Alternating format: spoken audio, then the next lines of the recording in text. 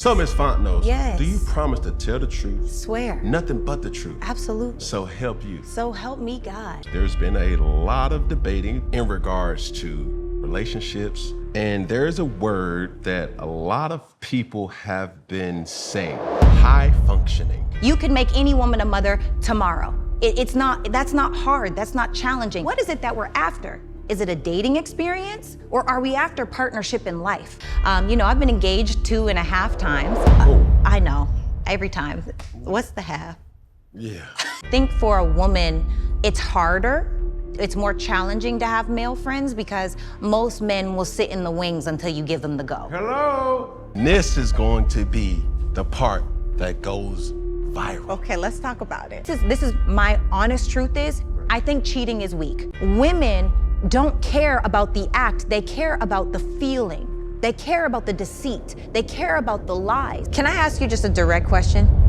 Do you see yourself marrying her? I may be too real for y'all. No, I hear you. I can't relate. Cause me and mine, Yeah, y'all been around. we been around the world, And also, let's take it even further. Most men that are in the successful circle have not been with as many women that you've been with that are top tier, beautiful women. I value man has never been with a woman that he couldn't get back. Nah, that's not true. I just got goosebumps.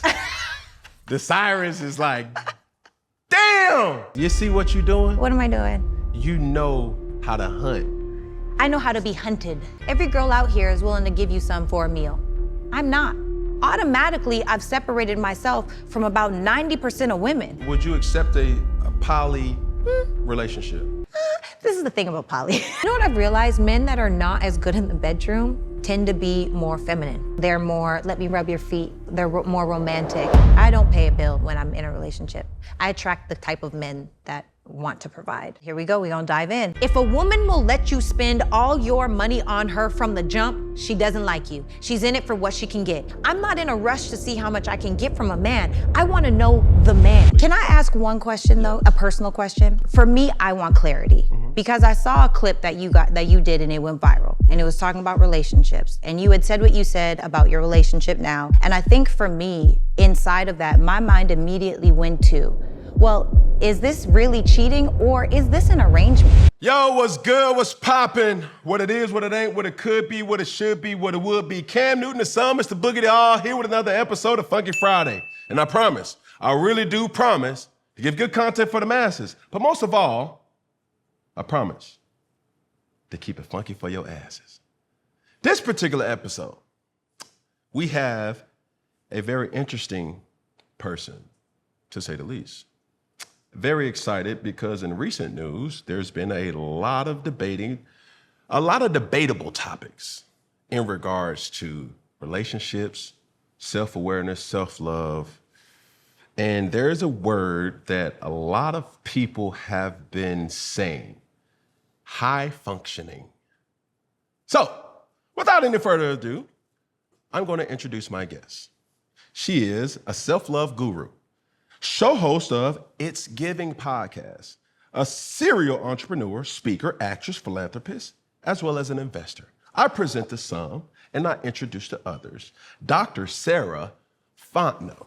Hey, okay. All right, Kim. How are you doing? I am phenomenal, blessed, happy, grateful, here, alive, and honored. Thank you for having me.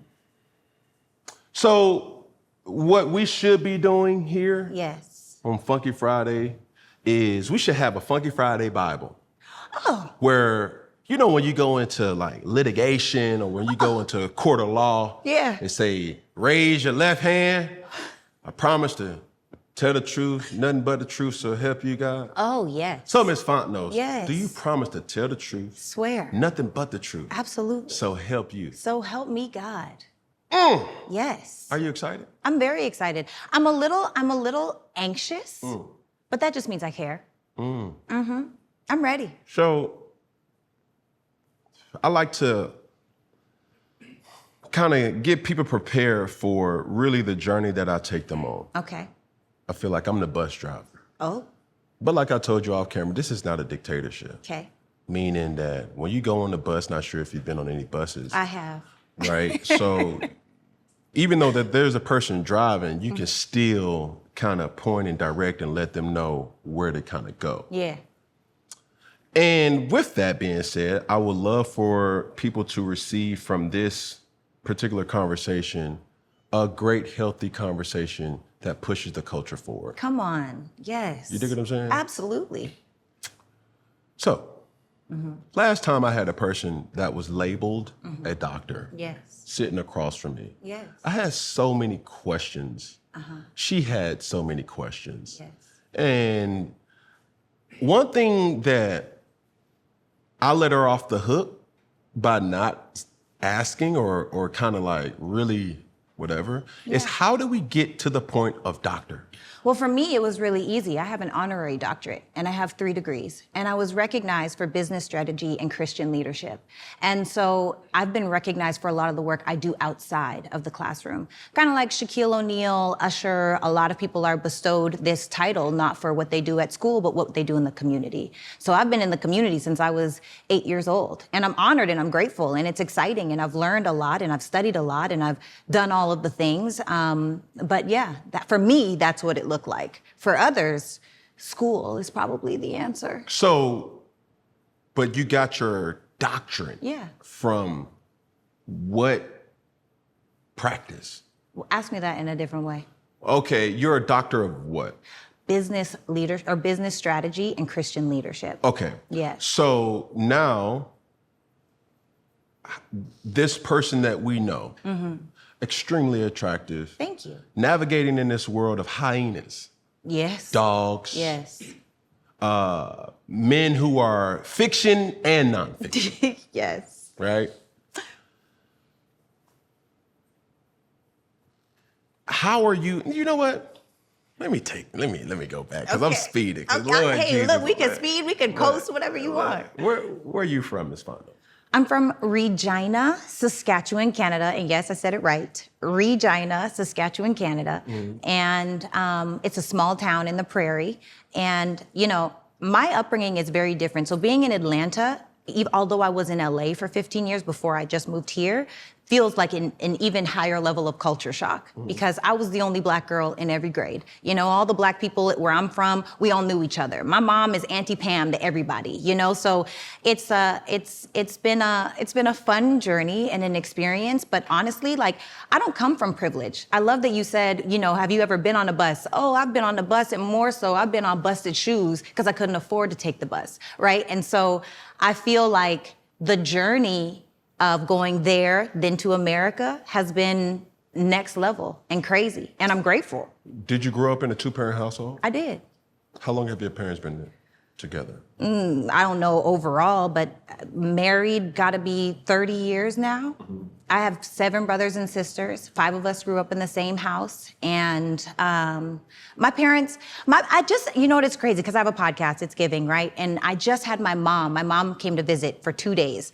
And I had her on my podcast. And we were having the conversation of how I almost feel like my parents have ruined me inside of relationships because I feel like we live in a weak generation. I feel like we live in a place where people quit, they throw in the towel, they get to a space of, oh, this person liked that picture on Instagram, I'm done. Like, do you have staying power or not? And so with my parents, my dad ruptured a disc in his back when I was 10 years old. We went from a 2-family income household to 1. My mom was getting her master's in engineering, kept going to school full time, making sure all of us weren't homeless, taking care of my dad, and also her own life, still making my dad head of household. So the level of woman that I've seen in my experience and the level of what marriage actually means to me through my experience is way different from this 2024 watered down microwave version. Now, you just said a lot. I know. That may fly over a lot of people's dreads, bald heads, wigs, toupees. All of it. Lace fronts. All of it. No fronts. All that. Now, the thing that I did hear that, in my mind, was staying power. Yeah. What does that mean? It means, are you willing to ride it out?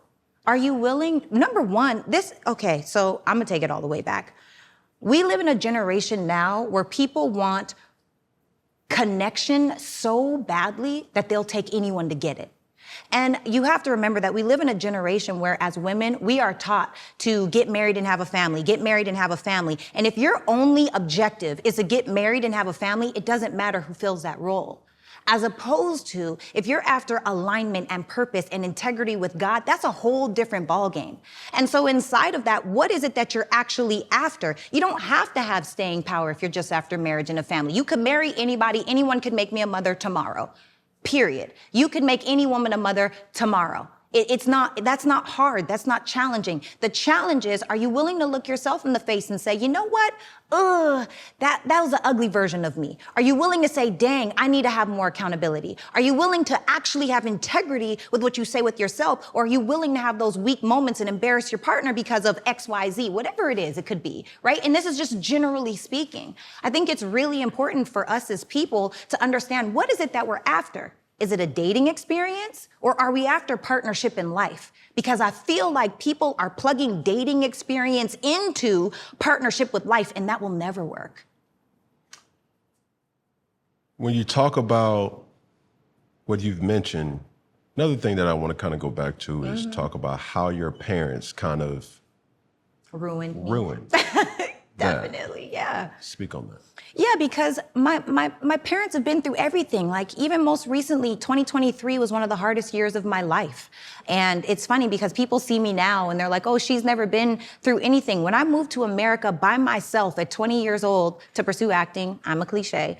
But when I moved to America, I was struggling every single month. Calling my mom every month saying, can you please help me pay my rent? I was that girl and I could be transparent, right? I don't have to be fluffy. I was a girl digging out $3 out of my couch so I could afford to put $3 on pump 5. And not because I was in a rush, but because that was literally all the money that I had.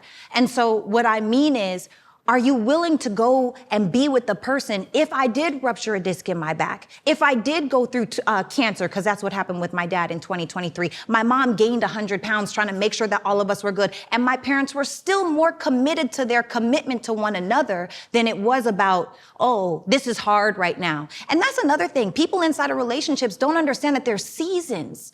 Just in life, like when you look at science, summer, spring, fall, winter, the seasons happen. And no matter what way they happen or the chronological order in which they happen, we have to understand that you're not going to like your person all of the time. It's just not realistic. And so for me, I think I have a very logical and realistic standpoint on a romantic culture that's based in something shallow and most times on a facade. Have you had, for what you aspire to have, have you had or do you have a healthy example of that? Yes, absolutely I do. My parents. Okay. Like, literally, my parents still hold each other's hand. They still kiss. I've never seen my parents argue. Now, I will say one of the things that I learned, because I do therapy, I believe in self-awareness, all these different things. You do therapy as in you're the client? Yes, I'm the client. Okay. Trying to find my blind spots, right? Because we can only be as great as we know, right? If I don't know any better, how do I fix it? And so, the thing with my parents is, because I've never seen them fight, I also didn't get to experience repair in the home. See, repair looks different for different people. If you are arguing, can you argue in front of us in a healthy way, but also can you repair it in front of us? Because for me, I had to figure that out on my own. So I've had my fair share of toxic relationships in the past, for sure. I've been engaged 2.5 times, and I feel like, I know. Every time. What's the half? Yeah. You got to stop saying that. You don't know. It's either you were or you wasn't. So it's either two or 3. No, it's a half. Not to get distracted. We're going to come back to that half. Okay. But I feel like their dynamic has taught me emotional regulation. Because it's not like my parents probably didn't want to punch each other in the face some days. That's relationships, Right. Sometimes people just irk your life. That's normal. But they never did it in front of us. And so now for me, respect is on such a high level. Like, I will never, those people that you see do things publicly, I'm like, ooh, It's the beginning of the end. But like what though? Disrespect, public disrespect in front of children or just out at the restaurant. Same.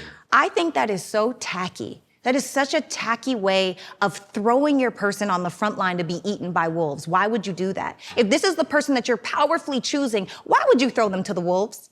But that goes back to most people don't powerfully choose. Most people comfortably settle. Now, the half. Okay. So the half, I was dating a guy and we started reading this book called 101 Questions Before You Get Engaged. And he was like, we're gonna get married, we're gonna do all these things. He asked my dad for permission to marry me in front of myself and my mother in a month and a half of our relationship. Now I'm big grown at this age, I know. It only lasted 7 months. I found out, I hate to use the buzzwords of like narcissist, but my therapist says narcissistic personality disorder was that situation. So it was a lot of breadcrumbing. It was a lot of gaslighting. It was a lot of all of those things. It was a trauma bond for me also because my dad, we thought we were gonna lose my dad. And so I didn't choose from a powerful place. I actually was really wounded in that space. Yeah. But that's okay. I wish him well. I hope all is well. But I say that to say that my dad, when he asked permission, my dad is from Compton, California, okay? My mom's Canadian, my dad's from Compton. I'm like right in the middle, like warrior, princess, like kind of like right in the middle. Xena, that should have been my name. My name should have been Xena. Anyway, I say that to say that my dad was very upset that he would ever disrespect him and ask him that in front of myself and my mother, because that's not something you do. But then it went back to, it was all a part of the show. It was all a part of the breadcrumb. Look, don't you see? I'm asking your dad for permission to marry you. Don't you see? We're reading this book. Don't you see? We're talking about marriage. And I was so enrolled into that because I realized in that wounded time for me that I really wanted my dad to walk me down the aisle. Like that is so important for me on my wedding day, for my dad to walk me down the aisle. And it wasn't until I went through therapy that I realized I was in a rush. I was in a rush to do it wrong, just as many people are. And so I had a real conversation with my dad, and my dad would never want me to marry someone just to be married, because there are a lot of miserable married people out here. And I think that's the problem. So many people are setting marriage as the goal. The goal should not be marriage. The goal should be happiness, fulfillment, alignment, integrity, God, barometer. That should be the goal. And if that's not it, I don't think people should get married. Now, in your family's dynamic growing up, right, were there ever a separation? They just thugged it out? Nah, they thugged it out. Okay. With that process of thugging it out, having children, having a family, I understand the power of, hey, this is a grown-up conversation. Y'all go upstairs, or y'all go downstairs, or y'all go back outside. I do believe in not necessarily involving children in conversations, whether directly or indirectly. I agree. But I do believe when there is a proper time for certain things to be had, that child at a age of maturity should be able to ask certain in-depth questions. Yes. That can lead to more perspective. Yes. Now, I have been open about my whole really life. Sometimes it has bit me. Sometimes it has gave people more perspective of understanding who I am. And I always remind people of why I created Funky Friday with the help of others. It's because I want people to live in their truth. Yes. Right? We live in a time where it's selective truth. How can a person identify as whatever they want to identify, and that's accepted? Bruh, go for that, sis. Power to you, sis. If you want to do this or you want to do that. But when you have a straight man living in this truth of like, yo, this is my growth plan. This is what I've been through. I'm not perfect, never proclaimed to be perfect, but the support isn't always the same. You see what I'm saying? It's like, why are you doing that? If you want to do all this, then you might as well, blah, blah, blah. I say all that because who made you aware of certain triggers in your life where it's only but so much growing up in a Christian household that you have sight to. You know what I'm saying? Yes. It's like, that ain't of God, that ain't this, that ain't that. And I'm like, okay, cool, but fine. But when that real world starts to happen, yes, and that temptation starts to happen, it's like, who do I go to then? Because I can't go to the holier than thou person because their response is going to be, that ain't of God. Right. But that's not getting to the nucleus of the situation. Right. When I need certain answers, or I need certain outlets, or I need certain forces that can heal me or tell me like, yo, bro, I know what you're feeling. I know what you're going through. It's just your ecosystem. Yes. You know what I'm saying? Yes. So for that, whether it was in your house, who has been or what has been your source of healthy ecosystem to get you through certain times that you don't always have an opportunity to go back to your parents for? I call them my soul sister goddess tribe. So I have a group of women that are tried and true through time, through experience, through upsets, through arguments. And what I'm learning is there's nothing more powerful than a woman who has reliable, not jaded, females in her life. Because when you have women that'll tell you about yourself, and for me, honestly, my mom is in my soul sister goddess tribe. My sister, my cousin, there's eight people in my soul sister goddess tribe, all females. And they will tell me about myself. I will literally say, is it me? Am I the drama? Like, please give me feedback. If I'm the drama, I need you to let me know that I'm the drama so I can fix it. Right. And that's another thing too that I think is important. Sometimes you gotta have that trusted group of people where you can take the edge off and the emotion off, because otherwise you're gonna wanna cuss everybody out. Yeah. And so for me, I also think that one of the things that my parents put into me at an early age, my dad is 6'8", 350 pounds, big man. My mom is 5'1", tiny little thing. I was honestly more scared of my mom than I was my dad growing up. And my dad was always there behind me. Like, I think about a time, we have this thing back home called Mosaic. And Mosaic is a cultural experience where you get to go to different pavilions. There's a German pavilion. I was a part of the Caribbean pavilion. There's a, Polish pavilion. You get to taste the food and the dances, all those things. Anyway, my mom was our dance teacher. My dad helped with security. And when it was time to wrap things up, my dad was like, all right, y'all, you ain't gotta go home, but you gotta get out of here. And one of the bartenders, who was 6'3", everybody knew he was like the guy, like the man's man. He tried to flex up on my dad, Cam. No way. He tried it. And I was walking beside my dad and I screamed, don't you ever disrespect your elders that way, blah, blah, blah, blah, blah, blah, blah. I was like 8. Okay. I'm young. But I always felt like I could be bold because my dad was there. And the same way with my mom is always, she never told us the answer. She told us what an outcome would be. And this, like when I went to my mom saying, all right, I think I'm ready to have sex for the first time. I'm in my late teens, I'm in a relationship. I'm like, Mom, this could go one of two ways. I could risk it all, or you could take me to do the things. My mom put me on birth control. And so it's like, but she told me, if you choose to do this, just know you're going to change. Your emotions are going to change. You might even go a little bit crazy. So it was never a matter of this is the right way or this is the wrong way. It's these are the outcomes. Which do you choose? And so for me, the way that my soul sister goddess tribe works is, what is the outcome that you want?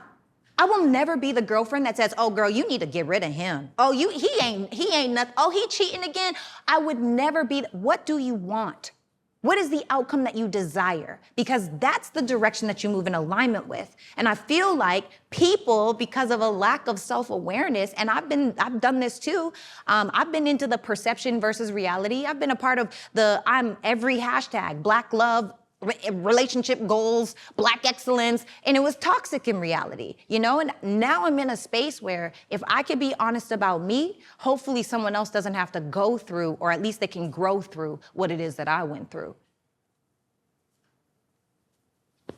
All true. Okay. All healthy. Yes.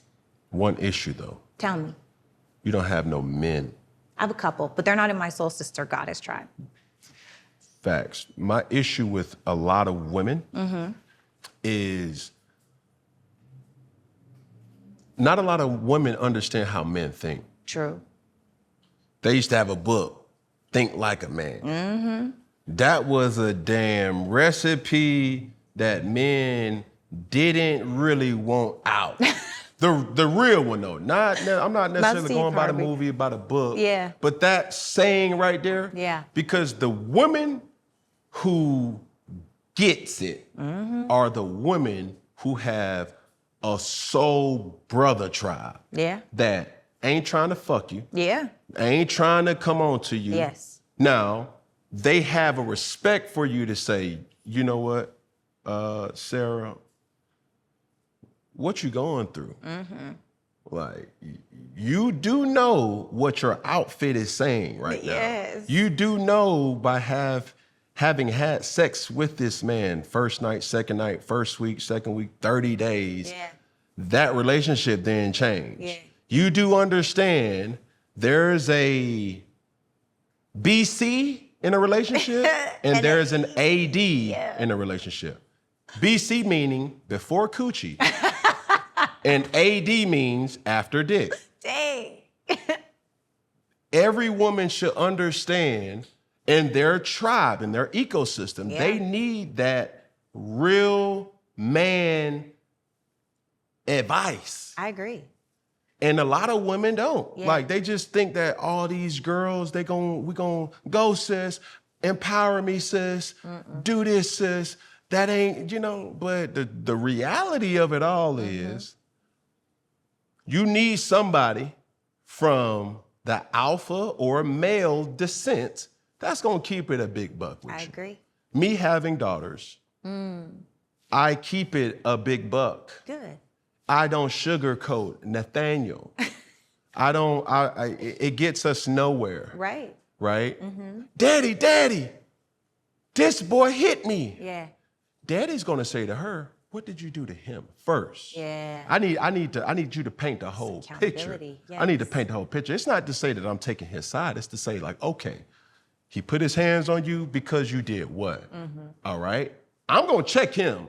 But before I check him, I need to understand what I'm checking. The totality of the situation, not some of the situation. Yes. A lot of women don't understand that. Yes. And I know I don't promote domestic violence. I don't promote violence at all. But I do promote accountability. And when people have these ecosystems, it is essential for a person to not only have a male demographic, but also a female demographic. Yes. Now, I'm not just talking from a female perspective, I'm talking from a male's perspective. There's a lot of men who are delusional to think that, hey, I'm a high-functioning man. But I'm like, bro, okay, what does a girl who doesn't want to fuck you, who knows that you are attractive, but give the insight. On high functioning? Yeah, no, but I'm saying, like, in an ecosystem, as a man, I do believe he should have men around him that are chasing after the same common goals. But also you should have a female's perspective to a degree that can give you a female's point of view. Same as a woman. A woman should have her sister soul tribe, but also you should also have a man to tell you unbiasedly, like, babe, like, no. I agree with you because I have two men in my life that are like my ace would never done nothing, like will never do nothing, and because it's like you wouldn't ruin the friendship. You know what I mean? That would just be stupid. But more than that, I think for a woman, it's harder. It's more challenging to have male friends because most men will sit in the wings until you give them the go. Hello? Yeah, so it's challenging to find those men that are willing to just suppress all the way into, are we real friends in real life? But you know who dictates that, though? The woman. The woman. I agree, for sure. The man Yeah. will play his role for centuries. For one opportunity or a slip up. You know what, Sarah? Lately I know he wasn't the person for you, but I didn't want to tell you that. I know. We've been friends for years, and I'm just ready to take it there. You intoxicated, you off your Chardonnay, you off your lemon drop, you fresh out of a relationship on that girl's trip, and boom, boom, boom, and you don't even realize that you you being sniped. Yes. No DC. Like, real talk. So with that whole understanding of that, I think it's so important for women to understand that a man can assist in your growth. Yes. A man can assist in your growth, and it's your responsibility to draw the line. Yes. Because a man will stay behind that line. Yeah. Stay behind that line until that tide come and wash it away, and he gonna pursue. Well, you know, for me, what I do is everyone, like I'm dating, I'm single as in I'm not married, right? I'm dating. And one of the things for me is anytime I come in terms with a man that I'm like, oh, this could be a guy that I would be interested in, be my friend. That's the problem. People they skip the getting to know you phase and jump into relationship phase. So now it's easy for people to stay behind the line for me because that's all you ever were. That's until, you know, if you get recruited, then yay. But ultimately, everyone should start off as a friend. Everyone should start off because literally the honeymoon phase, the chemical, it's all a chemical. Attraction, it's all a chemical. It's not real. It's our body faking us out. That's what I'm saying. I'm logical. Like I'm probably too logical for my own good. I just went on a whole random tangent in my own mind. But I say that to say that it's so important for us to stop jumping into things because it feels good in the moment. Do they have capacity for you? Mm-hmm. You know? But I do agree. I think that having a male perspective is strong. I was talking to one of my friends, I don't know how long ago this was, but one of my closest guy friends, and I was saying how this is before I got into my relationship before my last. And the guy that I was with was saying how, you know, he thinks I'm an amazing woman and we're just, you know, we're getting to know one another, not sexually, but intellectually. We're getting to know one another. And he said, but I don't want anything serious right now. Like and my guy friend was like, Sarah, this is what he's saying. I want a fun time. I want a girl that's down to do whatever without the commitment. That's not me. I'm not that girl. So we ended up getting into a committed relationship because I stayed as his friend. And then it was like we both chose one another. But ultimately, it shouldn't be a matter of, oh, I'm gonna sleep with you in the hopes that now you'll make a commitment to me. No, make a commitment to me. And I'm not saying that means you have to be exclusive, but make a commitment to me and then we'll figure it out from there. Does that make sense? A lot of it. I'm gonna give you this and we'll move on. Free game. A lot of women, they do dictate a relationship. They control the pace of how the relationship goes. For sure. They're in essence the bus driver.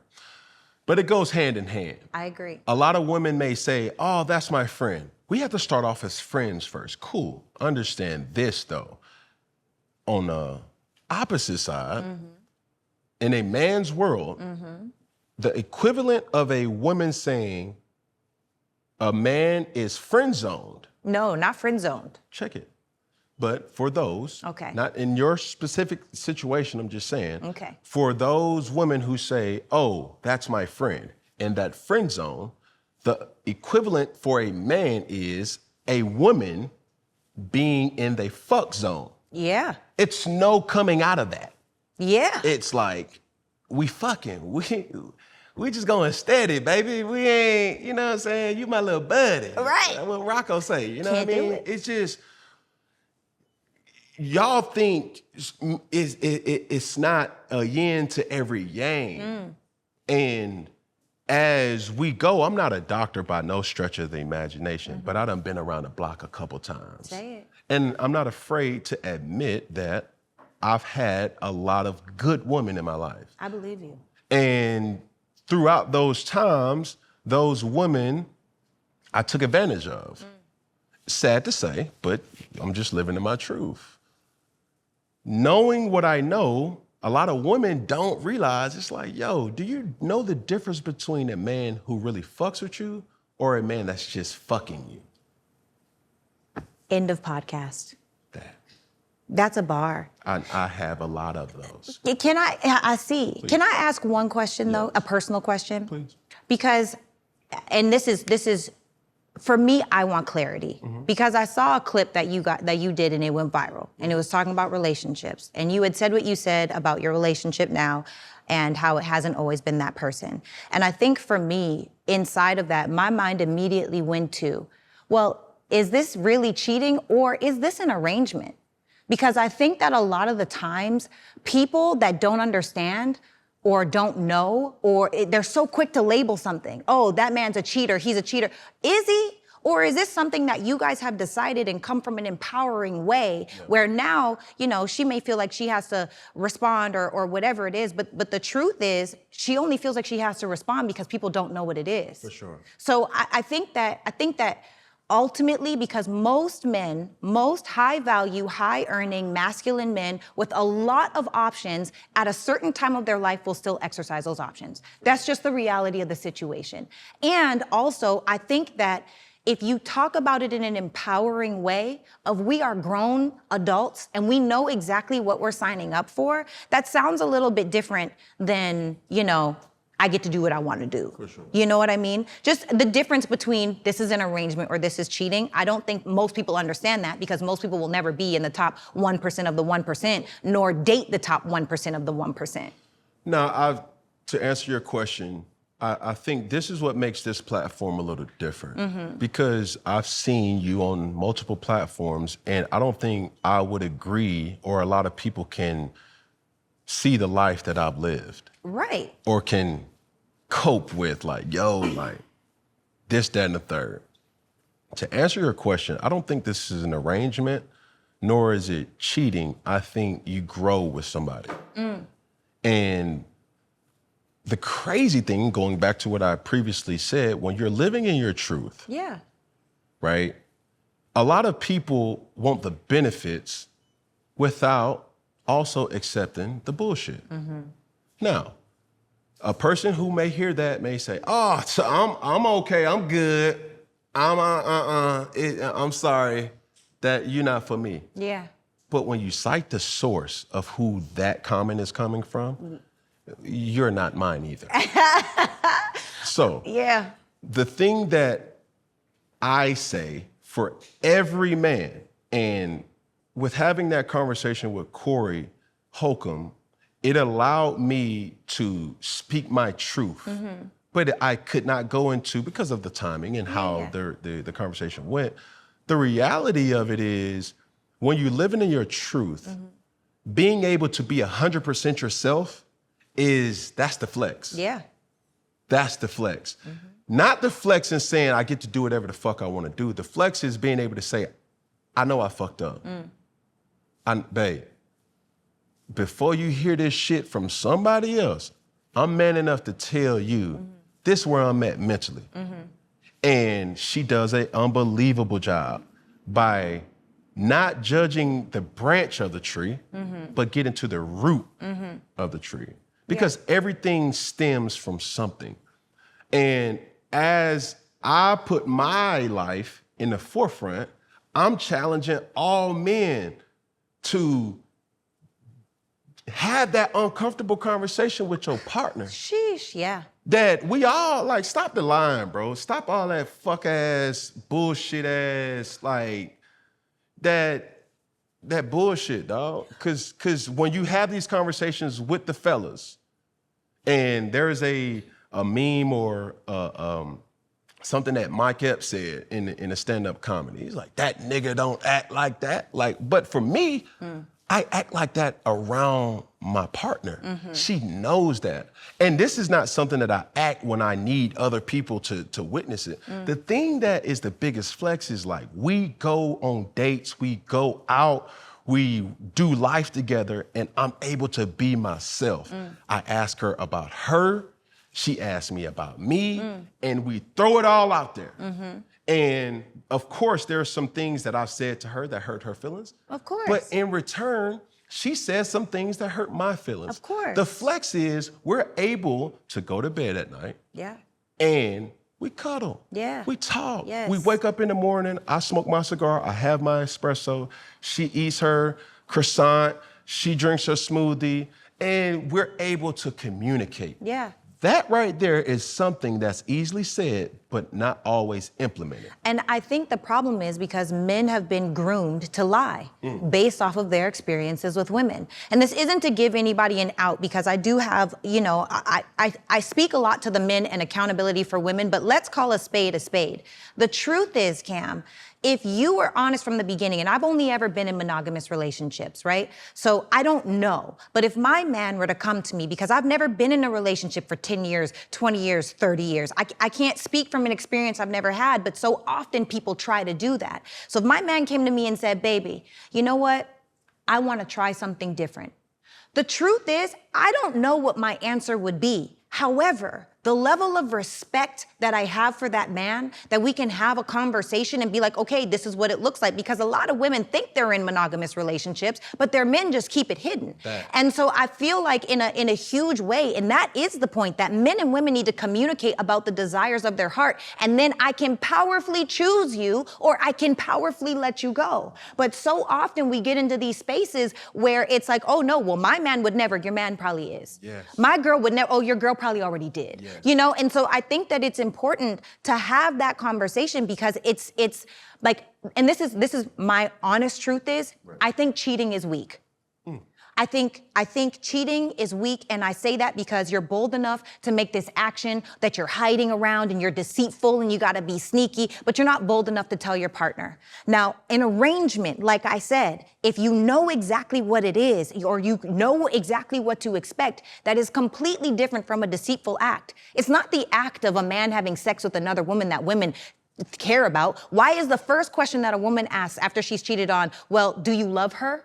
Because it's not about the physical act. We know that men don't care about most of the women that they smash anyway. It's not realistic to even say that. So I feel like women don't care about the act. They care about the feeling. They care about the deceit. They care about the lies. And if men would just take accountability and keep it a buck with how and who they are, then it would be a different ballgame. And I do think that that's a conversation that needs to happen more often. And I don't know why there's so much shame wrapped around humans being human. For sure. It is what it, in my personal opinion. But we're all living a lie. I rebuke that. Not we're all, but there's people who are living a lie. Absolutely. Look on Instagram. Come on, bro. Open the app. It's all power couple goals, this, that, and the third. But it's like, bro, nigga, tell your wife, tell your girlfriend, tell her what you really doing for that other person. Yes. Or, sis, tell him about your work husband. Come on. You gotta tell him. Texting, because cheating comes in many different shapes, forms, and sizes. Agreed. And it don't always have to deal or do with the physical act of sex. I agree. So you said something real quick, and I have to move on. We are 40 minutes into this first sector. Oh, wow. But we're starting a conversation that needs to be had. Yeah. In my situation, Yeah. I never went into or never had a conversation to say, like, I want to try something new. That's not what it is. Mm-hmm. We started off like, this is who I am. Mm-hmm. This is my triggers. This is what makes me weak. Mm-hmm. This is my negative. If we're looking at this in a very, let's say, tangible way, when we're on eHarmony, tell me something good about you. Yeah. Blah, blah, blah, blah, blah, blah, blah. And I'm also gonna say, what is something bad about you? Blah, blah, blah, blah, blah, blah, blah, blah. We have those type of conversations. Important. So it's not about me doing certain things that she's not aware of. It's when we started this journey together. We made the oath to each other, promised to tell the truth, nothing but the truth, the whole truth, so help me God. There's a thing that I feel that triggers me in a relationship.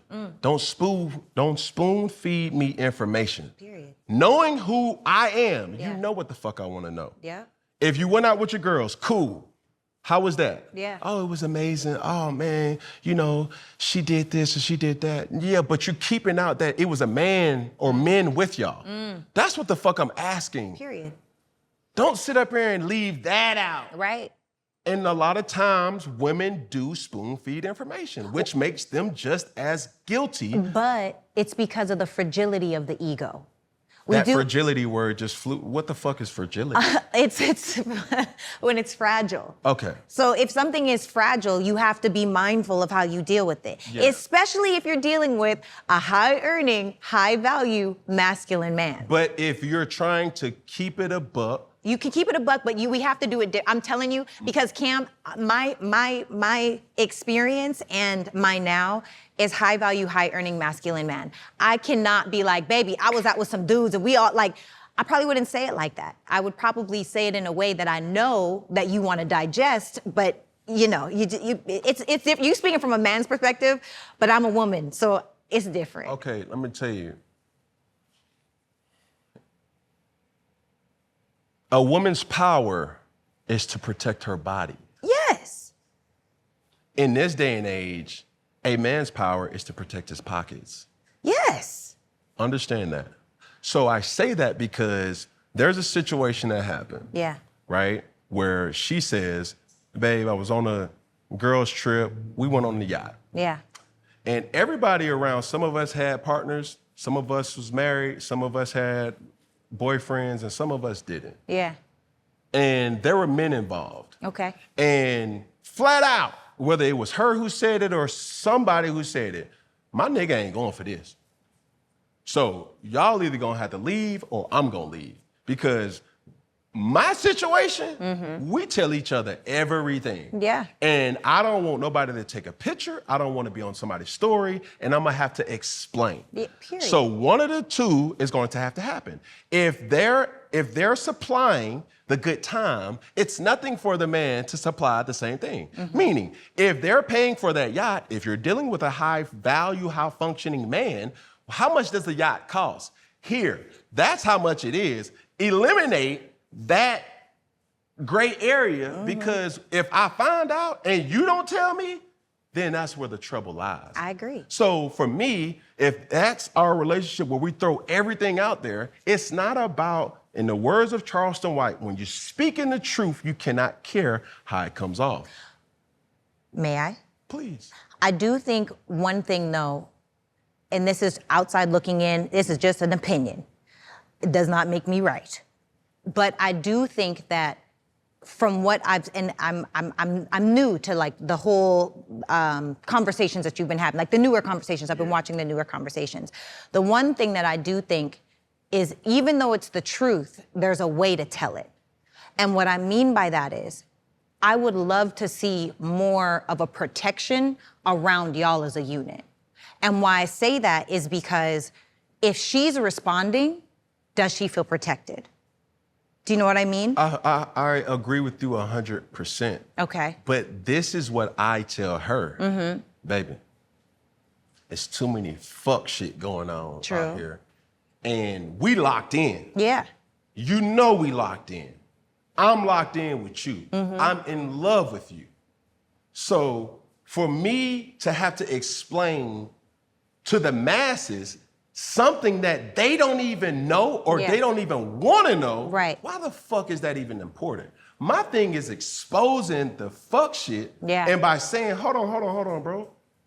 I can have this conversation, and I can go back home and I have another conversation, and we still are locked in even more. I don't gotta lie. I agree. I don't have to perpetrate this lifestyle of something. And when I say cheating, when I say other women, this ain't something that always is happening actively.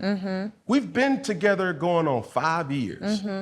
So for me, when those certain questions are asked, I'm talking about over the span of 5 years. And she knows everything, just like I know everything.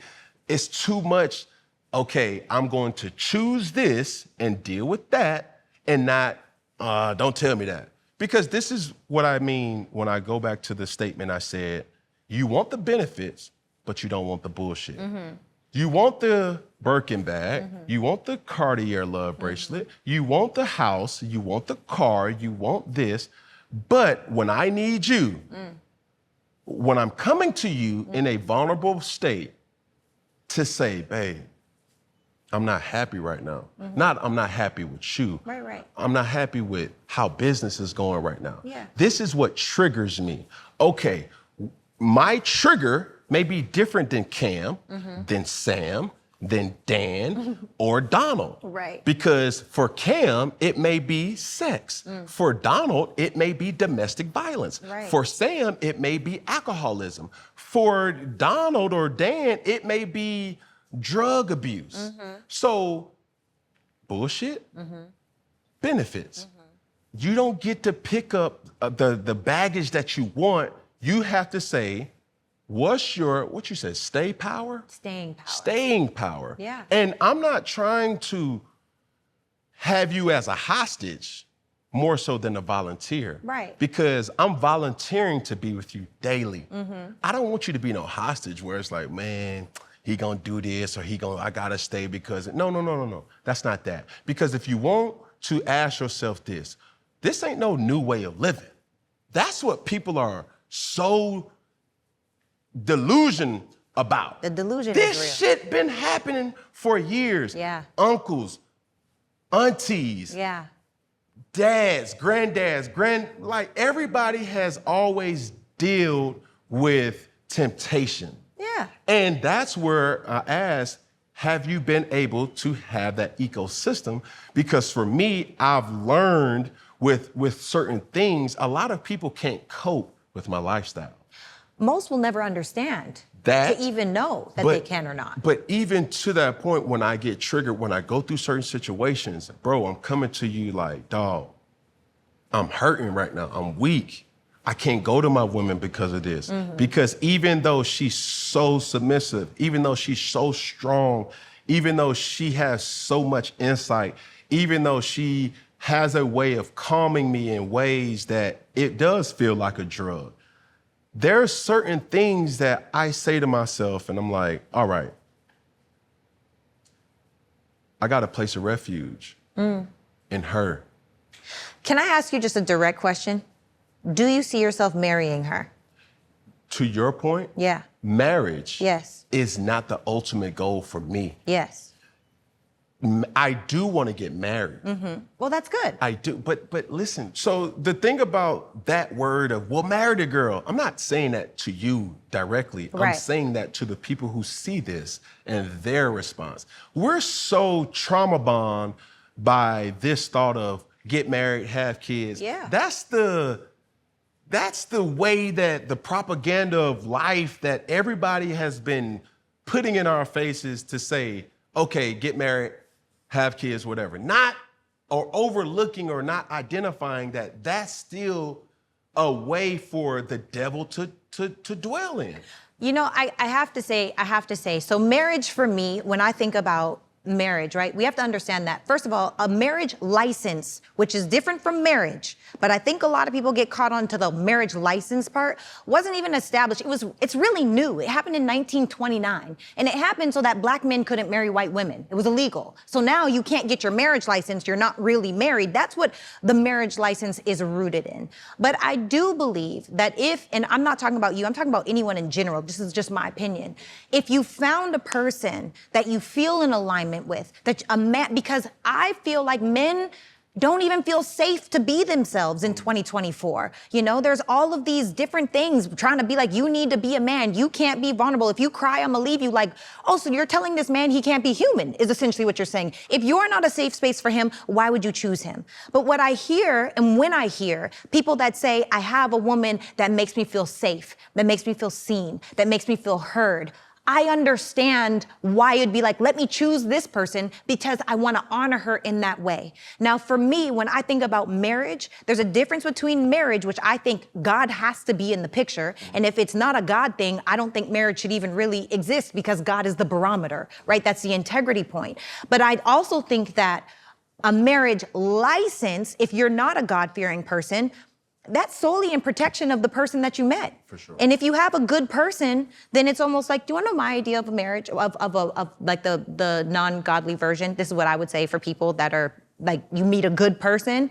I believe we should leave people off better than we found them.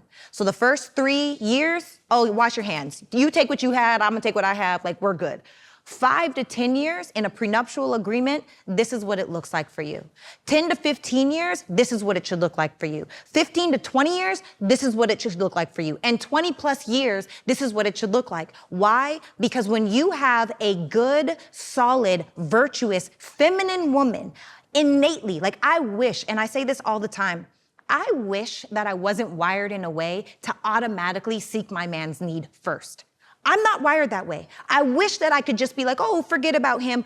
Immediately I go into helpmate. Immediately I go into what can I do? Immediately I go into what does he need? Immediately I go into, I literally can read this man's mind because I'm studying him. I know when his breath changes. I know when he's upset. I know when he's pretending like he's not upset. And because I learn in that way, automatically, that is a whole new level of capacity because it's a human, which is going to take away from what it is that I'm building.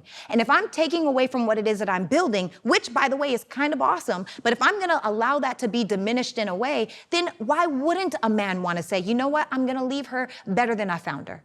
Because there's no way that there's never been a man I've been with that hasn't grown while I'm with him. It's just not realistic. It's just not, it's not in their bank account, not in their mentality, not in their emotional state, not in their sense of freedom, not in their sense of self. That has never happened. Which I also, not to, just for clarity, I've never been broken up with, right? And so inside of these experiences, it's like, okay, well, maybe, just maybe, we need to stop looking to date the people that just want the perception, that just want the dating experience, that just want the bags and the cars and the things, and look for the good woman who really wants to be your helpmate in a way that you would feel good. If you get married and it doesn't work out, that's human too. But if you're really locked in with God, I mean, we all change. Man, you just threw an alley-oop to something that you know what my issue with marriage is? Tell me. Especially from the masses. Please tell me. Marriage, to me, is a godly thing. Yes.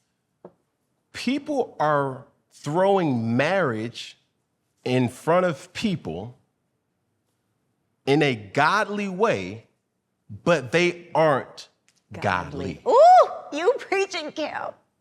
So in essence, you're speaking of a godly thing, Yep. but you're ungodly. So when Which is why it doesn't work. It's why 2 out of 3 marriages end in divorce. For sure. So when I say certain things like my fear of divorce is greater than my desire to get married, a person who's saying, but why you keep having all these kids, it's literally this. A person telling me to get married, first off, I'm going to cite the source. I'm going to look at your Instagram page. I'm going to look at your Twitter. I'm going to look at your TikTok. I'm going to look at all these different things. And I'm going to say to you, number one, are you a godly person?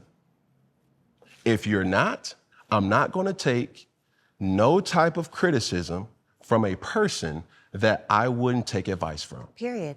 So for me, I'm looking at this godly talk of, man, God said, he who finds a wife finds a good thing. But God also said, thou shalt not kill, thou shalt not steal, thou shalt not commit adultery. Yeah. So if you're not following those commandments, shut the fuck up. I agree. And get out my motherfucking comments. I agree. And keep all that shit to your motherfucking self. Facts. Because ain't nobody sent for that bullshit. Because I need to tell people, like, bruh, listen, it goes one or two ways. Yeah.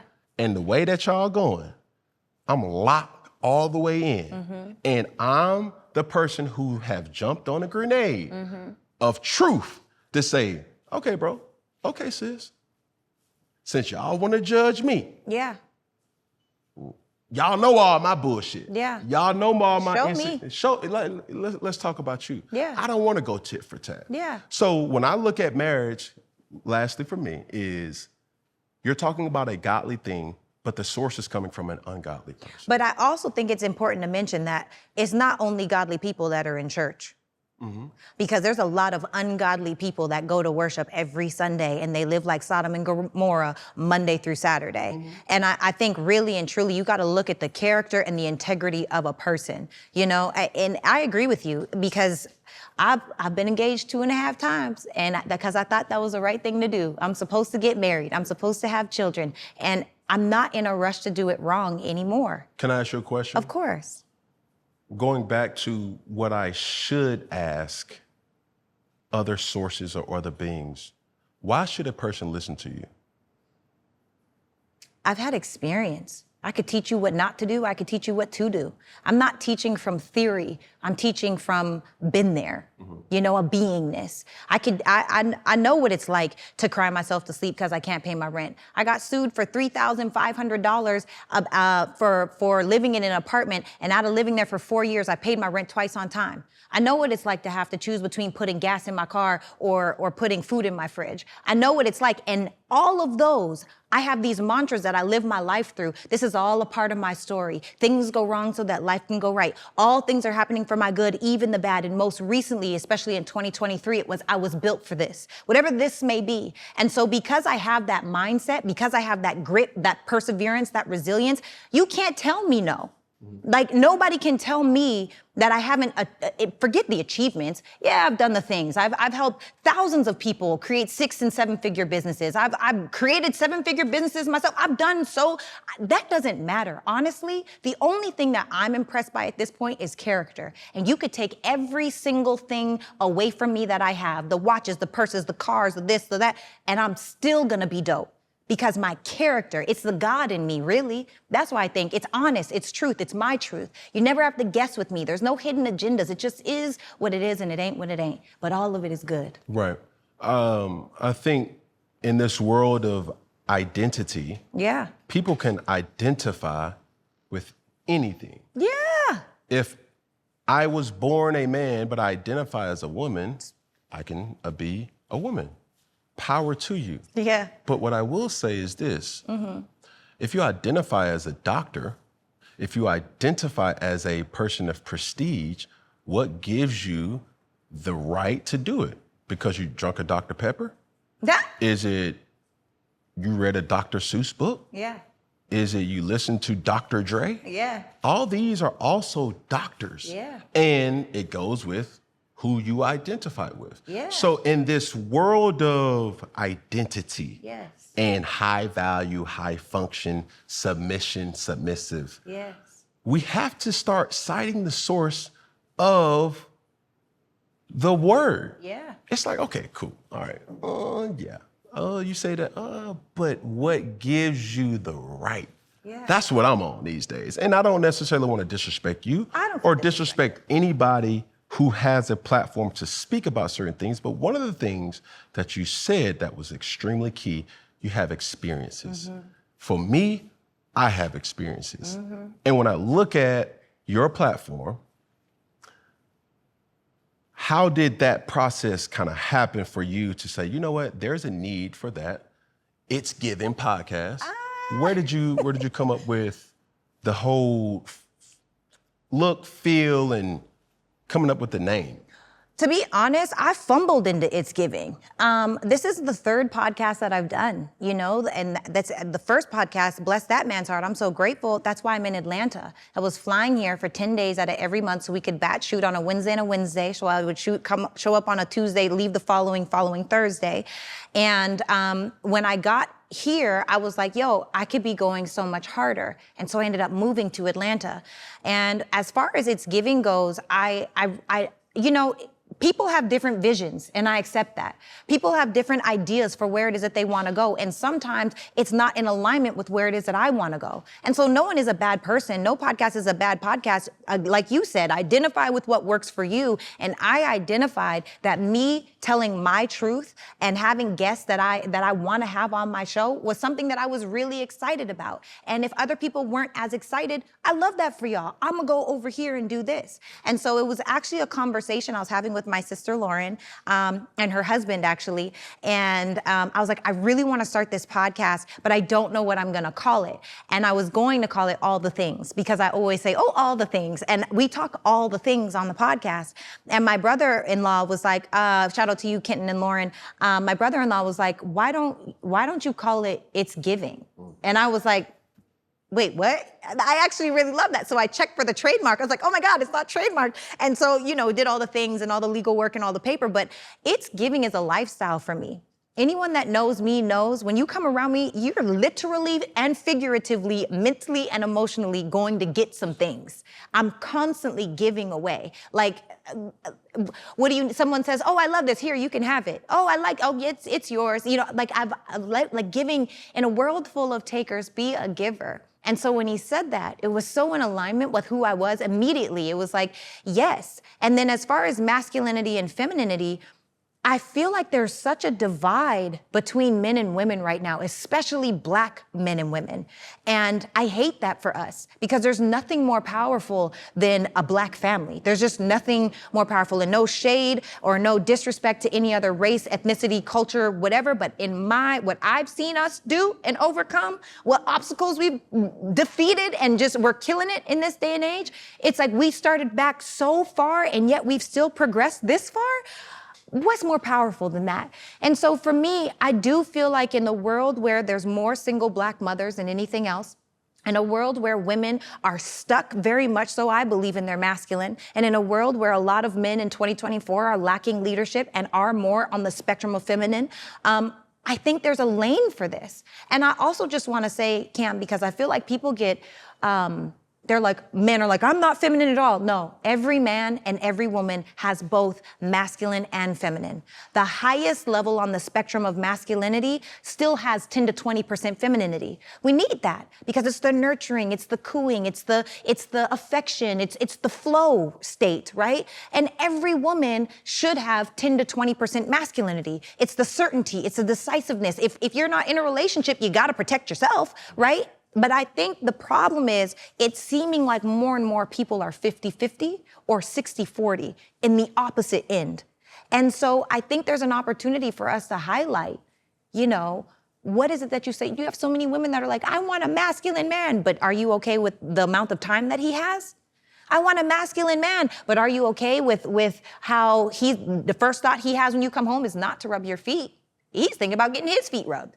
I want a and vice versa. So I think that it's just important to reinstill the dynamic of masculine and feminine in the house, and or you know, I don't want to say gender roles because I feel like the only roles are the ones you create, but to just be inside of that. Stop being who the world has labeled you as. Take them off and be who you're called to be, who God has called you to be, in my opinion.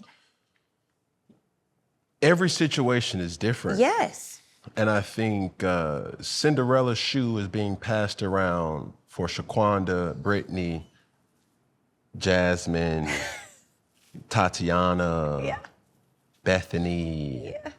It's not for everybody. I agree. Your situation is for you. It's custom to you. A bespoke suit is only for you, not Cinderella's bespoke suit.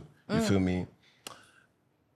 I've had a lot of controversial takes, viral moments, but I'm curious to know if you care to share about, on your platform or conversations that you've probably had, what has been one of those kind of controversial kind of takes that you've had that you want to speak about? There's two that come to mind. One is that most women want to be married, but they don't want to be a wife. Most women want to walk down the aisle and wear the pretty dress and say, I have a husband, and have the ring and start the family, but they hate that role. They hate it, and they hate the person that they chose because they didn't take the time to vet that person or really learn that person before they even committed to that person. And so to be a wife is different. To be a wife means you have staying power. To be a wife means you have vision. To be a wife means you're an orchestrator, right? And I think that that's the thing that a lot of women, our superpower is having the ability, like when you go to the orchestra, or if you see the conductor, right, at the front, the back is turned. It's not about the conductor. It's about the music. The man is the music. Sometimes he's loud. Sometimes it's staccato. Sometimes it's growing. It's all of these different things. That is the man. The man is getting it done. He's making things happen. But the conductor is orchestrating. Oh, okay, this needs to go a little bit higher. Oh, this needs to come down here. It is the helpmate to you, but nobody else needs to see the conductor. Their back is turned. And so I think that it's important for women to understand that's our biggest opportunity. inside of high value masculine, high value feminine, right? If that's what you want for your life, that's absolutely what I want for my life. And a lot of the people that hear what I have to say or what comes out of the podcast. And so that is a huge differentiation factor. I think that's gone viral. Another thing that went viral was talking about, what do we bring to the table? What do I bring to the table? And I know that what I bring to the table is being able to assess, what does the table need? Am I a fit for it? Can I get it? Or can I call Betty down the street? Hey, Betty, I need you to bring XYZ. Hey, Susan, can you bring the collard greens? Because I'm not going to be, the table will be full, or the table's not for me. So it's not necessarily, because people oftentimes are looking for specifically, what do you bring to the table? I've never even been asked that question, to be honest, because I mean, if you've experienced me, you wouldn't ask that question. Because if your back is, even with my girls, if your back is sore, I'm sending my masseuse to your house. Like, I'm listening for the need. I'm telling you, Cam, I really wish I wasn't wired this way, but I'm wired this way. And so I can't help it. It's my mom's doing that. And then also talking about entitled modern women. You know, you can't dress like a hoe and expect respect. Oh, Lord Jesus. You just can't. You can't expect a man to pay for absolutely everything when you have no value to bring. You said a lot right now, and I just... Sorry. No, I love it. I love it. I would always ask these questions. We're in Fellowship, my restaurant in Atlanta, and oftentimes when I'm here, I love to have open discussion about this. When men or women are in this establishment, I would ask both, but since I'm sitting across a woman, I'll ask you this in this way. A lot of times that question is, do you want to be married because you want a husband, or do you want to be a wife? It's two different things. Completely different. A lot of times, I want God to send me my man, and Prince and shining armor. Ooh. Expecting an alpha man and expecting a man to lead and not listening to him is diabolically egregious. I agree. It's like, I'm trying to help. I'm trying to lead us, babe. But I'm saying, go right, go right, go right, go right, go right, and you're turning left. Those are the things where I'm saying that's the fuck shit that we have to hold each other accountable to that. And also to the man, bro, stop doing sucker shit. What is the definition of that? Sucker shit is just like, bro, keep it a big buck Okay. all the time. Yeah. And you can't do hoe shit expecting Prince praise. Oh, I agree. I also think that a knight in shining armor is such a stupid fallacy that they've sold to women. I actually don't want a knight in shining armor. I need my man to be burnt up a little bit. I need the dings and the dents. I need it because then he's battle tested. Yeah. You don't want something that just looks the part. You need something that's been through it. You need the experience of it. You need the person that's done enough work on themselves to own their truth, to be able to even tell you the truth, to be able to be honest with themselves, because nobody lies more than we do to ourselves. Nobody. So I agree with you. I think that most women, and me included, which is why I said yes twice, right? I have been taught to be a wife, or no, to be married. Now, I'm grateful my parents raised me to be a wife. So I am a wife, I'm just not married. You know, a man who finds a wife finds a good thing. I know that. It's just a matter of, will I be a married wife? The thing, or there's an era that's slowly dying off. Yeah. And that era I'm talking about is entitled women and men who just feel like their beauty is enough. Whew, can't stand them, Cam. Like, real talk. Like a woman's beauty is something that is the cherry on top. Yeah. It's not the cake. You sound like my mom. Like, real talk. I know. Because there's so much that if you're the conductor, that was beautifully said. Thank you. If you're the conductor and you're orchestrating a symphony and you realize certain things that you're like, okay, I'm not hearing this over here. Let me raise this up over there. by experiencing that, it's not always about giving, but more or less by understanding. So being an efficient conductor, it's not necessarily about giving, but also about understanding how to bring out the best in certain things. Yes. And the real symphonies Yes. in this particular manner, Yes. going back to the example of the yacht and realizing like, if I'm being 100, baby, this is the situation that's, okay, cool. A real symphony gonna say, all right, what y'all need? Right. Naturally. And don't worry about it. Yeah. Boom. I appreciate that, babe, but cool. I'm going, let me know what you need. And it's already done like that. How my brain works, I have partnered in my weaknesses and I've played to my strengths. I'm an alpha. My girl taught me that. Like, what she is, I'm not. I don't like emotions. I don't give a fuck about the motherfucking emotions. I think that's the business side in me. But that don't mean I'm not caring. Yeah. I love hard. So if you're saying, baby, I want to do this and I want to do that, my thing is like, okay, how do we get there? And I don't get distracted about how it's going to come off or how it's going to come across. I'm more focused on, you said you want to get here. Baby, I'm taking us there. Now, you know, whether I'm yanking you or I'm pushing you to that point, it's your job to say, hold on, baby, hold on. Not this, but I'm saying, okay, cool. If you're saying you want to hear more of this or you want to hear more of that, I'm going to take that into consideration. So all in all, we're at a point in society where it's like, find what's good for you. Yeah. When you're judging other sources, Yep. that may not be what's good for you. Absolutely. So just hush. Yeah. But I'll say this though. You said you're a wife, but you're not married. Yeah. My thing is, it's like being who you are, Yes. being how you look, Yeah. being what you bring to the table. Why haven't you found a man? I found multiple, but that doesn't mean that they're the right ones for me. How do you identify what's right for you? And By what's not? taking the time to actually learn someone. This is another thing, and maybe I shouldn't say this, but I'm gonna say it because we keep it funky. Yes, ma'am. Right?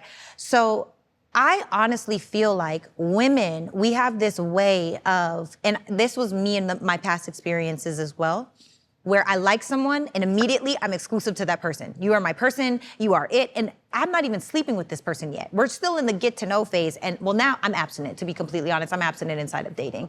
But in my past, where I was like, okay, I'm exclusive to this person, it's just me and this person, while they're still exercising their options, right?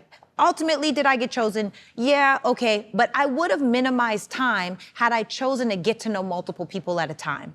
Now, that doesn't mean sleep with multiple people at a time. Even now, I'm getting to know multiple people at a time, but I'm preserving my body for who is mine. Because if we sleep with every single person, that's another thing. You cannot, I don't care what anybody says, you can't turn a hoe into a housewife. I just don't believe that you can. You can't. I don't think you can. And the reason why I say that is unless they move. If you're in a new state, that hoe can absolutely be a housewife. But if you gotta look face to face with the men that your girl has been smashed by, You're moving the goalposts. I'm just saying. You're moving the goalposts. Look, the world of successful men is very small. Yeah. If you are in the world of successful men, odds are, let's say 40% of them. Yeah. A lot of times, a lot of the successful men go to the same kind of events. So certain women that date certain types of men, you can't, if she hoed around in that, you're writing yourself off of the entire circle the second that you've slept with multiple people. Now, if you're a down low hoe and nobody really knows about it, maybe you could get away with some stuff. But most times that's not the case. So I personally feel like it's important for women to preserve their bodies through the dating phase. Dating means getting to know someone. That does not mean I'm gonna sleep with you, because then what happens? Now I have feelings for you, because then what happens? Now all of a sudden I'm either in a relationship or a situationship, Lord forbid, and then what happens? Let's move in together, and then what happens? We have a baby, and then what happens? There's no commitment. That's what happens and for most people. And there is no right or wrong way. I'm not saying that one way is more correct than the other. I'm speaking about what I desire. And a lot of the women that come to my platform want high value, high earning, masculine men. You cannot be a hoe, number one. You cannot dress a certain way. That's another thing. Women try to say, oh, he's controlling me because he doesn't want me to wear XYZ. No, you should respect that man enough not to put him in danger, realistically speaking, because if you're too sexy and another man steps you, what now he's gotta say something? And if he doesn't say something, now he's not a man? You don't want no high value masculine man because now you're putting him in danger, and that's a problem.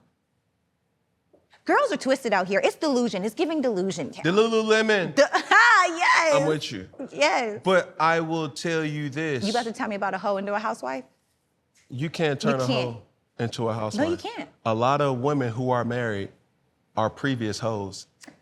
They had to move, Cam. No. I'm telling you, you can't be in the same city. Listen, and this is going to be the part that goes viral. Okay, let's talk about it.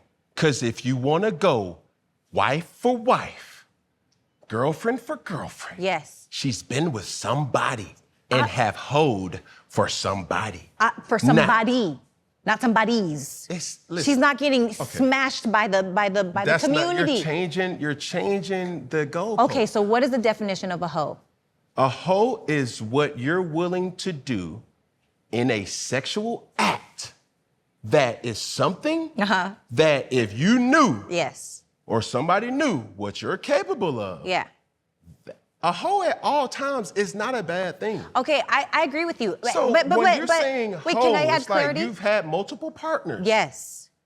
Being promiscuous with multiple partners. You're about to tell me that every wife has only been promiscuous with one person. No, I'm not going to say that. But there's a difference, Cam. There's a difference between getting smashed by multiple men throughout the year.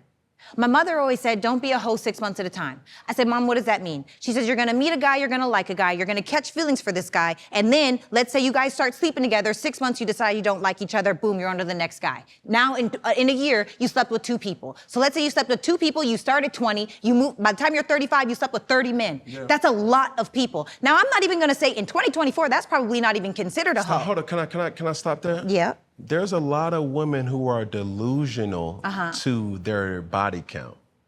If we're honest about how many sexual partners that you've had, me specifically. But listen. Nah. Can somebody pull out a calculator? I just did the math. No, I have not. I need assistance.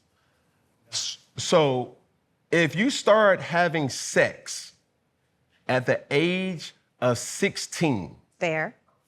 Right? Fair. And you normally would say, hey, I've met 2 people a year. And you're now 36. That's 20 years. That's 40 people.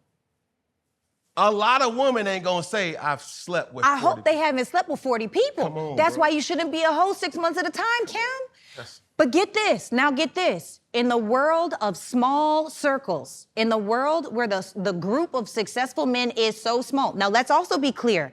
Would you agree that most successful men, when they're in their hoe phase, sleep with the same hoes? It's a small. Keep it a buck. We keeping it funky. Please. So if that's the case, if you are the woman that is saying, no, you can get to know me, you could be my friend, you could do XYZ, and you can go smash whoever it is that you want to smash, get it in, have the time of your life while you get to know me as your friend. And if you choose me over here, that's a different conversation. I'm sorry, I don't know. I'm a relationship girl, personally. So I guess I've been saved because I've been preserved through relationships. But also, I just, in my heart of hearts and what I know of people, you cannot, well, unless it's been maybe it's been 10 years, you just don't talk about it no more. Can't be, you can't actively, at this big age, whatever age you may be a hoe. I'm 35. You're only 35? And you're a man. Let's not pretend like there's not a double standard. And they might hate me for saying that, but it's the truth. Men get away with way more than women do. For sure. You could have hoed out 1,000 women. That's not being a hoe as a man if that's a natural instinct. I think with a man as a hoe, so this is what I think. I think it makes sense for a man to absolutely sleep with more women than women sleep with men. See, this is where this podcast is a little different. Tell me. Because a lot of men who you may have sat across from asking certain questions about hoes, they can't cope with fucking top tier bitches. I agree with you. So, but it's the same top tier women, Cam, that Understand. everybody else is smashing. Can I say something real quick? Yes. According to Webster's dictionary, a whore is a person who engages in sex acts and especially sexual intercourse in an exchange for pay. A sex worker. I believe we're describing a slut. A woman who has many casual sexual partners. Okay. I believe the person we are describing in favor is a slut. Okay. And that is described as a woman who has many casual sexual partners. Okay. So no matter what we're describing here, it all goes back to the point that I'm making. Yeah. A lot of women are lying and delusion, and they're not keeping it a big buck, or as we say, not keeping it funky with the amount of casual sexual partners that they have had. And that's the problem. Let's take it back to the root. I agree with you. Women are absolutely lying out here. But I think the reason why is because, number one, in 2024, a lot of men don't want to commit, and women feel like guilted into having sex. Oh, well, I've gone out on a couple dates. Oh, well, I've done this. Maybe I should give him some. Or maybe you should just get to know the person instead of going on these big elaborate trips and restaurant dinners and whatever. Go get a smoothie. Go for a freaking walk. Feed the geese. I don't care what it is. Stop spending all this money. Stop having all this money spent on you so you won't feel like you owe somebody something. Because if you want a return on the investment, I understand that. And that's the problem. Women are over here with nothing to offer except for their body, which is why they're okay with casually sleeping with people. But that you cannot, look, I don't care. I do not, I know my friends and I know the circle. And I personally, I'm talking about men. I know my high value, high earning, masculine male friends. Some are married, some are in relationships, some are single. I'm telling you, and I'm sure that you can relate. If the same girl got smashed by all his boys or ones that he sees on the regular, that's not the girl he wifes. Most times. You're moving the goalpost. I'm not. Cam, I've been saying the same thing. Okay. You said Yes. in this last example, Yes. smashed by multiple partners, like of his partners. People that he sees, the circle is small. Understand this though. Yes, tell what me. I'm saying, when you get with somebody Yes. thinking or expecting that that person does not have a past with multiple partners, Yeah, that's delusion. you're a fucking idiot. Yeah. To not think, hold up, that the girl who's attractive, you think you just done found this needle in a haystack. And to not think that she's been fucked on by a person that you may know, Yeah. whether that's your partner Yeah. or that's somebody that you say, damn, bro, damn. That's what we call men being a part of the him too movement. Him too? Dang, Kim. Him too? Him too? See, I may be too real for y'all. No, I hear you. I can't relate. Cause me and mine, Yeah, y'all been around. we been around the world. Up there is where you Well, will you know see what, both though? of our thought jerseys. So let me tell you, Cam, you wanna know the difference? The difference is most men, even in the successful circle, have not been with as many women as you've been with. And also, let's take it even further. Most men that are in the successful circle have not been with as many women that you've been with that are top tier, beautiful women. Most men are not Cam Newton. Let me be clear. Thank you. So now that we're clear on that, your girlfriend, stunning. I don't know anything about her. Stunning, seems solid. So of course a man is gonna wanna take her down. Now the thing that probably makes you okay with choosing somebody that might have a number that's high is the fact that you've been there too. So your level of understanding is different from most people's, because once a mind is stretched to a new dimension, it can never go back to its former state. What do you look like saying, I need to be with a virgin. For what? You don't need that. You need somebody with a little bit of experience. Which goes to the point I can turn a hoe into a housewife. Oh, well, you gotta marry me. Oh, you just sit up there and play right into my... No, Cam, maybe you. To that point that you just said. Yes. Virgin, me, I don't want to have to teach you nothing. I know that. I just don't want to ask the question, damn, who taught you that? I'm just happy that it's mine. Thank you. You proved my point. No. And to another point. You are an exception, Cam. That's the difference. Okay. Most men are not on your sexual... But I'm going to tell you this. Yeah. Most men Yes.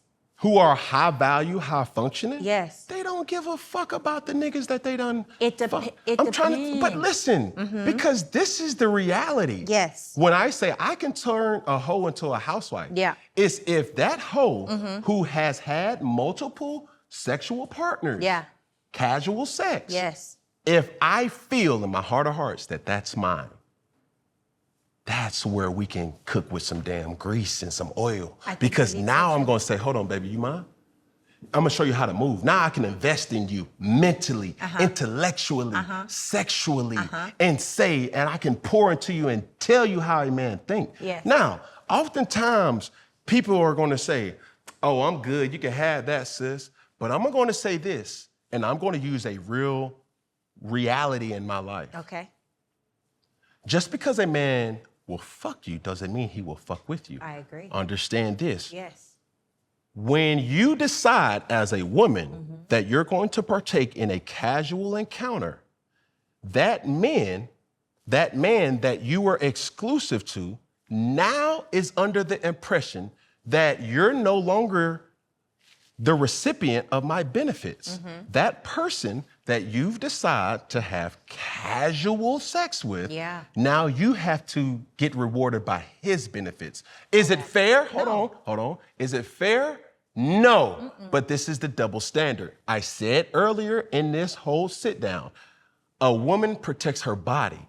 A man protects his pockets. Yes. So if you're not willing to protect your body, Yeah. it sounds so crazy and so tangible, and somebody's gonna see this and they're gonna say, what the fuck? Who the fuck does he think he is?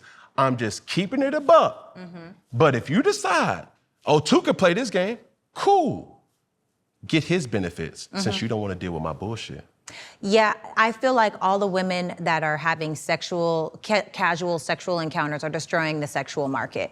And what I mean by that is because sex is so easy to get now, men damn near expect it on date number one. And so when you do hold out, there can feel like there's a little bit of pressure to be like, no. But I really, in my heart of hearts, because it is a double standard, Cam, now you just proved my point. We as women do not get to have the same rules as men.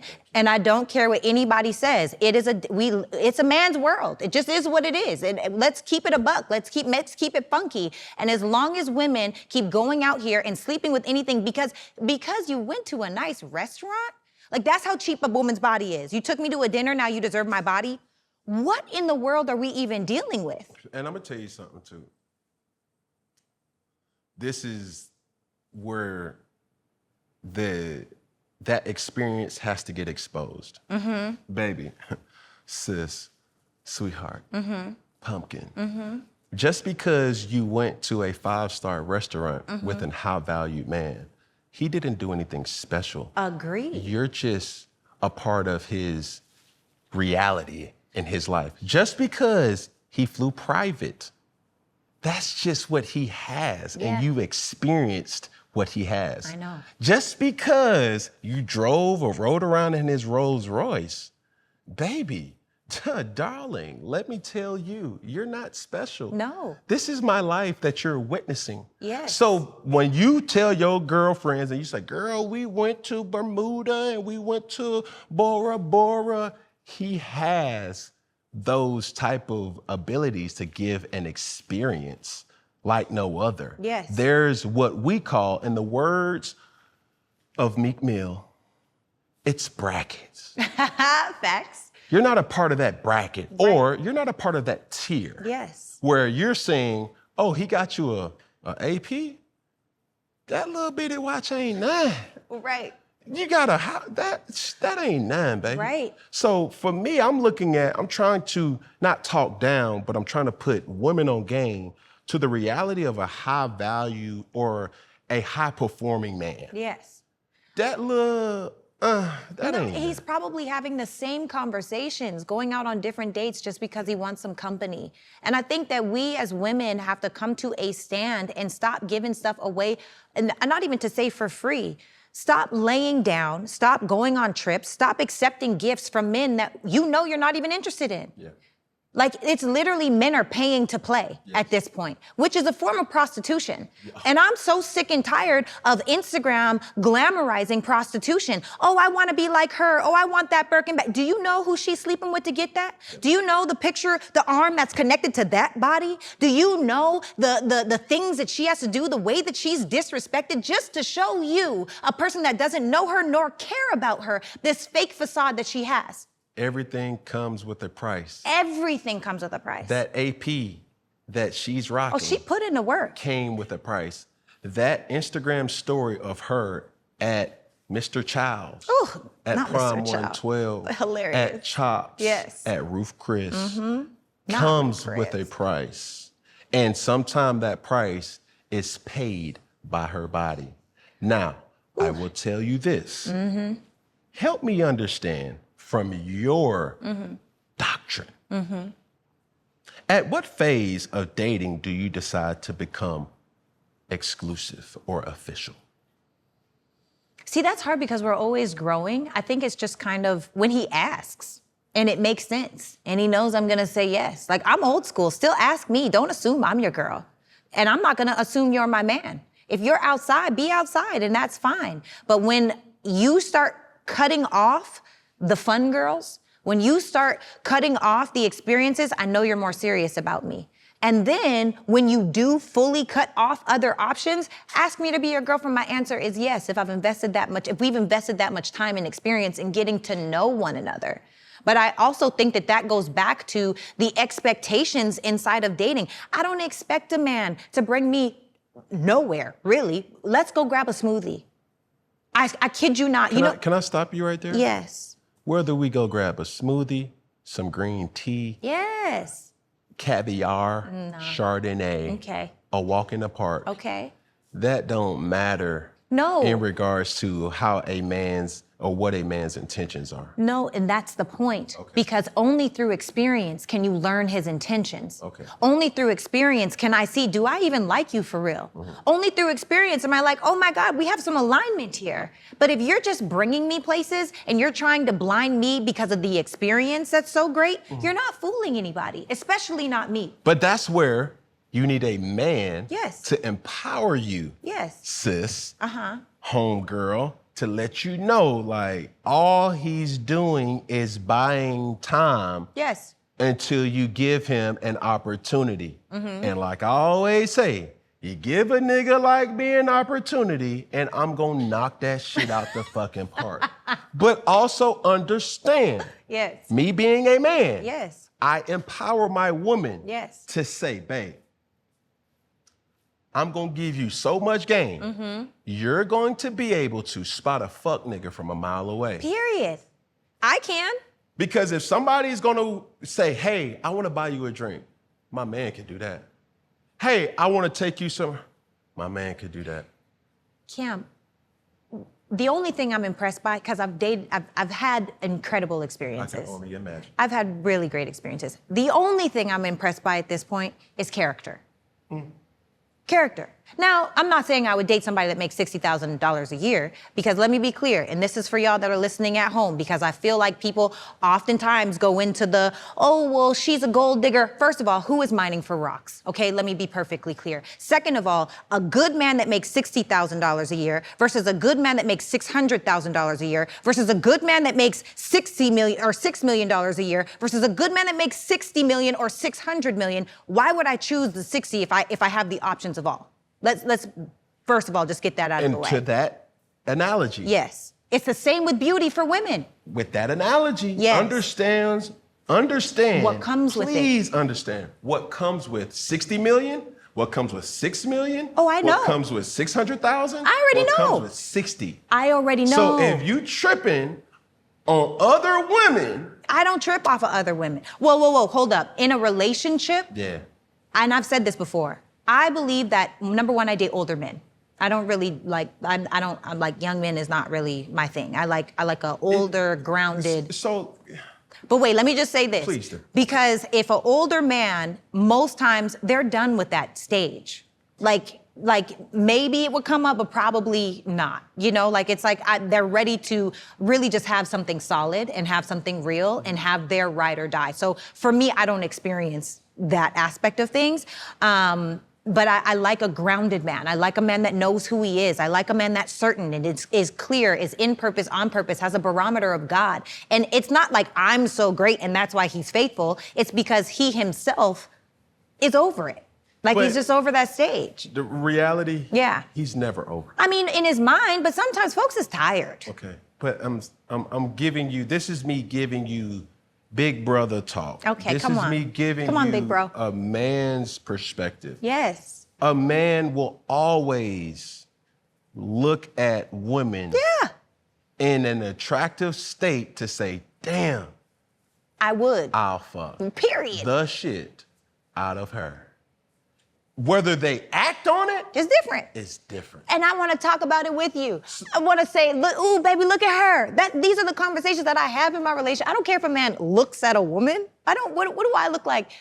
No, I don't understand that. I don't care if a man likes a certain photo. Now, I do think that where men go wrong, and women actually, is putting themselves inside of access to where they know they will fumble.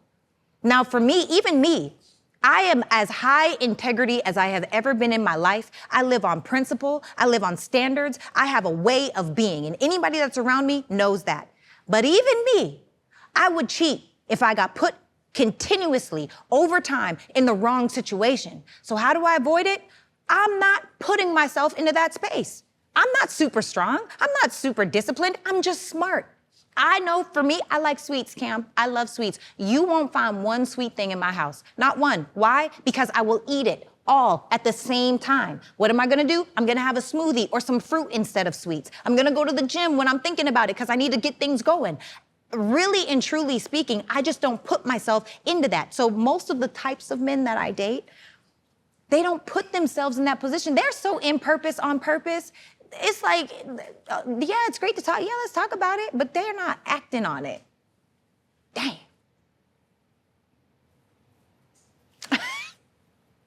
It's a lot. What you're saying is, I can agree with it. And then there's certain things that I can disagree with. That's fair. Going back to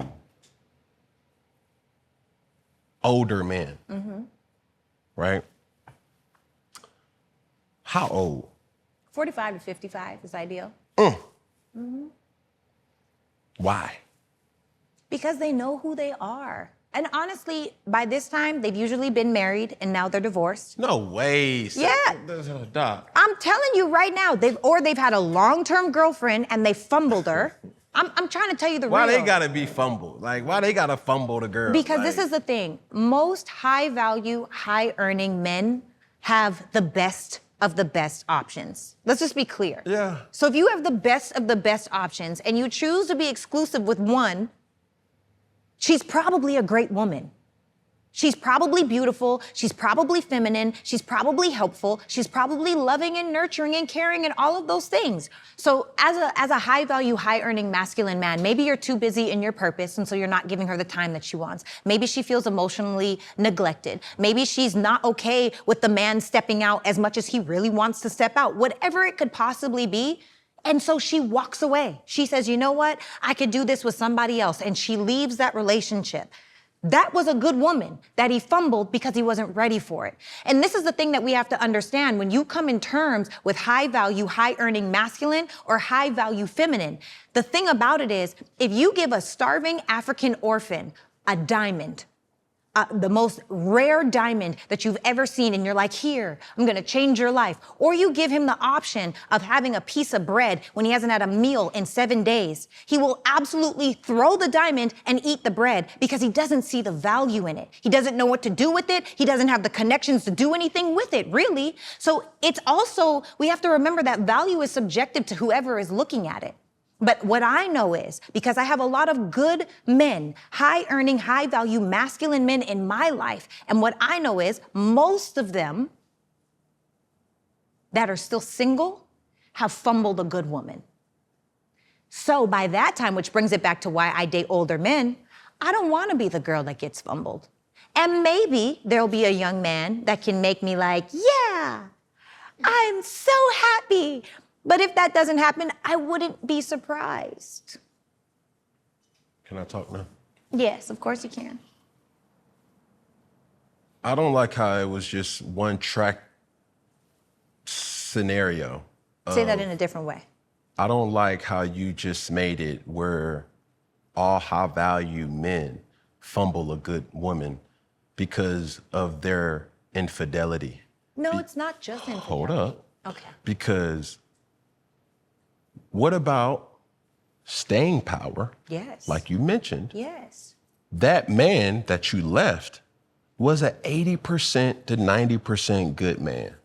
The 10% Yes. that you said, oh, I can do bad all by myself, was something that you left prematurely. It's true. Maybe he was wanting you to help him through that storm. Yeah.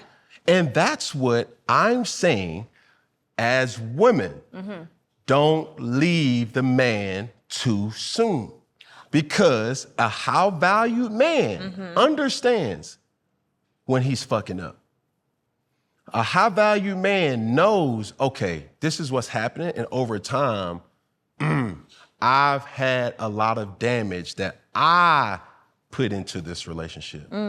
And when it's time to figure this out, baby, let's figure this out. Sometimes they figure it out way too late.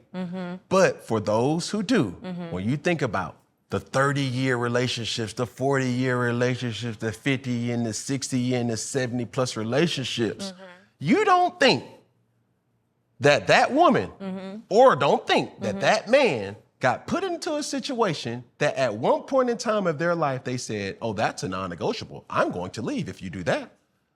Of course. So I'm saying to you, Dr. Sarah, Yes. if that happens, Yeah. the staying power is the ball is in your court for you to say, is this worth me staying? And that's the question that only that person knows in the relationship. So just for context, I'm not saying that women don't also fumble good men. Okay. I'm not saying that. That's all I'm not saying it's a one-way street.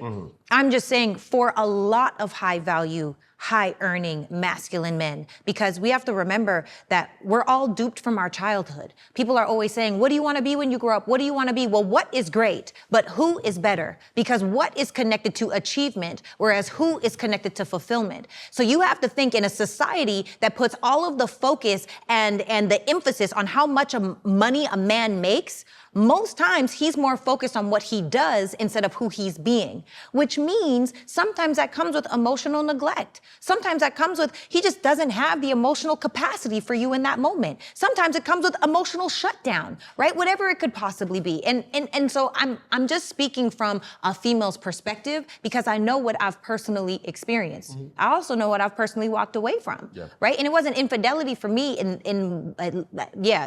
it wasn't infidelity for me in the relationship that I'm thinking about, but it was still a level of we're not in alignment.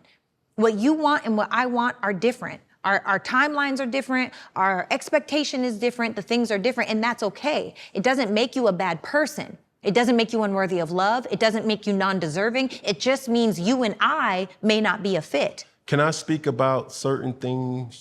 Yeah. And use personal experiences? Of if you don't course. mind? And I think I speak for a lot of men here. A high-value man has never been with a woman that he couldn't get back. Nah, that's not true. Understand this. If a high-value man wants you back, he will get you back. Listen to me when I tell you this. I have never been with a woman that I could not get back.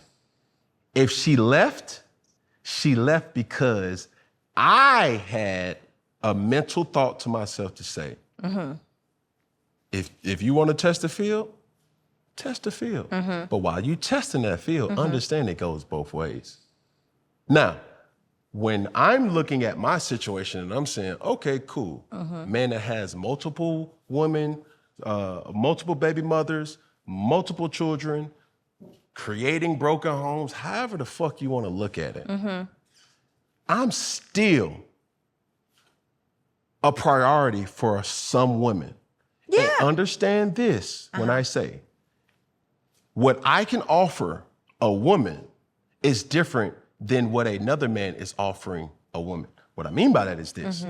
I can still take care of households and still pour into some things. Yeah. Or a person. Yeah.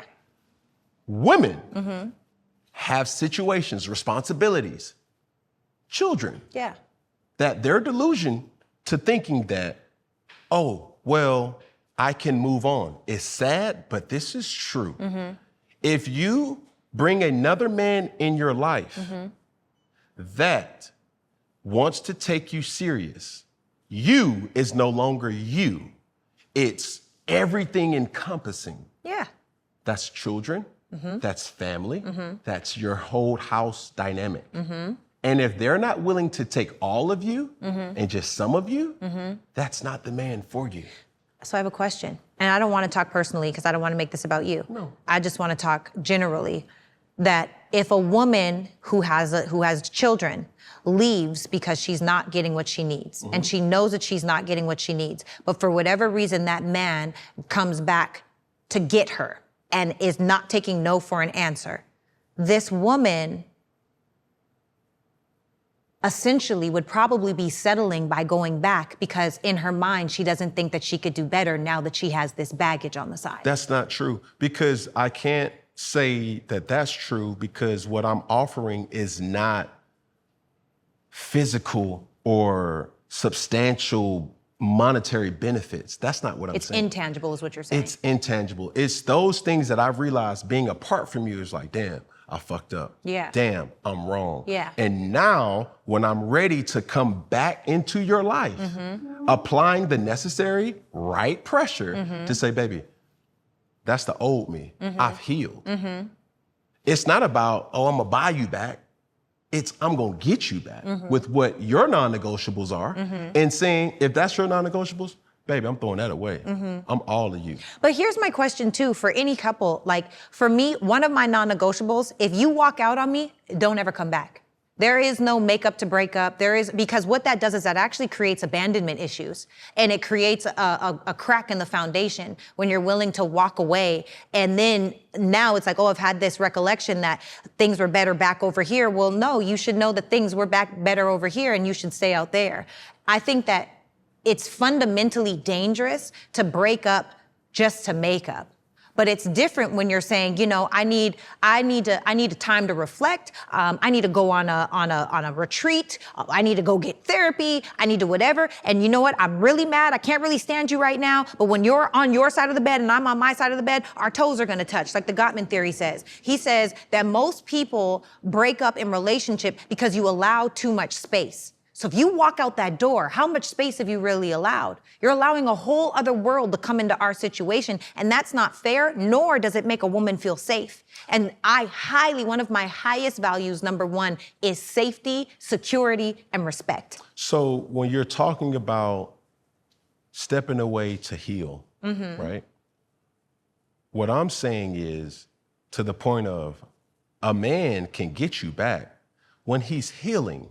Yeah. Sometimes a part of that healing process is realizing that person is not going to be the person that I'm going to build with for years to come. Yeah. So a part of that healing process is, oh, I love you, but you're not for me, for my greater vision of what I want for myself. Yes. If you were, trust and believe, I'm going to get you back. Yeah. But while I'm healing, understand this. While I have healed, stepped away and start to see things from a perspective like, I was wrong. I could have did that better. Damn, that was fucked up. I got to be better with that. When I realized going back into that situation and saying, is this the person that I really want to build with? And in my cases, it was nah. Because while I was in that field, I found a diamond. Right. And that diamond is propelling me forward. Right. not vacuuming me in Right. back into the same situation. Yeah. So oftentimes in a man of high value, you can find yourself in a situation where it's like, okay, you can get yours off, you can say whatever you want to say, and you can talk about whatever you want to talk about. But baby, if I really wanted you back, you know that I know, that we all know, you know where home at. I love that for you. I can't relate. But that's my That's your reality. truth. Yeah. And yours may be completely different. And that's okay. So I feel like my exes have tried to get me back. And I'm like, no, thank you. So I love you and I appreciate you, but I can love you from afar. Because here's another thing too, and you kind of just spoke on it. Once you go out and you heal, you're raising your value, right? You're changing who you are. You're transforming into better. So if you go back and that person hasn't done any work, now you're backstepping. And I don't want to do that. So even for my exes that, I've walked away and they're like, no, please come back. I don't want to go back because there's already too much of a, and I don't want to say one is better or worse. It's just different worlds. It's too much of a difference for me. And I still want to keep growing and you want to stay right here. There's no space. I don't have space or capacity for that much of a gap in my life. For sure. So I hear what you're saying. I hear what you're saying. And ultimately, I think when a woman is not done with you, when a woman loves you and truly values you and wants to be with you, she will always have an open door to you. I personally think, and they might eat me alive in the comments on this one, but I personally think that most women never get over their first baby's father.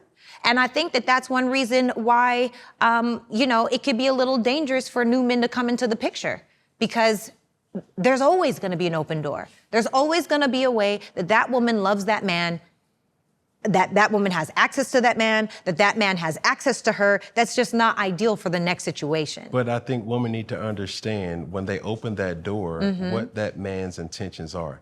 Is that man's intentions to fuck you? Probably. He's a man. To take care of you. Oh, are you saying the new guy or the father? The new guy. Oh. Yeah. Yeah. And a lot of women are delusional to that because they are battered, they are vulnerable, there are weakened emotions to think that, oh man, I need somebody. Yeah. And that person that you think you need is just a person who's just a fuck. Yeah. Now, I will say this. To bring perspective to when you say exes and you're saying men that you've been with, what has been your longest tenured relationship? 3 years. 3 years. That's all like 3 years, 2 years, 3 years, 3 years, 2 years. But what is it about those relationships or a specific relationship that you feel was your breaking point? When you say breaking point, what do you mean? Like, what made you feel like, okay, it's not healthy here no more, or I'm not growing here no more, I need to go? For me, it wasn't, I've always chosen men that want to grow. I've always chosen men that wanted to evolve. So it's never been that as a breaking point, but it's literally been, you don't fundamentally want what I want. And that's okay.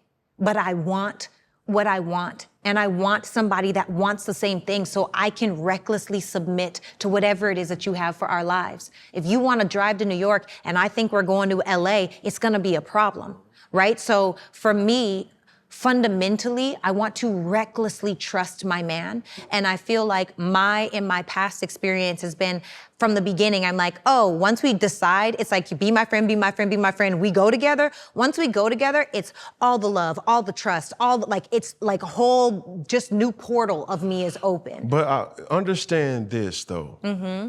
And I just want to speak about something about guys that you attract. Older men, established financially men. Oh, for sure. And younger, but I get what you're saying. Yeah. They had a phase in their life where they're used to a certain type of something. Yeah. So how long are you willing to allow him to flush that out? Because an established man, we didn't go over this, but you can finish the statement. You can't teach an old dog new tricks. So an old dog, 45 plus, you're not about to sit up here and teach him something that... No, I'm not, but I'm gonna let him have his fun. Because this is the thing about me. I've never not been chosen once I choose. It's never happened to me. So I don't, and maybe that's my problem that I haven't had that experience, but my experience has been who I want wants me back. So inside of that, men, and it's kind of like my parents. Honestly, my dad, 6'8", light skin, freckles, the man. My dad was the man. My mom, stunning, beautiful, curvy. Didn't know, she really was the smart girl. She was like the nerd. And my dad was like cool, Rico Suave. My dad was a hoe. Slept with everything, everybody, and they laugh about it. Now it's a joke. And my mom said, you could be my friend. And my dad thought that she was joking. My dad said, okay, yeah, sure. Well, months go by and she's still just his friend. So now he starts lying. My mom, she literally just told this story on my podcast. My dad starts lying. Oh, well, there's a girl at my house and I don't know why. And my mom's like, why are you lying? I'm your friend. Like, you don't have to lie to me. So they created a contract and for themselves that they'll always be best friends. I say all of that to say, slowly but surely, my dad started cutting off everybody. Because once you see the value over here, once you're out of that phase, it's not a question. If what you want is in alignment with what I want, then why wouldn't we go together? But you said something about what you want wants you. Yeah. You're a pretty Thank being. you. Thanks. Gorgeous, Thanks. attractive. Thanks. Any man will want to align with that. And that's where you have to vet. But while you're vetting, understanding, going through that vetting process, the person that you want as the woman, vetting the man with 60 million, 6 million, 600,000, fine. Understand that his triggers or his baggage is also something that needs to go into consideration. For sure. Because the delusion in a relationship that you think that you're about to change a man I don't. who was once a hoe, Yeah. who was once a womanizer, Yeah. who was once a person who had these things Yes. at his disposal, Yes. by merely being with you, that does not change. No, it doesn't change. But this is what I'm saying. Get it out of be my friend. Sleep with whoever you want to sleep with, because you're not going to be sleeping with me. Now, that's not to say, okay, maybe we could kiss, we could cuddle, we can sleep over. Okay, stop. I'm talking about when we're dating, when we're way more serious. Listen, Cam, let me tell you. And then you can big bro me. Is that okay? Okay. Okay, so if we get into a space where I choose you and you choose me, while you are sleeping with other women, I'm not sleeping with you. That's all there really is to it. Okay, but understand this. Yes. We grown as fuck. That I'm doesn't not- matter. Hold on. If you come to my house, Yeah. or we're in a position of intimacy, Yes. and you've already laid the foundation, I'm abstinent. that's cool. Yes. I'm not about to play with myself. I'm not gonna cuddle with you. Okay. I'm not about to kiss you. Okay. And even courting to a degree where it's like, okay, I'm gonna open up the door and I'm gonna do those fundamental Yeah. things. But I'm not gonna trigger myself. I'm not gonna play that game. I hear you. Because when you're talking to a man who has a lot, Yeah. who's been through certain situations, I'm not gonna play this childish game. I don't feel like it's kiss. childish. I do not kiss to cuddle. I hear you, Cam. I just know You see what I'm saying? there's men on your level that do. Duh. I'm telling you right Let me tell you now. something. I'm not trying to be disrespectful. I'm just being as honest as I know how. I know. I'm not the dude that's going to pressure you by no means that. of that. So the big bro in me is going to tell you, if you're saying that you set that line Yes. in the sand and you're saying, Yes. you're not fucking me, you can keep fucking all them other chicks. Yeah. While I'm fucking all those other chicks, Yeah. when I finally do fuck you or have sex with you, what the hell do you think happens to those other chicks? What do you mean? They're no longer there. How though? But how long? Do you think it just snaps No, like just? I don't. I think it's months. I think it's literal months of getting to know a person. It could be a year of getting to know a person. Do you understand what I'm saying? Yes. It's like you have allowed a man to come into your life and you're saying, Yes. hey, we're gonna be friends. Okay, I'm talking about after the friend point. That's cool. When I choose, you choose me. Okay, we kiss, that's fine. Okay, we cuddle, that's fine. Understand. Yes. But this because is I don't the- kiss my friends. I just want to put that out there. Understand. So I want to make this abundantly clear because you're also guilty in being an accomplice of the monster. Probably. Hear me out. So if you're allowing a person to say, I'm going to allow you into my life, Yeah. only in the friend, like we're going to be friends first. Yes. If you're not going to be exclusive to me or with me, Yes. keep exploring those options. Yeah. While that is happening, Yes. and he also is sleeping with other women, Yes. do you understand the monster that you're creating? That while he's getting to know you Yeah. and fucking other women, Yeah. when he finally does have sex with you as the woman, how long or how realistic do you think a man is going to instantly say, okay, I'm official with Dr. Sarah, now I'm going to be exclusive with her, especially if he's also emotionally attached to something that you gave him a green light to do? So this is the thing, because I don't want it to come across like I'm saying, you're my friend today, and next week we decide we're exclusive and now we go together. What I'm saying is there's a vetting process that needs to happen. And I can't say how long the process is because every person is different, right? Sorry, I'm Canadian, I say process. So inside of that, if it takes a month, 6 months, or a year while I'm getting to know this person. Now, this is the thing too, because I have to protect myself. I am a woman, which means I am emotional, which means I will fall in love, okay? Then you add sex to the combination, I'm a slave at this point. Now I'm literally yours at this point, right? So for me, it's not gonna be I'm hanging out with you every single day. It's not gonna be we're talking on the phone every single day. It's not going to be those things. It's do we even like each other? Do we get along? When we start, and inside of this, there's conversations. Is this what you still want? Do you want to still be outside? Are you ready? After the sex? No. Way before the sex. Because But I'm not this going to is set during- myself up for failure. This is during friendship. Friendship means I'm getting to know you. We're hanging out. And it's not going to be all the time, because then what happens, Cam? What happens? Familiarity breeds contempt. Now you're used to me. It's like this, oh, okay, well, that's just Sarah being Sarah. I'm not gonna let you just, that's Sarah being Sarah in me. That's not gonna happen. But what I am gonna do, I'm gonna show you glimpses. This is a glimpse. This is who I am. Do you like it? Do you not? This is how we have fun. This is how we don't. This is how we talk. This is how we this. This is how we that. We're friends. I'm not blurring any lines. Once it becomes, oh, I kind of like this person. Okay, I'm not gonna say I haven't kissed a man that I liked, that he's not in my friend zone. He's just being friends first. Right? So when that happens, I don't even have to ask, to be honest. Most time, after a certain period of time, this man is already deading off. There is no more useless casual sex, let's just say that. But he might have a few women that he's got to choose between. He's got the ones that he likes, and I'm in the running of the ones that he likes. Let's see how this goes. But I've never not been chosen.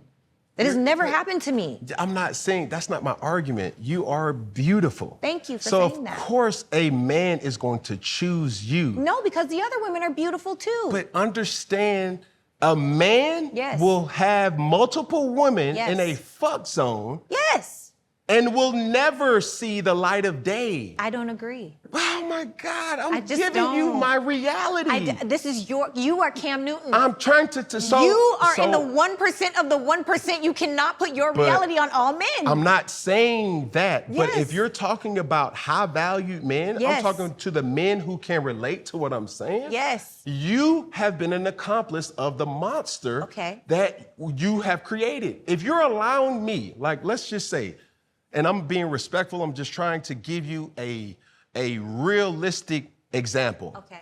Me and you start dating. Yeah. Right? Yeah. And you say, hey, Cam, I know exactly who you are. Make no mistake about it, I'm not an easy catch. Yeah. So if you want to be my friend, let's date. Yeah.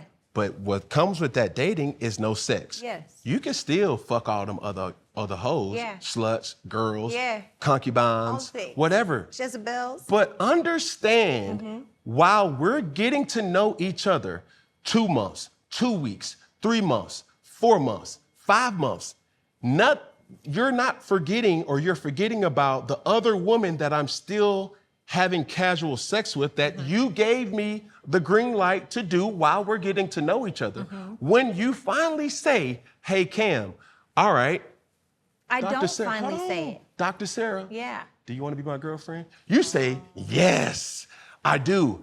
what happens to the other girls? It just doesn't, ta-da, they're This is gone. why I'm or they're saying it exempt. takes time. Because if me and you are getting to know one another, we're friends, and then you one day are like, damn, I really love Sarah for real. That's what happens. I really love Sarah for real. I love you. I love you too. Okay, great. We're still just cool. We got mad love for each other. We have not crossed the line.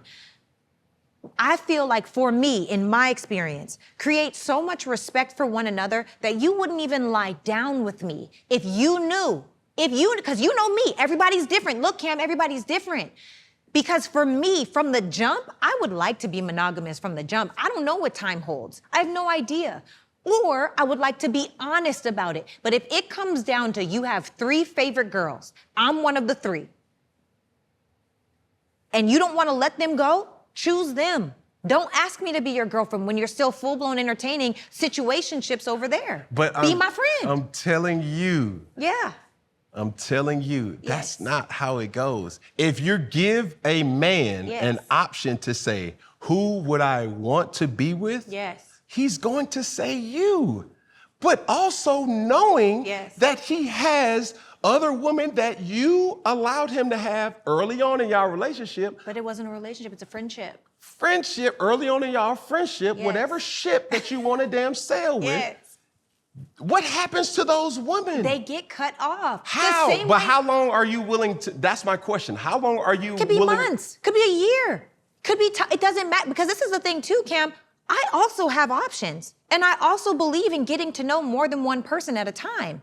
So you're also in the running. Let's say me and you are friends, right? And you're like, you know what, Sarah, I'm really feeling you. Damn, Cam, I'm really feeling you too. Okay, let's date. We get to know each other. We're going out. We're feeding the ducks. We're having conversations. We're going to movies. We're laughing. We're doing nothing on our computers at the house, not saying a word. We're just chilling. We're just having the best time. We're allowing silence to be silence, and we're allowing noise to be noise. And it is amazing, right? We have such a great time. And inside of that, every so often, because you are a man, and I do expect you to get off the way that you need to get off because I understand the way that men work. Go do you. And I already know about it because I expect a man to be a man. And what I'm not gonna do is place boyfriend expectations on you when you're not my boyfriend. What I'm not gonna do is place husband expectations on you when you're not my husband. And don't place girlfriend or wife expectations on me when I am neither. You are my friend. I don't kiss my friends. I don't sleep with my friends. So there is no way that I'm gonna start to put myself into the delusion of, oh, now we go together. No, we don't. You are somebody that I'm sleeping with, that I happen to have energy with, that I call when I'm on an off day, or he's my emotional support. I don't need that. I already have that with my girlfriends. I already have that with my 2 guy friends. I already have that with my parents. I don't need it. So if you're not strictly bringing value and you don't want the same things that I don't want you. I want what wants me. You probably want what wants you. That's why you chose the way that you chose. You have an amazing girlfriend, right? And the same thing. I personally feel like so many people get into these situationships because they're bored or because they want connectedness or they want love or they want passion or whatever it is that they want. And all of that is okay. But I know me enough to know that that's not what I want. I want a person that is willing to say, I value you so much that these girls over here, they pale in comparison to what you bring to this table. I would be hurting myself by not choosing you powerfully. I would literally be hindering the man that I know I could be by not choosing you powerfully. And for that, I got to let them go. And that has been my only experience up until this point. So I can't relate to him being like, well, I still have those girls. If you still, be with them. Be my friend. There's nothing wrong with that. And in the interim, I also have other male friends that I haven't crossed the line with. So it's not inappropriate. It's not a slut. It's not casual sex. It's none of that. It's who is in alignment. And that's the problem with society. People want to say that because it's abstinent or because you're celibate, that it's childish. No, it's not. I'm preserving my body for what is mine. I am preserving and waiting and patient enough not to rush to do it wrong. I don't want to figure it out on the way. I want to know, do we powerfully choose each other or not? There's no right or wrong way. But I know the way that I want. And I know that my husband, my boyfriend, my man wants the same thing. Because he wouldn't want me to still be like, oh, well, this man gives me money on the side. Because by the way, the same way that men look at a beautiful woman is the same way that women look at money. And it's just the reality of the situation. Men are looking at healthy heirs. They're looking at their legacy. Women are looking at safety and security. So anybody that even has the nonsense to be like, oh, well, he's shallow, he's a man. Or any man that wants to say, oh, well, she's a gold digger, she's a woman. That's just reality of the situation. That was a lot, I know. You don't agree? I think the point that you're making is true, and I'm in agreement with that, but I don't think you're getting my point. My point is, when you place expectations with something or someone, as you are getting to know, you're in that phase of understanding who this person really is. You use the word of sifting through who that person is. My argument is, while you are sifting through, once you give the okay to while we're sifting and understanding who we are, I can go parlay and have sex with other women. Understand that that relationship is still being built with those other women. Agreed. What I'm saying to you is, when we finally sift and you find out about me, I find out about you, how long are you willing to give me to eliminate what you allow? And in all times, it's not just an abracadabra wand that you could just cut off. A lot of women have expectations of a relationship that they were accomplices of as a man who has a lot and has a lot of options. So when he explores those options, knowing that he's still buying time for the woman that he really wants, it's not as easy as you saying, I want you. What you've allowed him to do is to say this is the reality. I want you. But damn, her pussy good too. And that's the reality. Because you've allowed that. How do you get to a point, or what do you say, Cam, what would you prefer me to do? If this is the man that you want, don't even give him that option. I don't. I expect it. I expect a man to be a man. I don't say, oh, yes, sleep with everyone, smash everything. I expect you to be smashing everyone. If you are a single, successful man, maybe not everyone, but I expect you to be having sex. Let's just be realistic. I would be delusional to think that while I'm getting to know you, if I'm not having sex with you, that you're not having sex with other people. Thank you. That is delusional. And so I expect a man to be a man, but I also expect that my man, my husband, my boyfriend, my person understands the value that I bring, where it's a no-brainer. Yes, it is.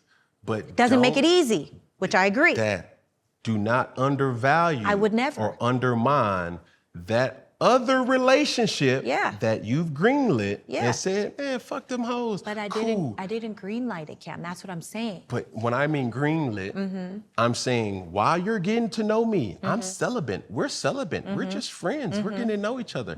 And I'm saying, do you not know I got all type of temptation crossing my path? And these nuts are full. And let it all out, baby. That's cool, but I'm not letting it all out on you. You're allowing me to let it out on somebody else. Let it out. It's the relationship that is also being created. But do we agree? And you said the F zone. Most of those girls in the F zone won't never get out the F zone. So you go let it out in the F zone. They ain't on my level anyway, because I am a wife. So this is they are not. This is what I'm trying to tell you. They have their placement. So when a man finds a wife, when he finds a partner to grow with, he's still going to have them too. Not when they're older. It's usually the older man thing, you know. Don't say that. I'm just, it's not as crazy. Because this is the thing. Like I said, we're in this establishment of fellowship. I talk to a lot of high value men. As a matter of fact, most of them are members. Where we have conversations upstairs, and for a woman not to know what a man thinks is so so ignorant of her. Because if you don't know what a man thinks, even when you say certain things like, oh, just because a man can weigh his options, a woman can weigh her options too. My thing to that is, while you're weighing those options with 2, 3, sometimes even 4 different men, even though you're not having sex with them, a man thinks this: if you're not having sex with them, that's still as guilty as you knowing what the intentions of your entertaining those other men. Because a man can play his role for centuries. Agreed. So can women. So all I'm saying to you is like, and to other women, you're playing a game where you also are an accomplice. I can hear that. I receive that. And that's all I'm saying. I can agree. Do they always suppress the desire to be with other women? Yes and no. Because there's times where you're in a relationship where it's like, oh man, girl, you got my undivided attention. And as soon as something triggers that man, and it may not be something that triggers a man in our relationship or the specific relationship that you're in, it could be business. Yeah. It could be family. Yes. It could be circumstantial to children or whatever. He's going to do what puts him at ease. And even though sometimes coming to you may put him at ease, Yes. also remember, going to them may also put them at ease. So that's what I was saying at the beginning of this interview. We talked about seasons. There are seasons in relationships. And I understand that some seasons things are not gonna be gumball drops and lollipops. And that's okay. But what I also know is at the end of the day, and this for me, I can only speak for me, I can't speak for anybody else. For me, I want a man to understand the value that I bring in a way that he is willing to sacrifice that part of himself. And this is the thing. Can I stop? No, I just have to say one thing, just really quick. When you have the barometer of integrity with yourself, again, because this is the truth, no woman is, freaking Beyonce got cheated on. Let's keep it a buck. And she's incredible, stunning, successful, submissive. Like from what I've heard about Beyonce, she's a pretty incredible woman. And she got cheated on, right? But the question, well, we know it was cheating because of the music that she made. But most people that are in these kinds of relationships have arrangements. And that's really all that it comes down to. Are you willing to keep it real? Now, what it sounds like is if the arrangement is, I'm still going to be me. I may not be ready to be 100% exclusive yet, but I could do better. You know, that's still an arrangement. It doesn't mean you tell her, hey, babe, I'm tired of this. I'm going to go do this at this time. That's not what that means. But do both people know who and how their person is? It all goes back to that. And so for me knowing what I want and my desire and how I want to show up for my man, I want to recklessly trust, which means he has to have leadership, which means he has to be honest and certain and real and raw and direct and decisive. All of those things are very important for me inside of my partner. And sometimes that means telling me the truth, and the truth may hurt, but the truth also sets you free. And now I have a choice. Is that what I choose? But I don't want to start that way, personally. I would rather just let a man, be my friend. And if you want me, come and get me. Because also, Cam, this is another thing. I don't want to tell my man, you need to cut this off if you want to be with me. I'm not in the lead. I am following. I am in my feminine. I don't want to be in my masculine with my man. You've got to tell me, all right, baby, I'm done with this. It's me and you. Will you be my girl? Yes, absolutely. And because of the relationship and the respect and the value that we have, it wouldn't be play or a game or a lie. It would be true and real and honest. But that's my argument that I'm saying. Yes, it comes a time in a man's life when he realizes, like, this is a one-of-one type of female. Yes. He cements the relationship. Yes. Until turbulence comes. And that's when your integrity is tested. Understand, but every time, see, we're not having these conversations enough where when you have turbulence, it is always the honorable and the virtuous way to say, you know what, I'm doing this or I'm doing that. All men and women don't always make that proper decision. That comes back to access.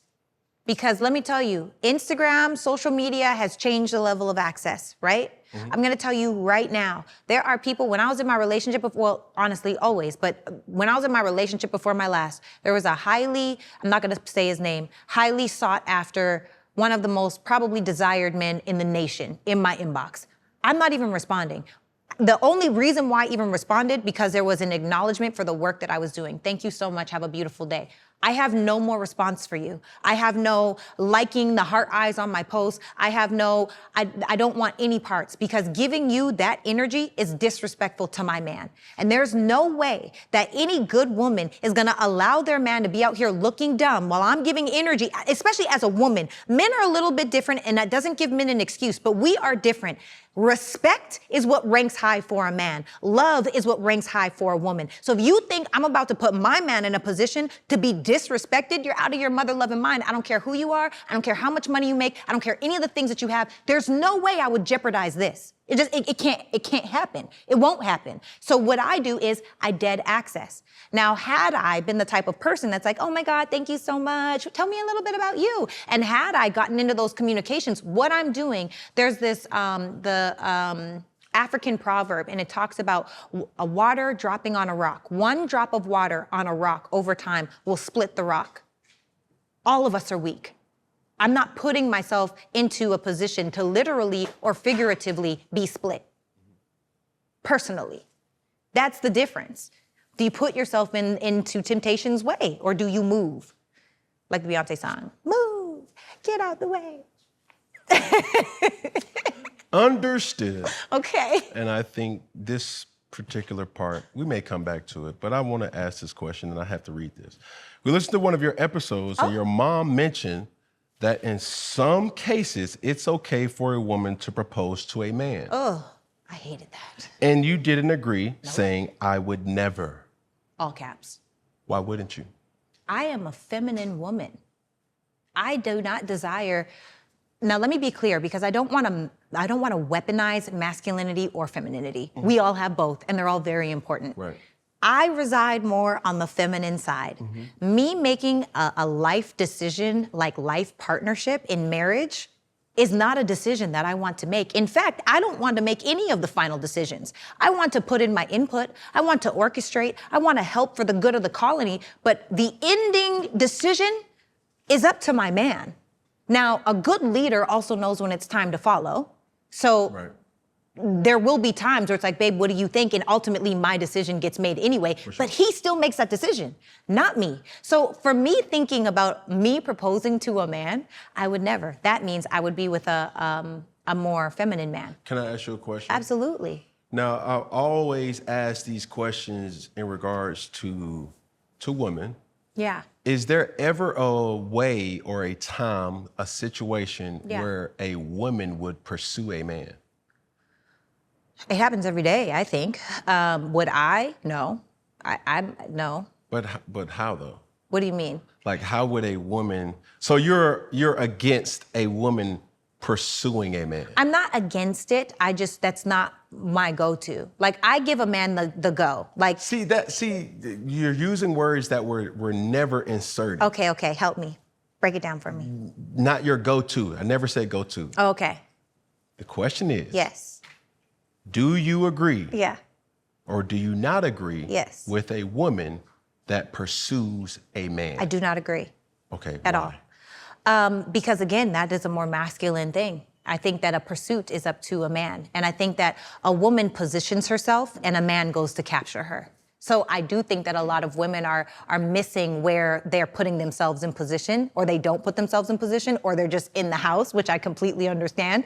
But you have to be in position in order to be sought after. So that's number one. But number two, why would I, for feminine women, I'm going to give you like the okay, like come and get me. There's going to be eye contact. There's going to be certain things that you do that I've learned by being a woman that you do that says a man, it's like, okay, yeah, I should go over there. What are those cues for the men who will see this? Because oftentimes I'm not in agreement to that. Okay. I believe you get what you want. And even the alpha of all alphas or the sigmas of all sigma strong men, they still need help. Yeah, I'll help you, but I'm not pursuing you. But what are the cues?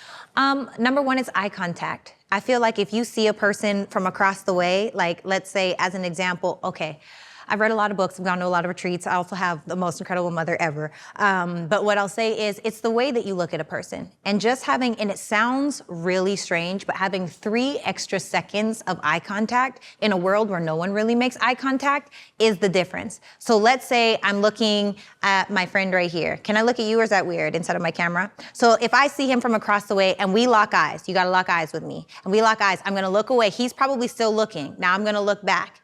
1, 2, you could even bat your eyes a little bit. Another thing to do to look cute, you can look down and then look up. 1, 2, 3, and then I'm gonna look away and do something flirty or just all in body movement. It's a whole thing. I just gave you the okay to come talk to me, if you choose. I just got goosebumps. The sirens is like, damn! Is that true or is it true? It's fuck! Damn, that shit true.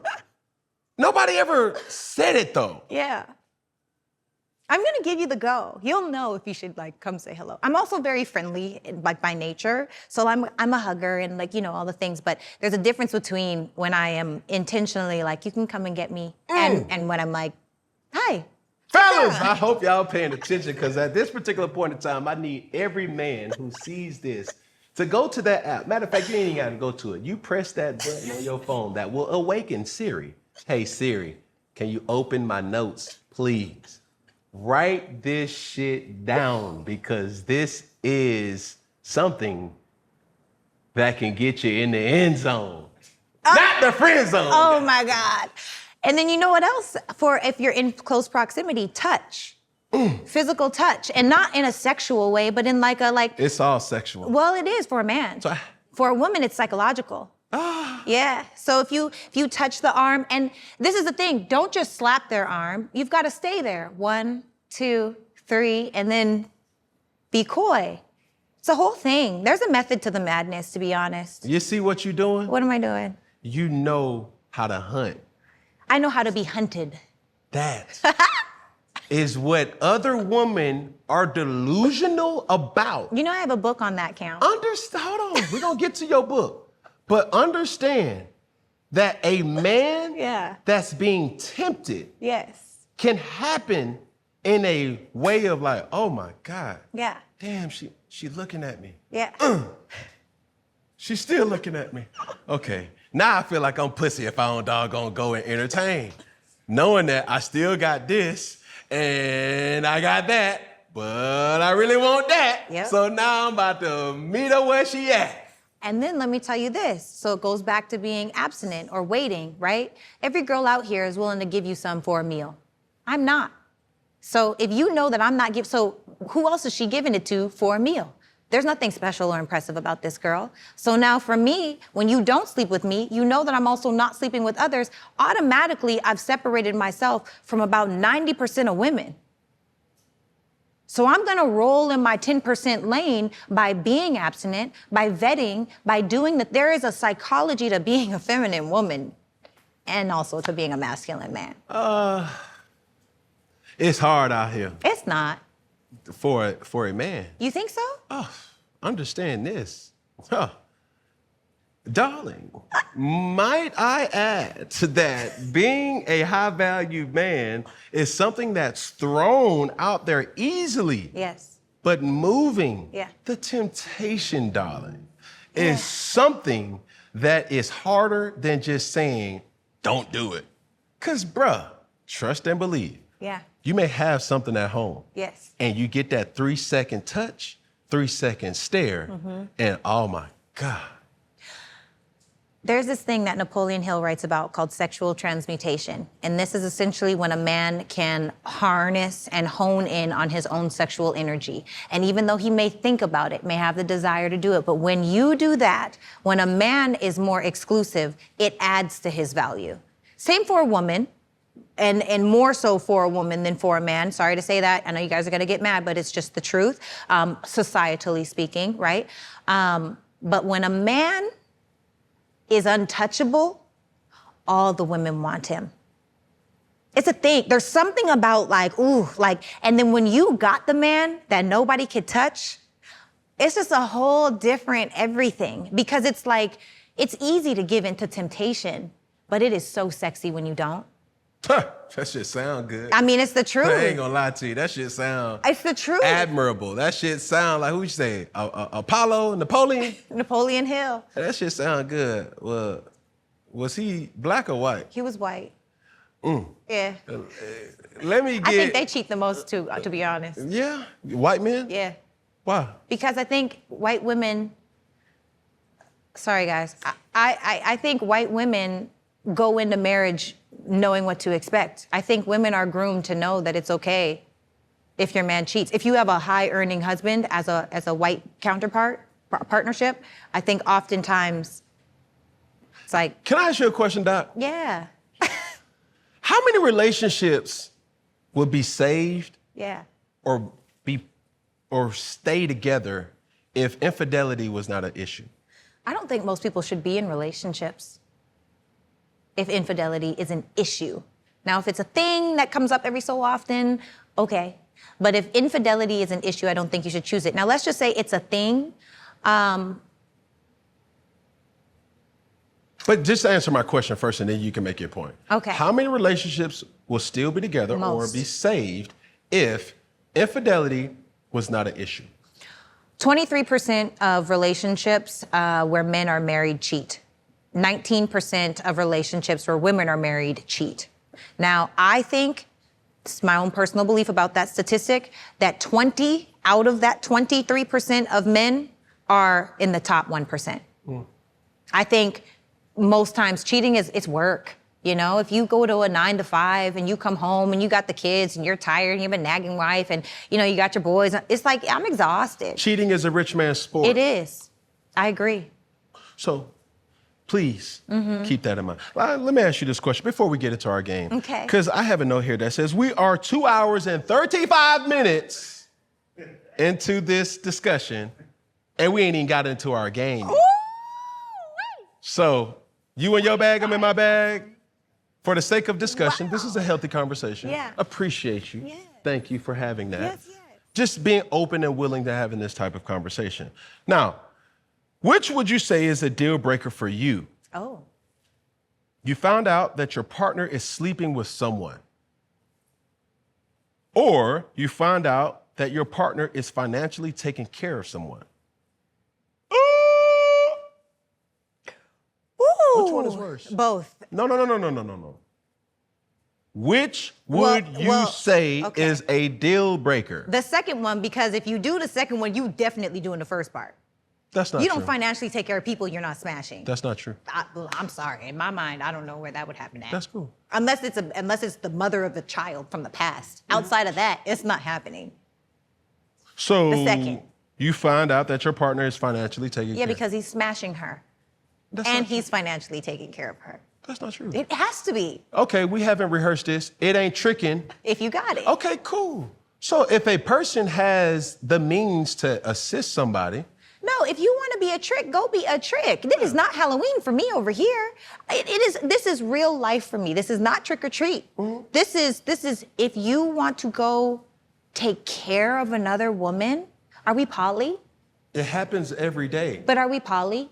Is that why you're taking care of I'm another talking woman? about you. I'm saying in my are we poly? Do I have a sister wife? Would you accept a poly relationship? This is the thing about poly.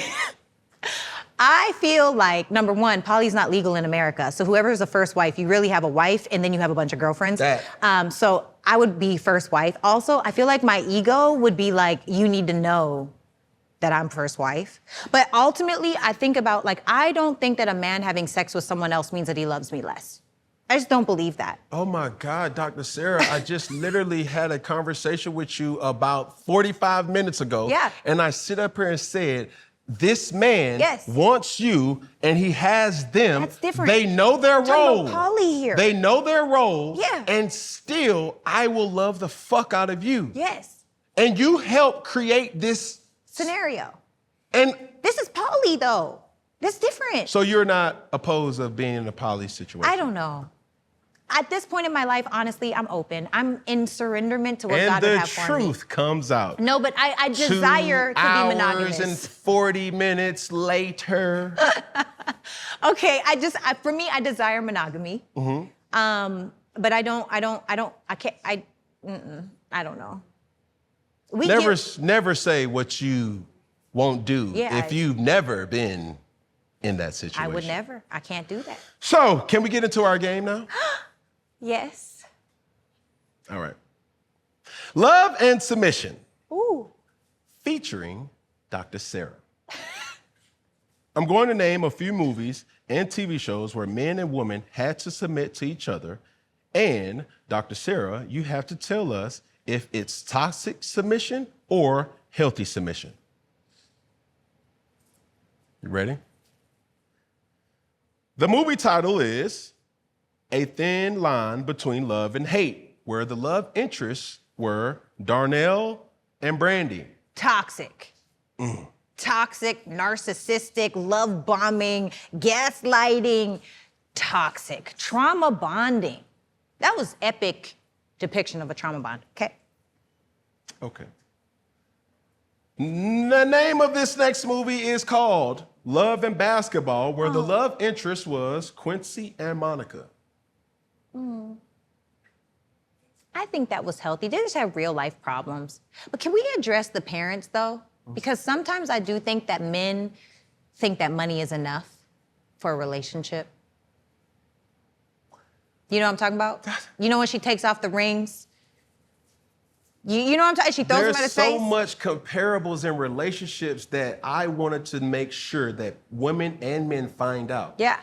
Like I said, women have friend zone to men. Men have fuck zone to women. Yeah. Men have my money is enough to women. Yeah. Women have my body is enough for to men. Come on. I want it all. You know? The next TV show Oh, I don't watch a lot of TV. is entitled Okay. Insecure.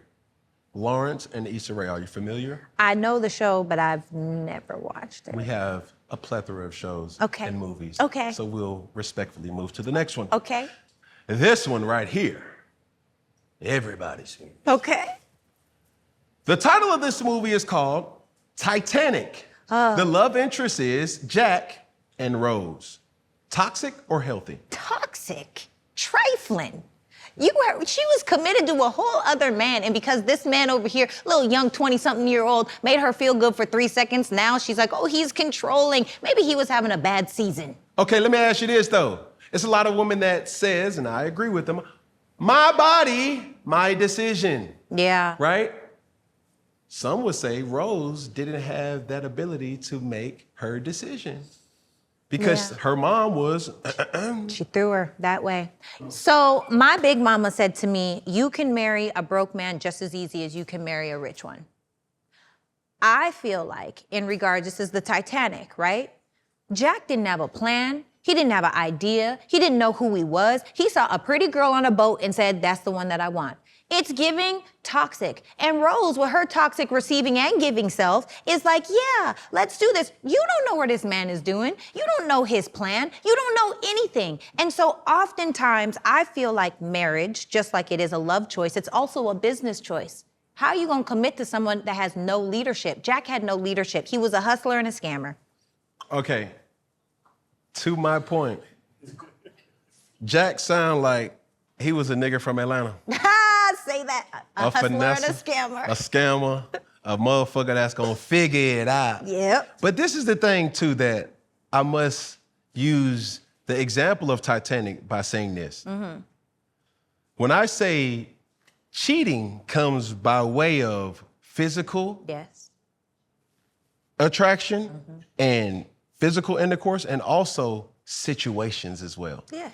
Do you think Yeah. with Rose knowing Jack was an artist, Yeah. by her getting naked, was she cheating on? Absolutely inappropriate. Go to jail, go directly to jail. Do not collect $200. You got to go. That was terrible. Say less. So when women say, I didn't fuck him, I didn't fuck him. You trifling. Yeah, okay. But this is where men, going back to when I have conversations with my partner. Okay. Let's cut through all the minutia. Yes. You know what I'm trying to find out. Yes. Don't spoon feed me what I'm really trying to find out. Was it appropriate or no? Thank you. If I was there. Would you have done the same thing? Odds are you wouldn't have been on the boat, to be honest. Not in your situation, because I don't know if that was a real situation, but odds are I'm not getting on a boat with a bunch of rich men with my girls, because what do you expect now that I'm on the boat? Hello? What do you expect? Let's keep it a buck. We got to start calling a spade a spade.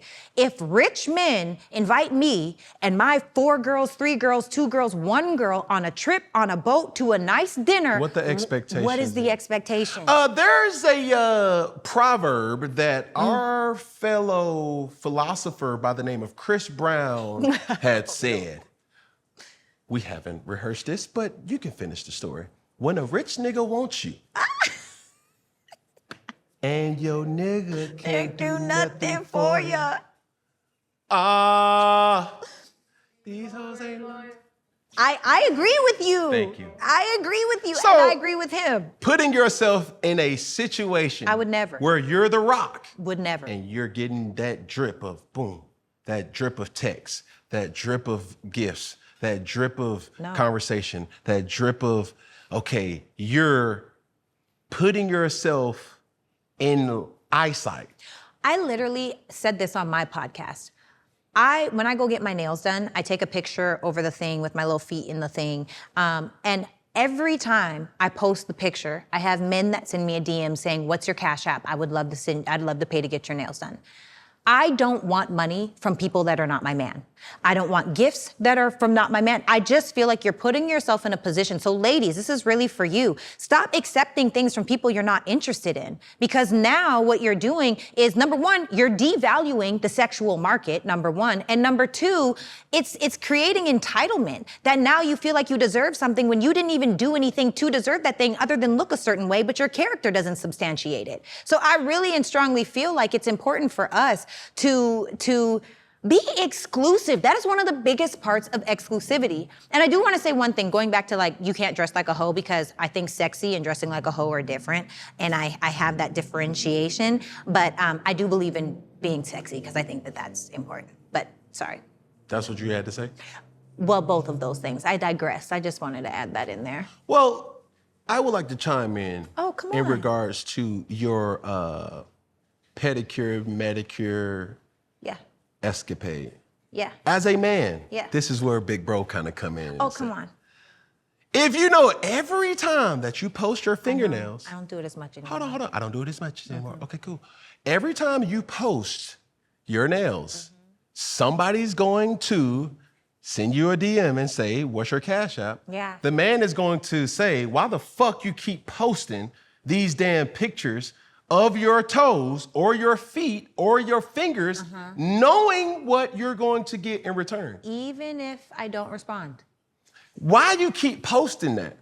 Oh, I like I'm like, I do the Instagram thing. But you understand. Yes. That's a battle cry for attention. Not my nails and feet in a bin. But you've identified and you have made it abundantly clear that every time you post your nails, every time you post your feet, come on, somebody's going to take that as a sign that, hey, let me do something for you. Why are we poking the bear? That's all I'm saying. But is nails poking a bear? Because if you want to take it to nails, don't let it be a nice photo. We can, you're going down the hole. This is the hole. Going down where do you the draw street, the? Where do you draw the line? You're going down the pocket that I'm sitting up here saying. As men, we're telling an empowering woman. If you know certain acts are going to elicit certain things, why even do that? And these are the questions that I have to empower my woman. And I say, hold on, baby. You may say you may look good. Yeah. All these gains, I just had a child and I'm gonna post my body. Understand what you are agitating. And you are putting our relationship at fear of something potentially happening. Now, if you want to post your body, I can also say, I got $100,000. What do you mean? Put your pussy lips online right now. Put your pussy lips online right now. I can easily do that. I'm in Miami for the night. Where should I go eat? I would never do that. I would. You would? No, listen. If you're saying that these type of examples are not equally as guilty by saying, hey, I'm in Seattle. I'm looking for a place to eat. What's up? You don't think a woman is going to slide in my DMs and say, hey, these are the places that you can kind of go? I think absolutely, but I think body photos and messages like that on Instagram are completely different from me getting my nails It's the same thing. It's not. Okay, I'm a quadrilingual. Okay. Oh, I love that for you. Are you really? Yes. Which languages? Okay. Oh, no, I don't even want to know. I just walked straight into this one. I must tell you, Okay. I speak English fluid. Yeah. I speak Ebonics fluid. Impressed. I talk a lot of shit. Okay. Fluid. What's number 4? I'm scared. Body language. It's 90%. So with that being said, Yes. with all these different languages, Yes. certain characteristics or certain things that you can do, and it always doesn't have to be in person. It can be done virtually. There's a certain thing that you call relationship content and thirst trap content. Agreed. You should not be in a relationship posting thirst trap content. Those fingers, I agree with you. those fingers, those nails, Yeah. that body, that whatever. You don't see my body. No. I don't have to see your body for you to give the perception of, damn, I know you look beautiful. He knows you look beautiful too. He also knows you look beautiful too. Don't allow crevice in a relationship. Touche. If you don't want, there's ways that a woman could do something so kind of cunning, and you may say, oh, baby, I'm not doing nothing. I just posted a body. But if I sit up here and say, hey, I'm in Miami for the night, where should I be? That's if right. you wouldn't want me to do that, there's a give and a take. I already done told you. There, for every yin that a girl does, there's a yang for a man. Absolutely. So with that being said, I'm saying certain things that you may do that you may find as innocence, but as soon as you post it in innocence and you come to the forefront and say, man, every single time I post this, it's going to incite some impressions that I don't want. So as a man, I'm going to tell you, why the fuck you keep doing that? Because you want incitement. Maybe. And also, I think while I'm in this space of single, yeah, you can do that. I can do it. Yeah, for sure. Yeah. But I'm saying in a relationship. I agree, because when I'm in a relationship, you're sending out that flare gun. that's another thing. I'm not a public person. I'm very private. I don't like people in my business. And I feel like you'll know I'm in a relationship. By the content you post. For sure. Yes. But all I'm saying. But I'm popping out married on the ground. Like you ain't gonna see my man. Maybe engaged. But understand this though. Understand this. Yeah. There's a difference between relationship content versus I'm looking for somebody content. But I agree with that, but I don't think that me posting a picture like this of my feet and my fingers is that. It's not. I just don't. If you know what's going to come from those pictures. Yes, you are also guilty. But there's also a lot of different things that come from those pictures. Of course I'm good. I honestly, if I post anything, people are like, what's your Cash App? Because I feel like I present in a way where people are like, you look awesome. Nobody wants to help somebody that needs help. I guess what I'm saying is, if you know what comes with the things that you're doing, you know the intent that it's going to, they say this, the perception, it's not about the perception, it's about the reality. Or I said that wrong. The perception is reality. Yes, I know. So you're saying, oh, I'm self-care, self-love. Yes. But people are looking at, men are looking at that as an opportunity to slither. Yeah, but they don't get nowhere. Because like you said in the beginning, it's up to the woman to draw the line. Yes. It's the same way how weekly I go get my hair done. But and also, please believe, you said that drip on that rock. Yeah, but I don't let them drip. Drip, drip. Say less. Next movie. It is called The Notebook. Love interest was Noah and Alan. They so trifling. I'm sorry, they trifling. It's a beautiful story. Was it toxic or was it healthy? Both. No. It can't be both. We can't do that. I mean, she cheated on her whole fiance with Noah. Like, that's toxic. Like, you literally, you went and started a whole new relationship because your mama wanted you to do this thing over here. Toxic. What are you, some kind of abandonment issue, attachment to your mother? You're listening to her instead of your heart. When you knew that you should have chose the man, then the man goes into a whole downward spiral in his whole life. It's like, damn, Noah, like, you look rough, bro. Fix up the whole house. Then they see each other. She cheats on the dude. And she knew that she wouldn't have done that had he known. She never should have got into a relationship. They always should have stayed together. She never should have listened to her mother. And then they probably would have had a healthy relationship. And they grew old. And I cried so many beautiful tears in that movie. But they was trifling. How they did that was trifling. Easier said than done. Cam, was it trifling? Honestly, I ain't never seen The Notebook. My heart goes out to you. Shit. It wasn't no niggas in The Notebook. Ryan Gosling was in that. He ain't no nigga. I mean, in technical terms, this is true. You see what I'm saying? Yeah, I do. Like, I like real shit. It was trifling, but I'm it was gonna tell you beautiful. like this. I know the storyline in The Notebook. Yeah. And I ain't about to keep chasing no woman that don't want me. But you would if you wanted her. Exactly. And you would get her back just like he did. If she don't want me, I'm not gonna keep pursuing her. I can get her. If I know in my back of my mind, I know I can get her. Yeah. And I still can discern if I really want her. Yeah. That's it. It's like, baby, hey, yo, you gonna start your life with him? Cool. Have that. Yeah. Now, if I still want that, oh, cool. You know what, though? I also feel like a part of it was the conquering of it all. Like, men want to conquer. Yeah. And it's almost like if you're had by another man, but I could take her, like, she's really mine. That's some real nigga shit. I know. That's toxic, too. I know. Super. But in any healthy relationship, you need a little toxicity I agree. in there. Every now and then, you get a little role play. Every now and then, you be like, As much as I changed my hair, who do you need me to be? You dig what I'm saying? Yes. Is you saying what I'm digging? Next TV show, Sex in the City. Mr. Biggs and Carrie Bradshaw. Damn. Healthy or toxic? Toxic. They just wouldn't choose each other until they did, and then she started the new episode and he died. Just toxic. When they finally had their happily ever after, she killed him off. Carrie Bradshaw, just Sarah Jessica Parker, that hurt my heart. Say less. Next TV show. I'm scared. Martin. Oh. Love interest, Martin and Gina. Can I tell you a fun fact I might be crucified for? I'm Canadian, and we didn't see Martin in Canada. So I didn't see an episode of Martin until quite recently, to be honest. Yeah, that wasn't a thing. However, I do know Martin and Gina, so I think that was healthy. I think they had real life stuff. I think that they argued and they laughed, but they loved each other. Damn that, Gina. Yeah.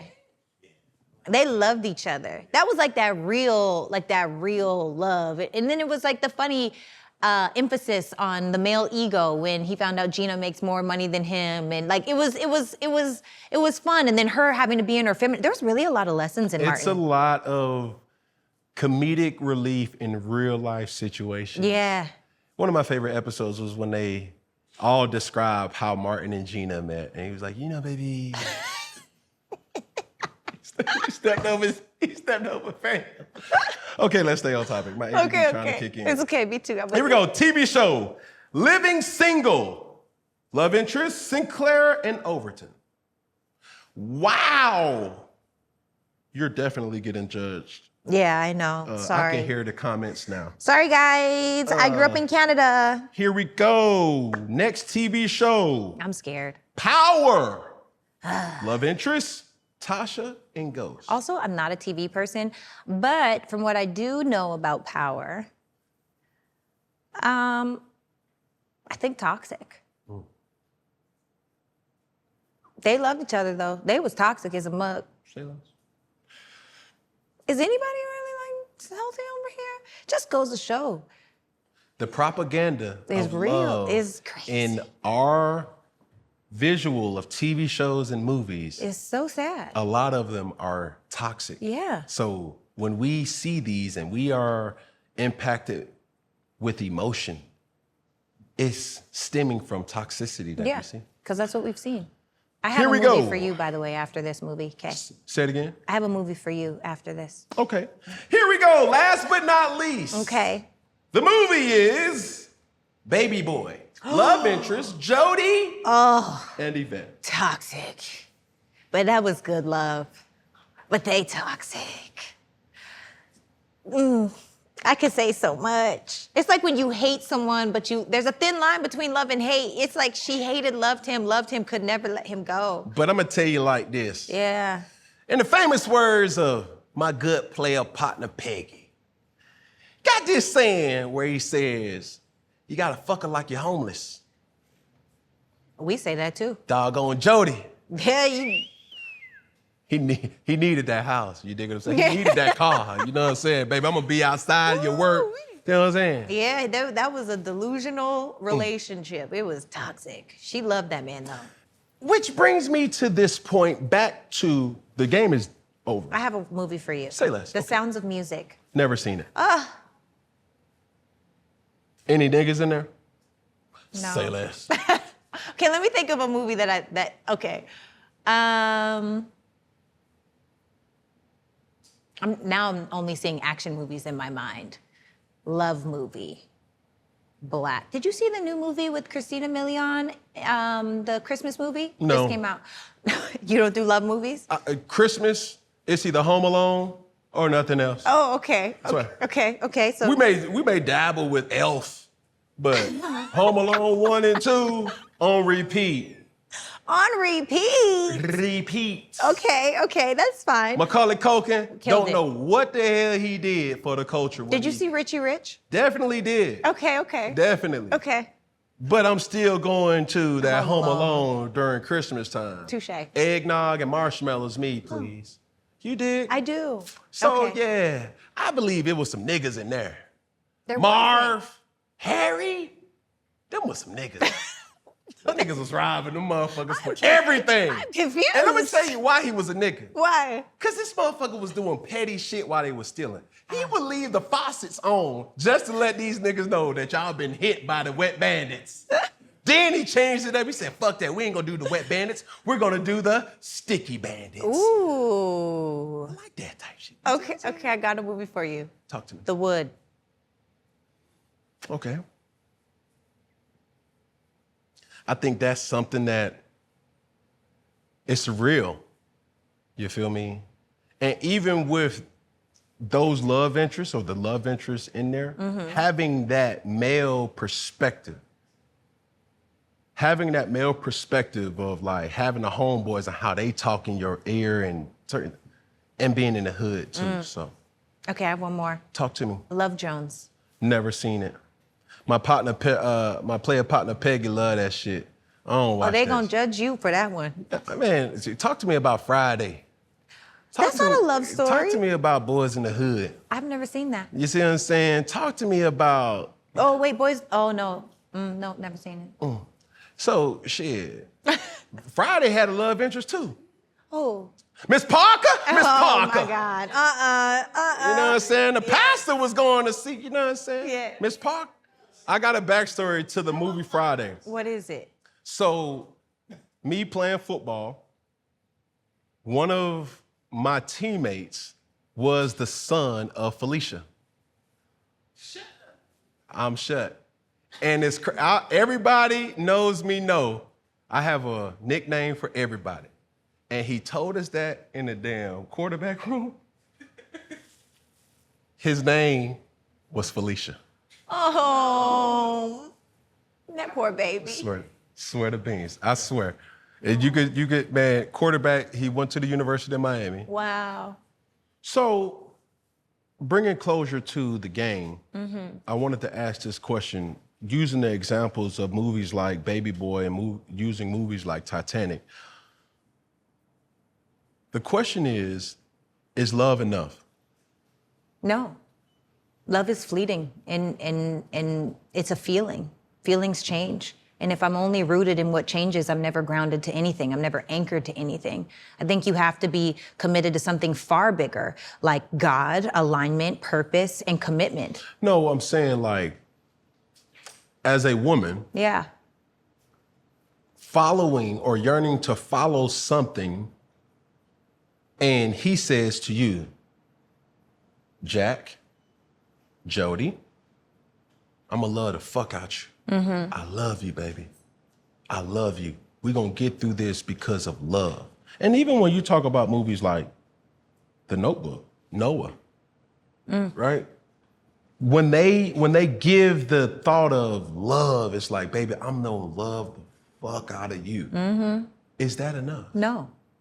Love is fleeting. You love me now because we're in the honeymoon phase, because we have a chemical imbalance happening inside of our brains that tell us, oh my God, it's releasing so much serotonin. It's the feel-good chemical. No, love is not enough. I think that you have to be rooted in something bigger. So what is enough though? Is money enough? No. Which one has more of the power? Well, for a woman, money has more power. Okay. And for a man, aesthetic has more power. Thank you. Like a man, and only 4% of women even identify themselves as beautiful, which is a whole other story that we could go down that rabbit hole. But honestly speaking, if we're just talking about what is innate inside of men and women need safety and security. And for women that make money, they might downplay women that need a little more extra help. However, it's human nature, you know? And for a man, it's human nature to seek out attractive women because attractive is measured by symmetry, and symmetry usually means healthy. Healthy means you'll give me a healthy heir. That's really what it comes down to, subconsciously or consciously, whether you know it about. Beauty comes down to you'll give me a healthy child. And money comes down to you can keep me safe and secure inside of my life. Yes. So no, I don't think love or money are enough. I personally feel like in a relationship, you have to mentally, emotionally, spiritually, physically, financially, and energetically be in alignment. For my core needs in a relationship, love isn't even on the list. I need safety, security, respect, emotional regulation, emotional intelligence, openness, and honesty. Those are my highest values in a relationship. Everything else is figure-outable, right? So for me, I think you have to know yourself and know what it is that you desire. Because if a man brings me flowers every weekend, but also tells me I'm ugly, I'm 6 pounds overweight, and I don't know nothing, that's not gonna work. If you buy me a Rolls Royce, but you disrespect me day in and day out, I've walked away from Rolls Royces already, you know? So I'm not sticking around for what I can get. I wanna know, are we building something together? And I think that when you take that standpoint, when we all to when we are women, we are submitted, which means under the mission, submission. We are submitted to the mission. And if a man is truly submitted to God, ultimately we're doing the mission. But I will say this, if we keeping it funky. Yeah. Crying in the Rolls Royce Is easier. than crying in the RAV4. Say that. That's true. But I don't have a RAV4 by myself, so you know. Just saying. You've mentioned this multiple times on your platform, and I just want you to kind of explain. Yeah. What's your definition of feminine energy? Oh, it's an essence. It's a way of being. It's soft, it's cooing, it's nurturing. And we talk about this too, but essentially feminine is one of the most powerful things on the planet. It is the orchestrator. It is seeing the need before it's expressed and fulfilling it, right? It is being able to have that flow, but it's also wrath. Right? With the yin and the yang, there's yin and yang inside of each of us. So that's why it's so important. A little toxic. Yeah, Okay. That's why it's so important for a feminine woman to be with a masculine man, because masculinity is stable. It is certain. So while she's flittering around, he's keeping her grounded. She doesn't float away. If you have two feminine people together, that's when they say opposites attract. They're not talking about personality traits. They're talking about energies. Yeah. How does a woman fully activate her soft life? One, you got to get out of victim mentality and survival mode. I feel like a lot of people in general are just surviving and not taking the time to take care of themselves. And I have to say this, and I'm probably going to be crucified, but it's just the truth. So for starters, to be a feminine woman and have feminine energy, you have to take care of yourself. And I'll probably be crucified for saying this, but it's just the truth. If you are a highly feminine woman that values a masculine man, you have to do the best with your genetic potential. Because again, men are attracted to an aesthetic. It's the aesthetic that gets him to the door. It is your character that will keep him in the house. Hey, Ooh. That was refreshing to hear. Okay. I'm sorry. I'm just thinking out loud. Okay, Yeah. okay. So when you think about it that way, you have to take care of yourself.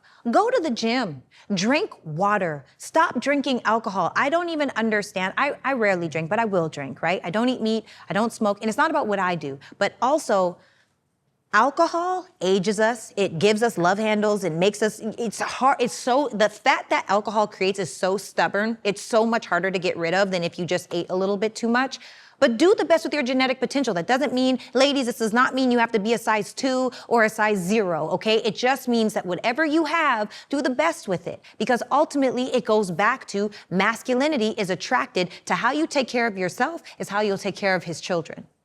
Right? It's all an extension of who that man is. And when you go out in public, like women that wear bonnets out in public, I will never understand. I'll never get it, for me personally. Unless we're on a private, if we're flying private and my hair has to be a certain way and I gotta tie this joint down, that's a different story. But I'm not walking into the airport with a bonnet on. Like, to me, that just it screams, don't choose her for high value, high earning, masculine men. Not that there's anything wrong with it. You can have that bonnet on. What that ass look like though? See, that's the F zone. It's the aesthetic though. That's the F zone. Let me tell you something. That's the F zone, Cam. That's cool. Fuck zone, call it what you want. But just keeping it funky. That pussy ain't talking about nothing. We can't get far. I don't give a damn how many days you make me wait. What makes it good? Baby, it's all encompassing. It's the Like- way you treat me, the way you talk to me, the way you just allow me to be me. That. So yes, I can turn a hoe into a housewife. I hear you. So I'm just going back to moving right along. Okay. What's your idea of what women or how women should be courted? With intention. I think that a man should make his intentions known and be intentional about getting to know that woman and not jump directly into sexual, but intellectual, spiritual, mental, emotional. You know what I have a problem with that? Is because this is where some men, if not most men, need help with that. Yeah. Because oftentimes having money is enough. Yeah. And Sad. going from situation to situation, this is where I believe women should pursue a man. No. It helps identify like, yo, damn, she different. It's the intellectual side where a alpha man can take a lead because a woman knows how she wants to be treated. And she teaches him those things. Yes. So with that, I'm like, yo, if you want to be courted a certain type of way, oftentimes men are creatures of habitat, just like women are. But if we've been getting away with just having money, just having roses, just having private jets, just having the opportunity to give an experience that they're not used to seeing, that's enough for some people. Well, when you get a woman that comes along that's not impressed solely by that, okay, it's liked, okay, you look at it and it's a difference maker, but Yeah. that's not enough. Right. Men will lead and take a step back and say, okay, help me. Put me on. Well, you learn that inside of getting to know someone in the vetting process. So one thing you'll learn about me, if we go out for a smoothie, it's gonna come up that I don't eat meat or fish. I love a smoothie. It's so easy. It's so simple, right? So I don't do that. Or I love the salsa dance. I literally love to salsa. So it's like, that's gonna come out. What do you love to do? The things are gonna come out, but the question is he listening? So that lesson is for the man. The woman is oftentimes going to give you the cheat code. Are you going to use it? Are women better at fighting temptation, or do they hide their scandals better? They definitely hide their scandals better. I don't think they're better at hiding temptation. I just think that women only step out of what they're in if they're not emotionally being met.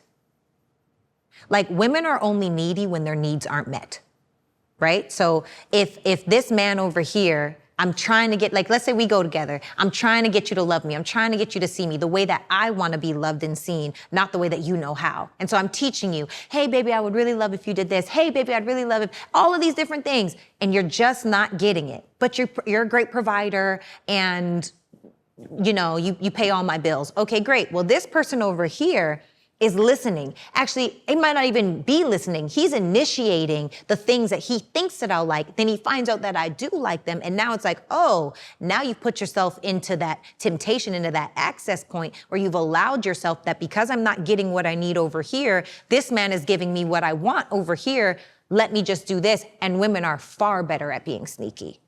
Far better, in my personal opinion, because we're better at paying attention to details. One of the reasons why I believe masculine men that have a feminine woman will always elevate higher than the one that doesn't is because our capacity for our orientation to detail is crazy. And then we can plant the seed in the man where it's like, oh, hey, did you know, say it in a way that is not emasculating. Let that man be great. Celebrate him when he wins, and we all win, right? So it's like this. It's this yin and this yang that you've gotta learn. But most men with money that have means, oftentimes are lacking inside of the emotional fortitude, the emotional intelligence, and the emotional regulation. Agreed.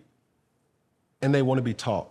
Yeah. That's why I say, don't leave too soon because, sis, you may be prepping that man for somebody else. Women do it every day. And don't allow somebody to reap your reward. And I'm not also saying just stay, girl, just stay, fight it out. Your staying power is like, yeah, but you got a good man. Yeah.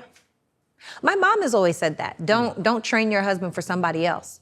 You know, my sister and her husband now, bless their hearts, my sister Lauren, they were together, I think. Real sister. Yeah. They were together for 8 years. They broke up for 5. Now total, it's been 23.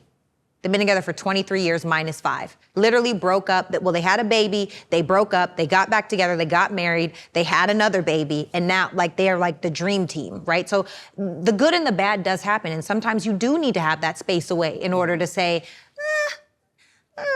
let's get back, or you're both growing and healing and evolving at the same level, and it makes sense to come back. I haven't personally had that experience. However, I love that for them, you know. Moving right along. Are women satisfied with one man? Yes. Oh my God, yes. Absolutely. Unless, well, I don't know. Also, it depends on the man. Talk to me nice. I feel like some men just get it. They get the flow. Some men need to learn the flow. And some men will never know the flow. So I feel like emotionally, is one man enough? Yes, because men are work for women and women are work for men, right? I don't know. I guess the question comes down to, if the man doesn't know the flow, would she be satisfied? She'd probably lie to herself and tell herself that she is. We're like that. Yeah. You don't think men know that too? What, that they don't know the flow? That their women are drifting? I don't think that she would drift if he compensated in other ways. Like maybe he's more, you know what I've realized? Men that are not as good in the bedroom tend to be more feminine, which means oftentimes they're more, let me rub your feet. They're more romantic. They're more, let me give you a back rub. Let me take you on this date. Hey, baby, I sent you these flowers.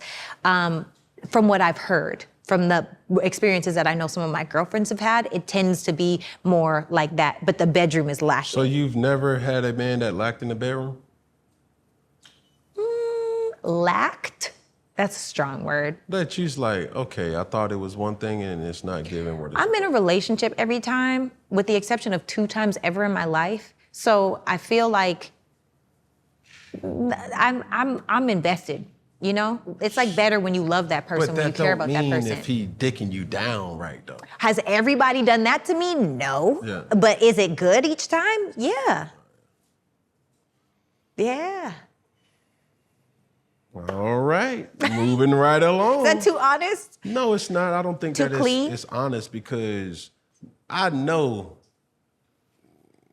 just given my around the wayness, I know I done gave some bad bitch just, damn, I ain't put out my best performance. I done run my best 40. Yeah. They just been like that. And you know what I'm saying? I just like, look, you caught me on a bad day. Yeah. And I already knew it was like, you ain't even nobody I even want to double back for, so I ain't even gonna give you that. Yeah. But that's what men won't tell a woman. It's like, Yeah. she bad, but she Is bad. it true that most bad women are lazy in the bedroom? Oh, I'm going to give you a nugget. That's I've heard my guy friends. They be lazy, man. Okay, this is the unincorporated kind of parameter that most men go by. Okay. If she's a pretty, beautiful woman, she probably can suck dick. Good. That don't mean she can fuck. Oh my God. Now, if she got a fat ass, look like she done, you know what I mean? She gonna blow your socks off. Oh, wow. Cause she just gonna, you know what I mean? She done been around, she know how to make a man, whatever. This may be too honest No, for TV. I'm here for it. but I'm like, just, wow. Most times, women who've been in relationships Yeah. may not have the best pussy, but they have the best intimacy in regards to kissing, oral, because they've practiced enough with one person. Yeah. Now, the girl who's Outside. It'd be good. She gonna throw it back. Dee, and it's gonna be one of them, oh my God. So that's your preference, super thick women? You gotta have some. Because this is my question, and this is for all men. I'm trying to understand the math. I don't get it. You gotta have some. No, I know that, but I'm saying like all of that. I guess specifically what I'm thinking of is like women that have crazy BBLs, and that's what a lot of men will just, F down or whatever. But that's what they don't understand. The crazy BBLs, you will get fucked, but you won't get cuffed. But how do you even do like physically? I'm like the math doesn't math for Okay, me. we talking like homeboys now. Yeah. So you'll see it and be like, damn, I fucked the shit out of her, but I would not be caught with her. Period. See what I'm saying? Yes. Wow.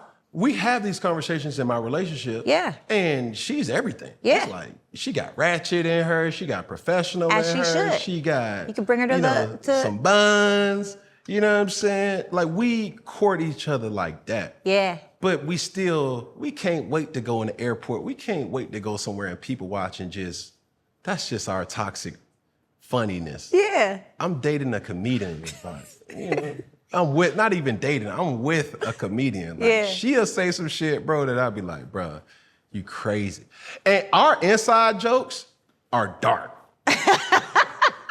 Like, example, I'll send her something on Instagram. Now, this is a different level of relationship that people who aren't in a relationship will never understand.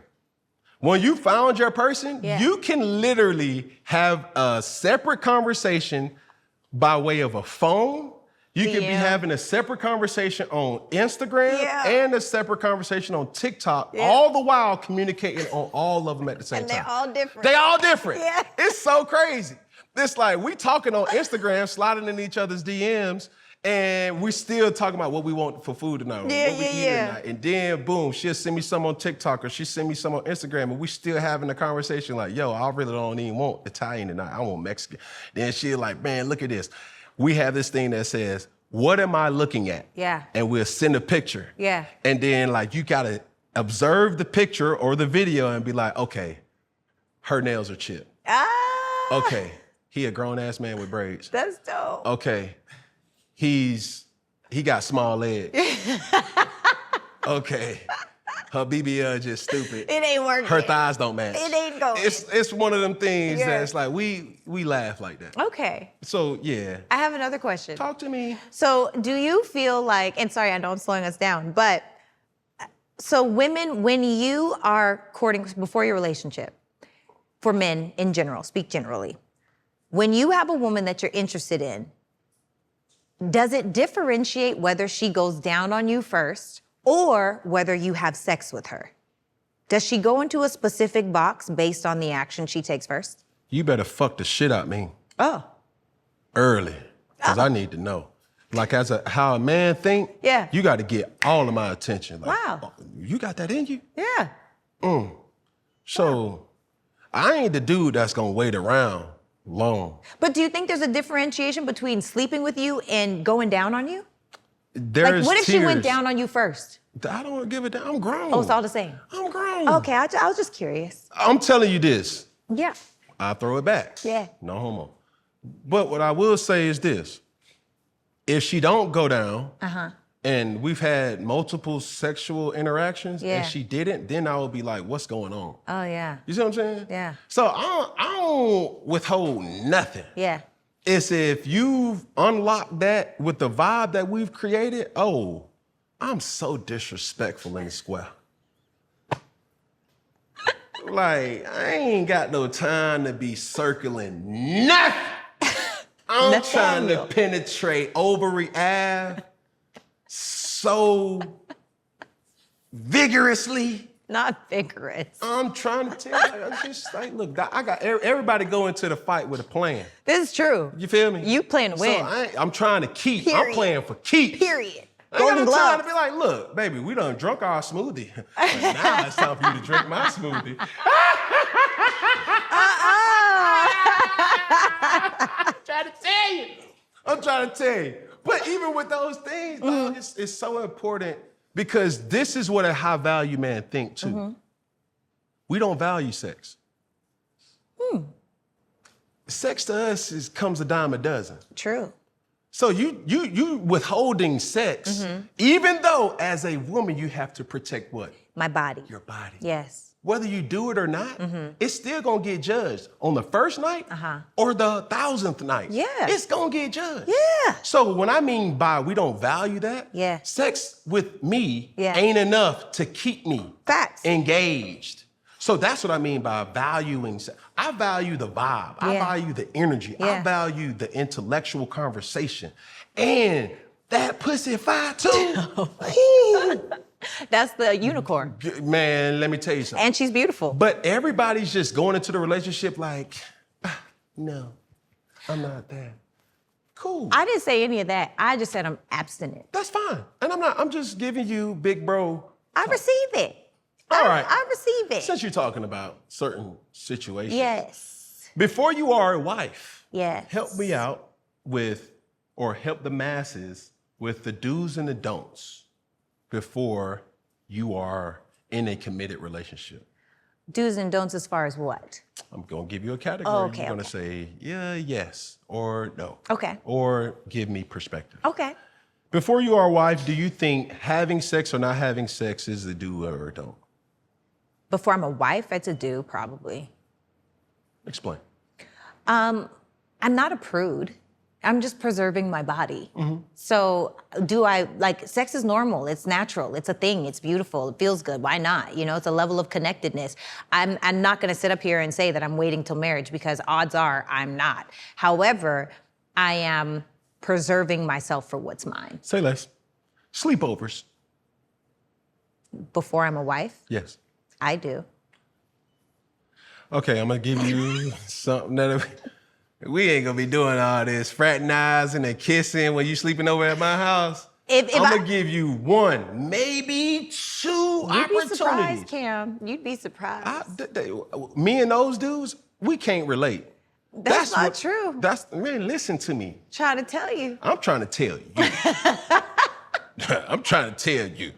You keep coming You over are my Cam crib. Newton, okay? Let's just put I you only in a can different speak world. for me. Yes. I only can speak for me. That's why I say I've seen a lot of platforms that you've been on. A lot of those dudes, respectfully, we can't relate to a lot of shit. Yeah. So me telling you, this is my personal experience. Yeah. You're not about to keep on coming to my house looking fine as shit. We had an amazing date. We had an amazing time and kissing and that doggone prisoner get to talking, that Chardonnay, that Cabernet get to just whispering in my ear and you on your lemon drop. And I'm like, baby, we're not gonna keep kissing and you keep cuddling and you keep getting in your negligees and you got your little hoe bag and you got all these Not different the hoe things and that skin soft and I'm not gonna keep playing with myself.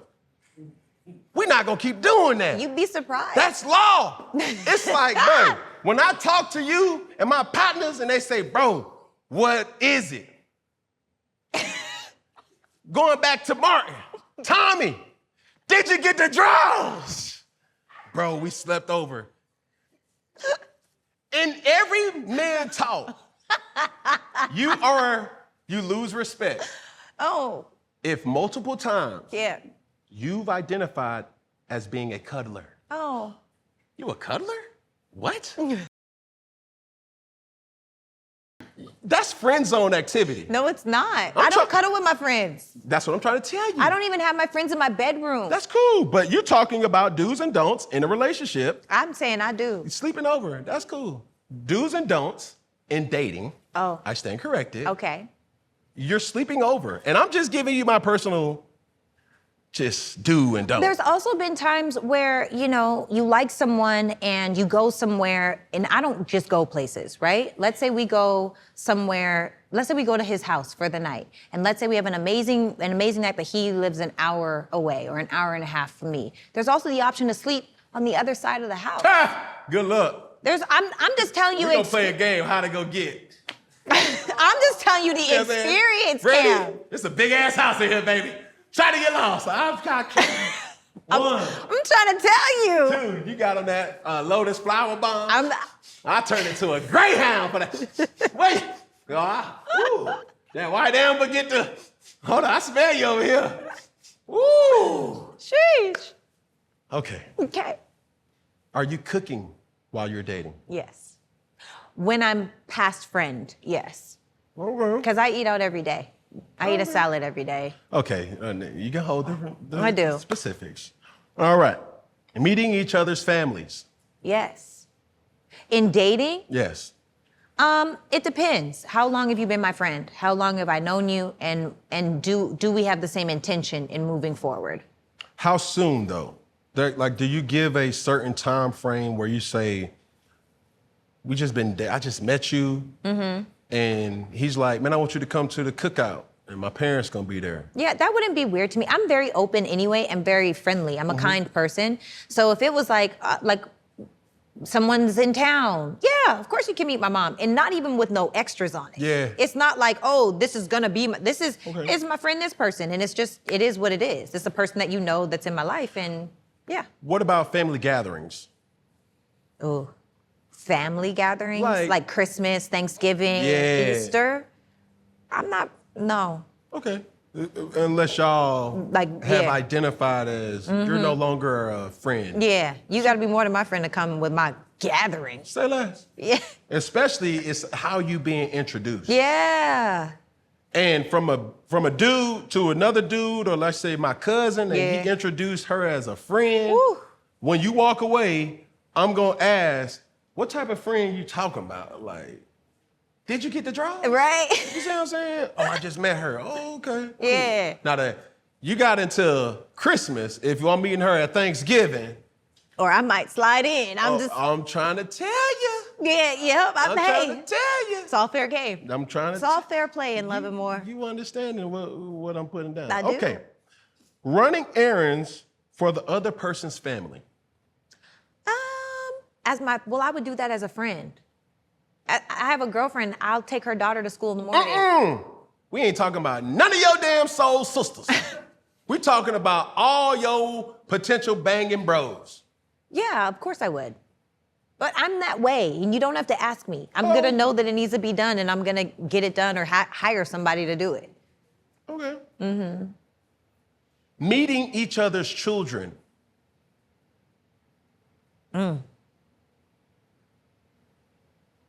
That is situational and circumstantial.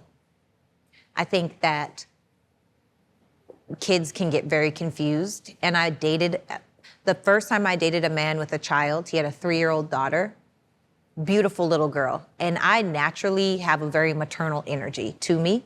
So we were at a basketball game and she wanted to get up. I said, sit down, baby, let me put your shoes on. And every baby I call, I don't care if you're 12, I'm gonna call you baby. Like I am my parents' daughter, meaning I'm still baby, you know? So I say that to say that she said, okay, mom. And I was in such like a, I looked at him, not to shame the baby, because I would never do that, but we were both like, yo, she just called me mom, and it's only been 2 months of us dating. That says a lot about who he is. Well, what does that mean? That means you're the only woman that he allowed her to be around? Or he hasn't allowed his daughter to be around. And that's some sucker shit. True. Like, real talk. Look, one thing about me, since I'm extremely open, my children are sacred. Yeah. I'm a dog. Yeah. Understand that. I said that multiple times. But even with dating Jazz, it was years. In relationships, a big mistake that happens when children are involved is they now become an accomplice of the situation. Yep. And to your example, that wasn't the first time a woman was in his life that his daughter had met. And that's sucker nigga shit. Yeah. Sorry to be harsh, but it just is. Yeah. Because if you're dealing with that on your own, that's a personal relationship. Yes. Now, when you involve children, that becomes a tribal relationship. Yep. Hey, daddy, whatever happened to? Yep.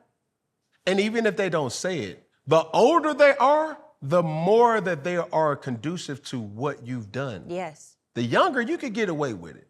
But even still, you don't want to create bad habits. Yeah. Personally, Jazz did not meet my children for years. Wow. Because I knew we had something special. I was so fearful of it not working, and still it not working.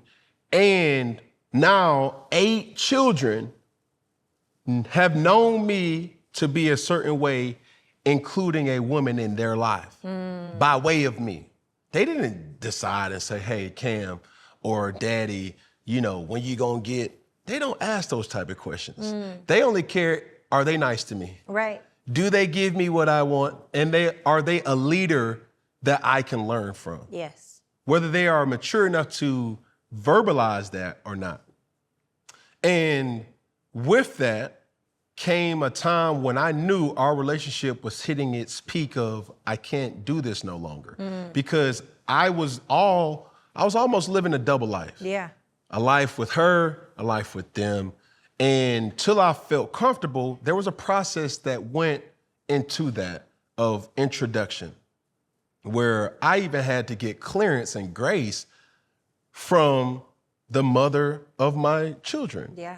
I had to have that uncomfortable conversation, but they both respected it. Yes, and that is the thing I think a lot of men miss that have children, because ultimately the man creates the safety and the boundaries inside of the relationship. Right. From the women having what kind of relationship they have to the children, what kind of relationship do they have? And I think that a lot of men drop the ball in that area. I had one relationship. This is the only relationship I've ever known myself to be cheated on in. And it was a short, this is the same love bombing, narcissistic. How long was the relationship? It was 7 months. It felt like 5 years. And this is how I know that it felt long, because I am an international speaker, right? I've traveled all over the world speaking about leadership, self, and business development.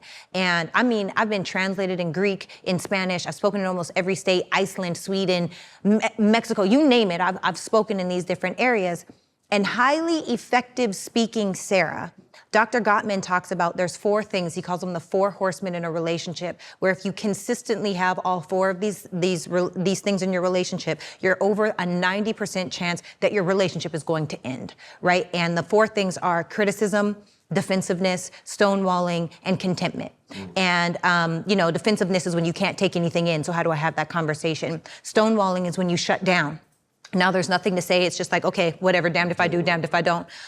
Contentment is when you put yourself above that other person. And criticism is when you're constantly picking at that person.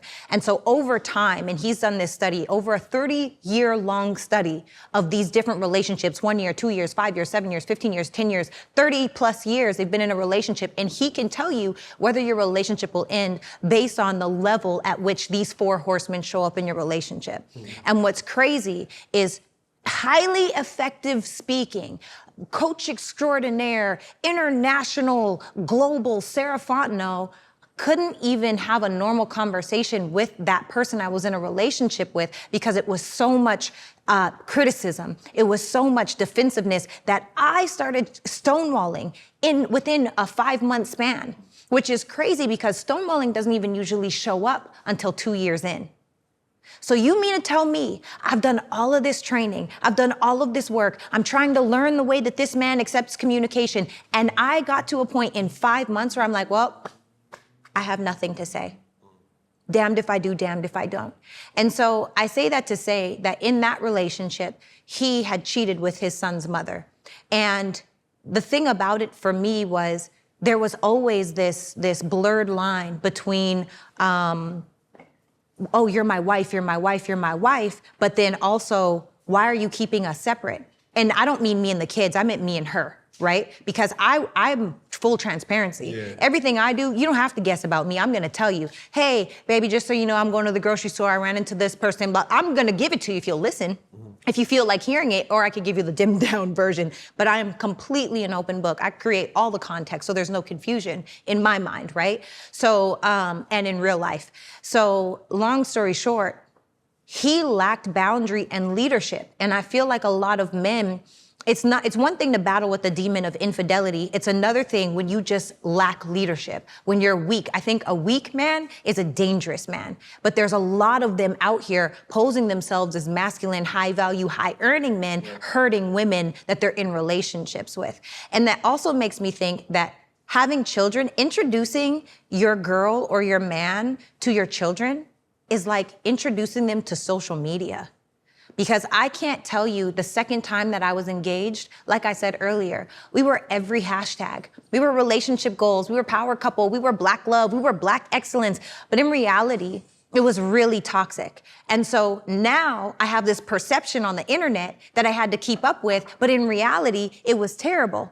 But because I had sold this story of how great things are, it's like I stayed in that relationship longer, being talked to, you know, not any type of way, but what I didn't appreciate or wasn't up to the standard that I would have appreciated. I stayed in that so much longer because now my relationship was tribal. Yeah. Now my relationship, I have people asking me, oh, well, whatever happened to this guy? Where did he go? And so for me now, I feel like even in a relationship, when I do get into a committed relationship, I'm not the girl that's gonna jump to social media. I don't need anybody to know who I'm talking to, what they have, how much they make, because on Instagram, the perception is so much more important than the reality. And I needed that lesson. I needed to go through that. And I think to an extent, all of us probably do go through that too a little bit, like that validation. But now that I'm on the other side, if it doesn't feel good in real life, I don't want it. And I don't need people to know, as far as they know, I'm broke, I'm ugly, and I'm single. Okay, don't nobody want me. And I'm okay with that being the idea of what people have about me, because I would rather it be good and incubate my baby until it's strong enough to go out into the public, until it's strong enough to not create unhealthy attachments to things that don't belong. Yeah, I want to say something too in regards to my personal situation, because I do believe in protection. Yeah. But we live in a day and age where I promote authenticity. Yes. And a lot of times in my promotion of that, I have to tell real life experiences. Mm-hmm. And there's times where it may not taste well or come across well, but it's the truth. With that, in my relationship, I've publicly embarrassed her, but my intentions were to promote honesty and authenticity and transparency. And in time, in the collateral damage is that I sacrificed her happiness, but is the bigger picture there. We lock the fuck in. And when I say certain things, it comes off and she gets shitted on, and I hate that about that. But the reality is, my first baby mother, great working relationship. My second baby mother, great working relationship. And even with the relationship that I have now, great working relationship. That relationship is a plant, nourishment that you have to check in properly. And it's my job as the leader of my household and other households that I have to be something that they all can understand and respect. I appreciate them for allowing me to be that and understanding that at the state of certain relationships, I have no jurisdiction no more. But that don't mean I don't have a priority in those things too. And that's what people don't understand. It's knowing what comes with me. I'm very protective of you meeting my children. I'm very protective of you mentioning my baby mothers. I'm very protective of you meeting my mother or my father or my cousins or my brother. I'm very protective of those things. Because if that happens, understand who I am as the leader of my family. And I appreciate the understanding of the acceptance of who I am. And sometimes, like I say, I have been ridiculed and they have been ridiculed to a way where it's not always fair. But once you understand my purpose, that's what makes it easy to say, baby, this is what happened. You ain't got to explain yourself. I'm rocking with you. And when transparency is there, hey, I want to go with you to drop the kids off. Okay, babe, come on. Hey, I want to go with you to the kids' game. Okay, babe, come on. If my baby mother say, hey, I need to come by to whatever, acknowledgement is already there. There's a line there where I can't control what a person may do, including my partner. But I can set lines and say, hold on, this is what this is. If everybody understands who and what they are and what level of respect that comes with that, that's all you can ask. And that's where men need to be better at. Yes. Being that dominant force, it's not a dictatorship. Right. It's understanding this is who I am. Yeah. I didn't get to choose the circumstance, or I did create the circumstance, but you don't just get to say, oh, I love you. But loving me, you have to love everything. I've seen multiple situations of all of my mother's children being so graceful. Unbelievable moms. I got lucky with that. Every single one of the women that I've had children with, unbelievable moms. Unbelievable. They're willing to go to the end of the earth for those things. And there's times where not unhealthy confrontation happens, healthy confrontation happens, and we don't do it in front of the children. Amen. So for that, if you are dating baby mother, respect me enough that if that person that you're dating, if they're not going to love all of you and what comes with you, and that's a hands-on baby father, then big bro gonna come out in our co-parenting and say, come on, come on. Because if he play with you, even though we're not sexual, I don't play about you. Right. Period. So, yeah. that's my No, I think that's great. I do have a question though, Cam, about you saying sometimes they catch the strays to the things that you say. Is there a way to be transparent and protect them? Because as a woman, it's different because you're a man and men are, in a way, you're stronger. Yeah. It just is what it is. We have to be intuitive and, because we aren't as strong as you guys physically, right? So is there a way to protect them being in their feminine where you can be transparent but still allow them to be inside of their feminine? What I mean by that is, let's just say, I know it's not cheating. It's like you guys, you know what it is, right? Inside of your relationship. And instead of having the conversation saying something along the lines of, she's not the only person that I've been with in my relationship, which for 97% of people in the public, they immediately are like, oh, he's a cheater because they don't know your agreement or your arrangement or whatever it is. Is there a way for you to still be open in the sense of, I am a certain type of man and she knew exactly how and who I am. And although although we are in a committed relationship, we decided together that if something were to come up, she's not gonna beat me over the head over it. She allows me to be who I am. Now what you're doing is both of you are moving and operating from a place of power instead of making her look like some weak, just whack woman. For 97% of people, I didn't do that because immediately I understand because I know the world, right? But if you've never known that world, then it's easy to villainize you and victimhood her. Right. It's really easy to say, oh, she's weak. Oh, she ain't about nothing. Oh, because of how it was said. So, I don't know if that's a thing or not. That's a great question, and I'm glad you mentioned it and asked it, because that's where I'm not too manly to say I'm learning. See what I'm saying? Yeah. Like, I created a platform that I want people to live in their truth. Yes. There's times where she says, baby, you hurt me.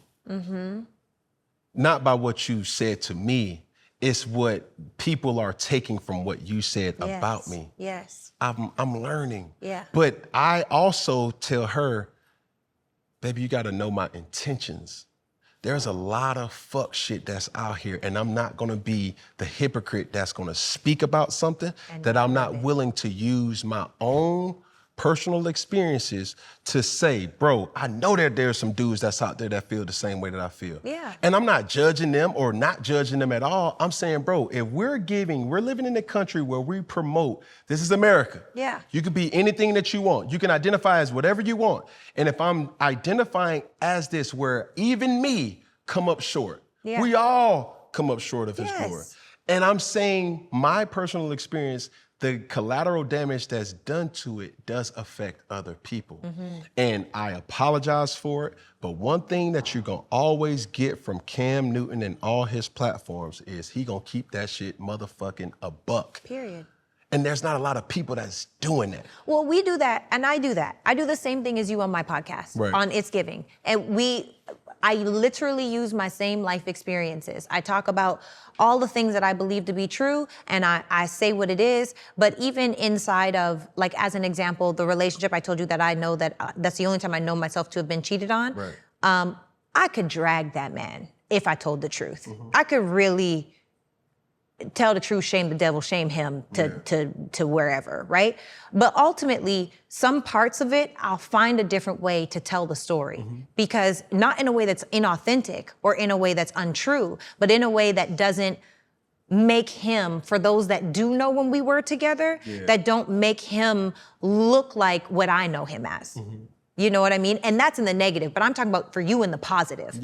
You know, I think, I don't know. And one of the ways that I personally do that is just by saying, like, how can I leave this person to take accountability? Because I'm not gonna lie about my experience. My experience is my experience. But I don't know, there's just like a way, I don't know. And we're all learning, man, right? You hit the nail on the head. And there's things where it's like, I'm not gonna be this dude that say, this motherfucker hasn't came and shook some shit up in my life, because she has. The same way as my other baby mothers as well too. I'm finding even more of a respect by co-parenting that I didn't even know I had the maturity to do. You know what I'm saying? And I would not have been able to do that if it wasn't the non-negotiables for my past relationships or the non-negotiables that's in my relationship right now. I only can give my personal experience, and there's still times where I fuck up, but I am doing all of this with good intentions to say, bro, let's keep this shit funky, man. And I'm not trying to shame somebody to bring me up or shame me to lift somebody up. I'm talking about the realness as I know it to be. My last thing too, in regards to doing things while dating. Do you think living together should be a do or a don't? Oh, a don't. Dating? A don't. For me. With no promise? In a way. Because when I went to therapy, in a way. Because this is the thing. When I went to therapy, I was, after my toxic relationship, because I was in a dark place, whatever, I asked him, he said, Sarah, you have to stop acting like a wife to a man that's not a husband. And I said, I don't understand the difference between girlfriend and wife. Can you please break it down for me? Because I don't know how to not be me. I don't know how to not connect. And I go on and on. I don't know how, because he's been working with me for months at this point. And long story short, what he said is, the difference between a girlfriend and a wife is, a girlfriend is still mine and yours. You have your car, I have my car. You have your house, I have my house. You have your things, I have my things. But when we are married and we come before God as one, it's ours.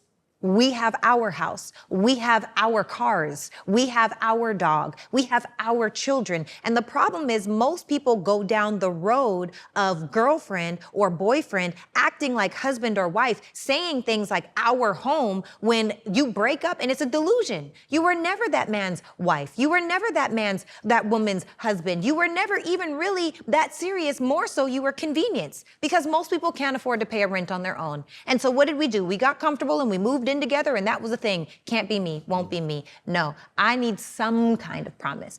Would I move in as a girlfriend? My ex asked me to move in with him when I moved to Atlanta. I said, absolutely not. I will be getting a condo. No. And was he assisting in payments? No. I don't pay bills. Sorry. So he was paying for your house? When I moved here? Yes. And we were together? Yeah. I don't pay a bill when I'm in a relationship. I attract the type of men that want to provide. Now, you know that discussion just got hit spicy. And abrupt. Sorry. It's just my truth. Explain that. You don't pay Nathaniel? Like a rent? No. So is that, okay.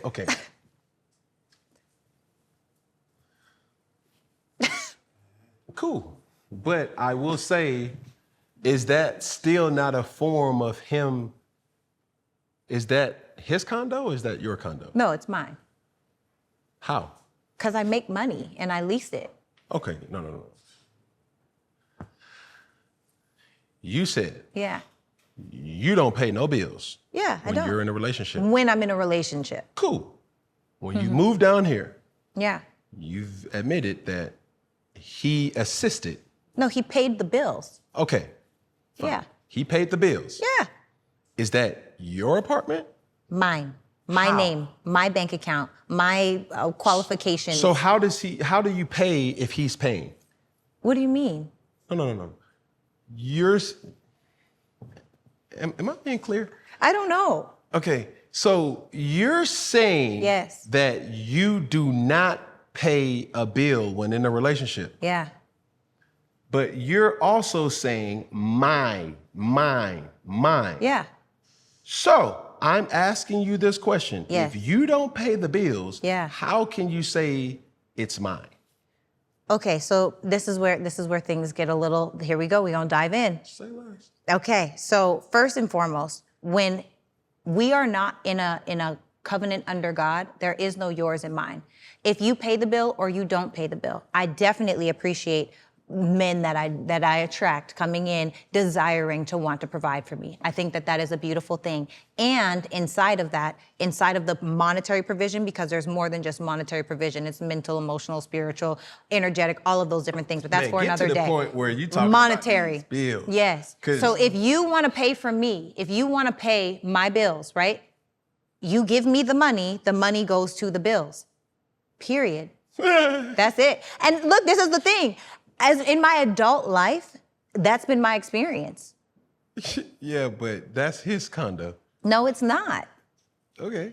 Because this is the thing, Cam, just because you, look, that's like saying just because I take you to dinner, I get to have sex with you. No. It's not a level of owing. No. Because you're look, moving the goalpost. let me tell you why not. What you But should can have I say one thing? said, by me paying for that dinner, it's in good faith that one day it's leading to sex. Well, in one day, it was leading to marriage. That's cool. So you can't build a house with one brick. With one brick? What do you mean? Don't let that fly over your It head. flew. I need to know. I need to break it down. You can't build a house with one brick. There's multiple bricks that make a house. Absolutely. So when you're saying a wife or Yes. a girlfriend Yes. or a real relationship, there's certain multiple things that, okay, I can pay your bills. Yeah. Okay, I can give you emotional safety. Yes. Okay, I can do all these things. That is what it gives. It's No all pun of intended. it. I like that. It's all of it. Like I said, I want it all. But okay, this is where Big Bro come in. No. So let me make this clear, because first and foremost, I feel like there are a lot of women that want to attract men that want to provide for them. I don't ask for anything, Cam. I've never said we can't be together if you don't pay my bills. That doesn't even happen. It's not even inside of the conversation. So how do you get to a point? This is extremely contradicting. It's not. Because how do you say you cannot be in a relationship and you don't pay bills? That's obviously What do you a mean? non-negotiable that you've put in the universe and said, if you with me, That's what I get. That's cool. So also you have to think about this. That's why I'm saying I know the world. I know the world of affluent, successful men, because those are the men that I choose. We all attract everything, because if you have a good spirit, you're attractive. But the ones that you choose back, it's another thing. And the money, by the way, is not enough. When I told you I've walked away, my relationship before my last, he got me a Cullinan and a Bentley Mulsanne. Walked away. Money is not enough. Now, do I attract men that want to provide for me? Yes, and I don't feel bad for saying that. Do I also bring value to that man? Yes, absolutely, and he shouldn't feel bad for saying that. Are there tangible and intangible things that we both do for one another? But in no way should a man be like, oh, I'm paying the bills, that's my condo, because I never asked you to pay for anything. If you want to provide for me, if you want to say, oh, you know what, baby, let me take care of that.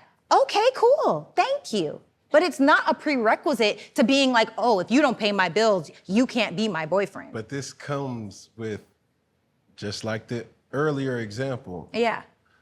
this is coming with the understanding that most women don't know the intentions behind that man paying for your... And that's the difference, because most women aren't vetting out their men. Most women are jumping into something just because a man has money. That's not what I'm doing. So for the sake of argument, Yes. when you're in a relationship, a person is giving you money towards a certain lifestyle. Yeah. Right? Well, I wouldn't say towards a lifestyle. Okay, let's say a house. Sure. Or whatever. Yeah. When you guys are no longer together, Yeah. who's now responsible for... My life, me. Okay. I pay my bills. Right now, I do. I'm not in an exclusive relationship, and Okay. I pay every single one of my So bills. take me through, Yes. when you start dating somebody, how does it come up to be taken care of, to be like, this your bill? First of all, I don't do that. One of the things about femininity is we don't ask. Feminine women, you don't have to ask for anything. You know the need. You know where I'm at. You know where I live. You know what it is. And if you choose to do it, because masculinity naturally wants to solve a problem. Masculinity wants to show, for a woman that he loves, he wants to do for her. Now, I actually had the conversation on my podcast with a person of, I was out eating by myself, and a person came up and talked to me, and we got into a super deep conversation. And he was saying how he was in a relationship and he's recently single, and we were talking about money and all the things. And I was like, do you believe in a 50-50 household? Because he knew me from my podcast. And he's like, no, I was doing like 80-20. And I said, well, what would have made you want to be at 100%? And he said, honestly, I didn't think she deserved it. So what I took from that, and I'm not a man, and you tell me, Cam, but what I took from that is most men, when they feel loved, when they feel safe, when they feel nurtured, when they feel appreciated, when they feel like their girl is going above and beyond for them, if they have the extra means, they too are going to want to go above and beyond for their woman. So it's no different. A man with me feels like, you know what, I want to be able to do this for you. It's not me saying, if you don't pay my bills, you aren't gonna get any money. No, it's me saying, they ask, how much is this? How much is that? How much is this? How much is that? And then after we've become exclusive, it turns into, here you go, babe, it's a Zelle, pay this. Here you go, babe. And then it turns into every month. And it is what it is.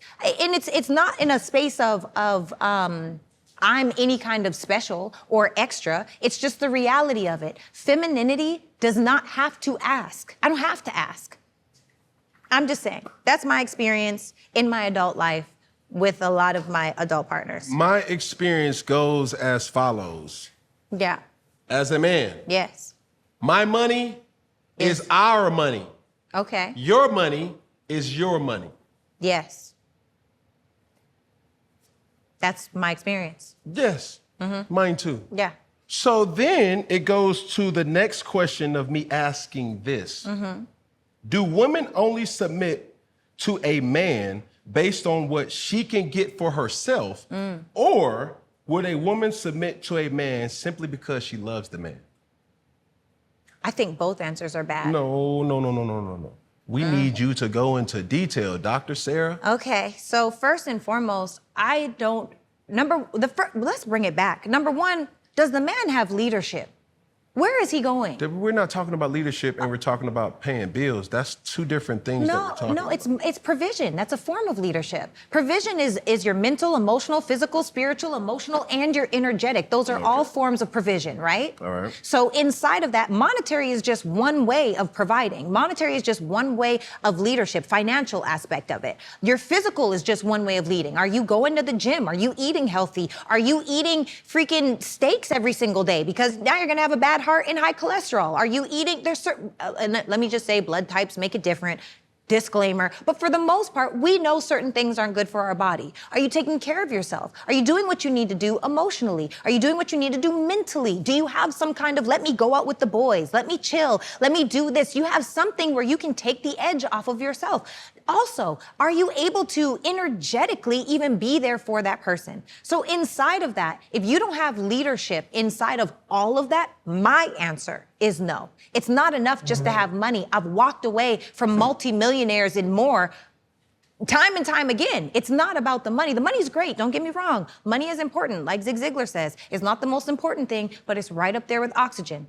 We need it to live. And anybody that tells you money is not important has never had any. I don't know what else to say. And also I think it's important to say that money is respective, because a man, I personally believe that a man has true leadership when he feels good about himself, in his purpose, in God, and in his bank account. So maybe for him, he's a $100,000 guy. Maybe he's $1 million guy. Maybe he's a $100 million guy. It's all subjective to how he feels and what he feels like success looks like. So until that man has that, that's what you should be submitted to. Can that woman fit into the vision that he has for the life? Are they on alignment? Do they want the same thing? And if they don't, then no, I don't think that they should. I can't agree with you with one of the things that you mentioned. What is it? A man doesn't choose his worth, society does. Based on what? How much money he's worth. I agree with you. A woman Work the system. Can choose her worth by how she thinks. No. A woman's worth initially is established by the way she looks. Yeah, and how she thinks. It's rarely how she thinks. It's too many times. We're going to see this episode, and I want people in the comments to answer this question. In the words of Kevin Samuel, how would you rate yourself from a scale of 1 through 10, fresh out of the shower, no makeup on, no body, waist trainer, no nothing, and you cannot use 7? A lot of people are going to say, oh, I'm an 8. No, you're not. No, you're not. A lot of women are going to describe themselves as 8. Yeah. Now, when a man is honest with them and say, baby, you're not an 8. You're not even a, no. Right. I would not even double take at you. That man giving you the down hard truth is being disrespectful to that woman. If that woman asked a man, how would you rate yourself? Oh, man, the same question. Oh, I'm an 8. You too broke to be an 8. And now she's disrespectful. No, she's not. That's just what men do. Like, you wish, like, boy. But why isn't it the same? Because that's the double standard. We've already identified that there's a double standard in the world that we live in. Yes. I will say it again. Men do not indicate or dictate what their value is. Society does. Based on? How much money that they are worth. Yes. How many ugly ass men have beautiful resources, including women, because of the money that they make? Agreed. Okay, how and many, for even this to this point, how many times do we see wealthy men be with broke women? Yeah, because men don't care how much money Now, women make. let me ask the same question in a different way. Okay. How many times do we see wealthy women date broke men? All the time. Because they love better. And they're oftentimes Who? when Give me an example. the Don't worry lesser about it. money that you make. Give me an example. The lesser money that you make, Rihanna and her dude. He ain't broke. Bad example. She's a billionaire. Bad example. So is Stedman Graham and doggone Oprah. Okay. Bad I'm example. just saying to her. Next example. Okay, so let's get out of personal. No. personalizing. This is a question where I've asked. Yeah. A wealthy woman Yes. is not going to get with no broke ass. What about dude. Oprah? I just used it. Stedman Graham is not broke. ASAP Rocky is not broke. What? They not making that type of money. I'm talking about If you want- if you- but I'm talking about differentiation from pay. I can't say what broke is because it's relative, but I'm talking about compared to the person that's making the money. If you think about a man that makes $10 million a year, great money. He's doing really well. You can pretty much live the life that you want making $10 million a year. You could do anything. You could private it, you could travel, you could buy the bags, you could do the things, you could give back. You could do all the things with $10 million a year. That is an amazing amount of money. If you make $10 million a year and he makes $60,000 a year, or she makes $60,000 a year, and he would still choose that woman that only makes $60,000 a year, the difference between that and Oprah making $1 billion and Stedman making, even if, let's say he made $10 million a year, it's still no comparison. So in comparison to who they're with. Those examples are not Okay, congruent so- to this argument. But what I'm saying. Because what I'm saying Yes. is a woman who is worth $60 million Yes. will not be dating a guy worth $60,000. There's one example that's at the top of my tongue right now. What is it? It's Tom Brady's ex-wife, Giselle Bundchen, and she's dating her personal trainer. She's dating a jiu-jitsu instructor. Oh, jiu-jitsu instructor. Yeah. That's 1 in a million. You want to know, but it's not. You just know about that one. And the reason why, because Cam, you have to remember. Give me examples in the test of time Yes. outside of Oprah, Okay. who's a billionaire, Yeah. and Rihanna, who's a billion. Everybody is broke towards them. True. Give me other examples. How about Because I can list a lot of men Yes. who are wealthy Yes. that are dating women or have married women Yes. that can't afford nothing. Yes. I agree with you. That's the double standard. However, so to my point in my argument, I'm saying men are judged by their value by Yes. societal worth. Yes. Women are judged by how they look. Yes. What they think. Oh, I'm a dime. Oh, I'm a bad No, it's bitch. not what they think, because society will tell you what your sexual market value is. If you are not a dime, even though you carry yourself like one, you still won't get any play if you look like a 4. Let's keep it a buck. Let's just be honest. If we're talking about literally women want emotional support. Women want to feel loved, but oftentimes those women that are more masculine need a more feminine man, which means oftentimes, this is not good nor bad, but oftentimes, and it's more likely than not, that a more feminine man will not make as much money as a more masculine man. But they're both necessary, because you have the boss babes that want to retire their husbands and have stay-at-home dads, and there's nothing wrong with that. Who? Honestly, I'm thinking about my white community. I know a lot of these women that are like, oh, I retired my husband. I could show you one. This is the thing. I could show you several. Dr. Sarah, I'm saying we don't have a lot of examples. They just oftentimes don't marry them. They're the long-term boyfriend, just like these women are the long-term girlfriend. And they're the long-term boyfriend because they aren't the alpha in the household. I don't care how much money she makes, she still wants to submit to somebody. I agree, but when you get to $1 billion, that's hard. Exactly. So that's to my point. Yeah. That's to my point. The initial argument came by way of you saying, okay, when you're in a relationship, you don't pay for bills. I don't. Cool. That's your truth. I'm not judging that. All I'm saying They is, gonna judge me though. of course, you know what's coming. What I'm saying to combat that, whether I agree with it or not, with you agreeing to saying, if he's paying for your household, Yeah. if he's paying for your condo, your townhouse, your house, that in essence is his house. I disagree. We can agree to disagree for Yeah. the sake of time, because we're 4 hours into this whole dynamic. I'm saying to you, it's like, yo, as a man, a lot of men can't cope with what I cope with. But if I'm giving you money towards your rent, and even if it's your name on that, if I'm Saranara, I'm not paying for that. And the course chances not. of you staying there, I'm still there. Okay. So, so I That's love that, you. right? Because That's you. I've done all the things, but I don't lead. Well, I should also say another thing that feminine should do. Don't talk about how much money you make. Ladies, if you are a successful woman, please don't lead with money. Please, for the love of God. That's what I'm saying. Look, I could look as be put together. We got to be put together, but don't. It's a disaster to lead with money. Can I clear something up Yes. in regards to what I just mentioned? Yes. When a man is affording you Yes. any type of lifestyle, Yeah. a lot of times a man says, indirectly or directly, you no longer are my responsibility. Yeah. So therefore, I'm not responsible for paying for that you've grown accustomed to. I agree with So you. that's all I'm saying when it's like, I'm no longer paying that if we're no longer together. That But makes sense to me. Okay. But also, that's the difference between, and this is what I'm saying, because it's such a small difference, but I do want to show the differentiation because I already know I'm being eaten alive as they watch and listen to this thing.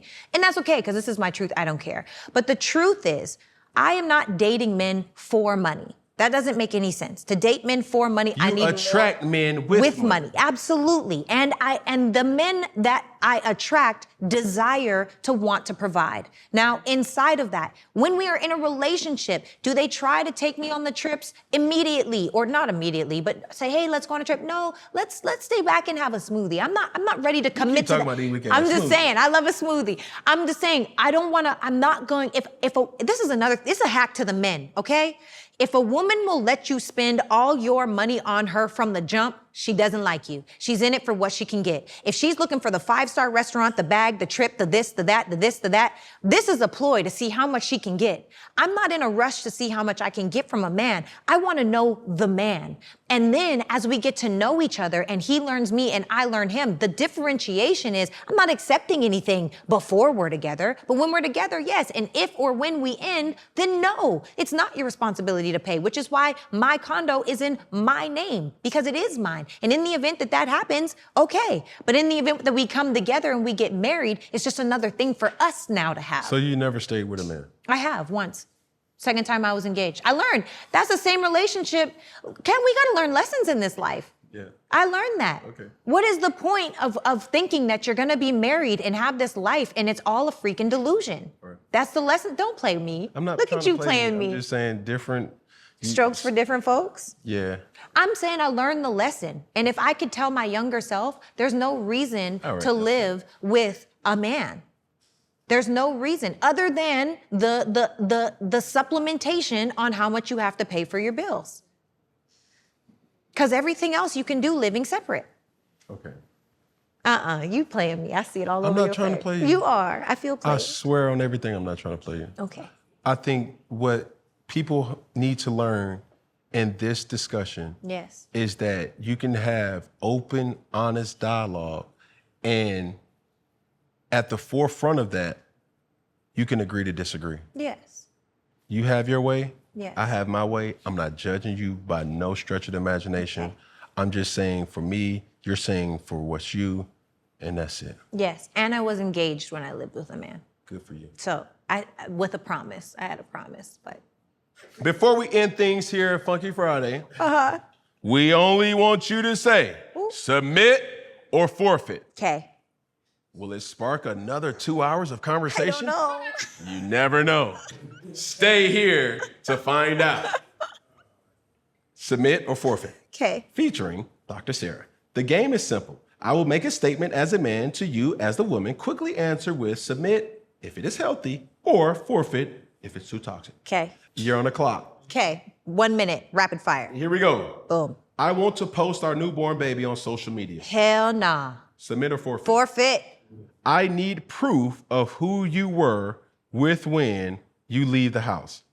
I need proof of who you were with when you leave the house. I need proof of who you were with when you leave the house. Hell no, that's giving trust issues. Submit or forfeit. Forfeit.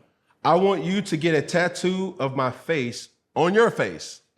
Never. Forfeit. Domestic violence. I've experienced that. I was almost paralyzed. Whoa. Yeah, first time I was engaged. So that's a given. Yeah, it happened, but forfeit. I would like to impart a new state of polygamy in a previously agreed upon monogamous relationship? Oh. I'm gonna have to say probably. See, do I want it too?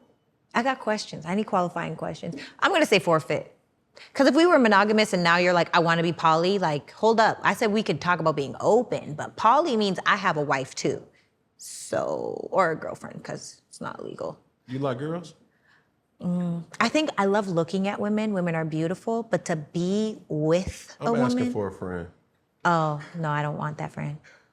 For real? You ain't never been with a woman? Not like in real, not like. So what's for fake? I mean, Like you said, not for real. Like, yeah, like not like for real. what that mean? Like the whole experience. I've never really experienced a Man, woman. keep it. You ate pussy or not? No, You ever had your pussy ate by a woman? no.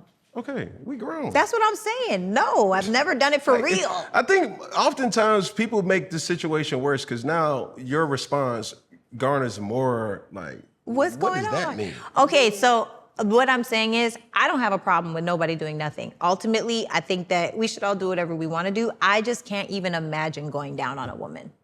She ain't bad enough. Shit. I can't even imagine. I would like to impart a new. Okay, you did that one. We've been dating for 10 years, and I know you would like to be married. But if I'm being honest, I don't know if I'm ready to commit. Good. Bye. Forfeit. 10 years 10 in? years? So you gonna go somebody else? You don't know if we're not married within 10 years. What are we doing? You want to be my friend with benefits? So forfeit? Forfeit. Okay. Throw him away. Me and your father have beef. I'm Oh. breaking up with you if you speak to him again. Oh. I'm sorry. That's giving toxic. Forfeit. So every man that you're with has to be good with your dad. No, they don't have to be good, but like, what is there to beef with my parents about? My parents don't beef with nobody. You stay with a person long enough, there's gonna be some type of conflict sooner. Literally, okay, this is what I will say, because in a situation that I've explained on this show, my dad was like, that's a weak ass, Nigga. yeah. That's my dad. My dad has no filter, no tact. That's just a part Me of who neither. he is. Yeah. I fucks with Pop. Yeah, he didn't like the person that I was with, but he would still respect him when he came around because of me. Okay. So if you really beef with my dad, like you really gotta want to throw hands for real. Like my parents don't do that. You think your dad will win, or you think the person you Oh, was my dad would win for sure. Without a doubt. in that situation? For sure. What if you was like, Daddy, don't fuck with him because that motherfucker got a hook on him? My dad literally almost choked this man up against the wall when we were in the same place because of how I was disrespected. Like, there's like me almost being paralyzed by my first, I hope you don't watch this, Dad. Damn. He doesn't know because he'd be in prison. Oh, yeah? Yeah. That's cool. Is it? But what have you ever been with? No, you know what? That's too toxic. My brain going. No, go ahead, say it. No, All right. Actually, We're no. 4 hours into the this time. discussion. Okay. I enforce we have intercourse on a live OnlyFans account. Forfeit. Go get you an OnlyFans girl. Say less. I push your face up against the glass in a car argument. Oh. See, at first I was like, yeah, and then it went to straight no. Forfeit. That's disrespect. Don't ever put your hands on me. Don't even raise your voice to me. That's not effective. Can I say something? Absolutely. With me having daughters, I always tell my daughters this.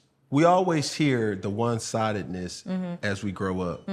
Boys should not hit. Girls. Right. Girls should not hit boys. That is always left out. Oh.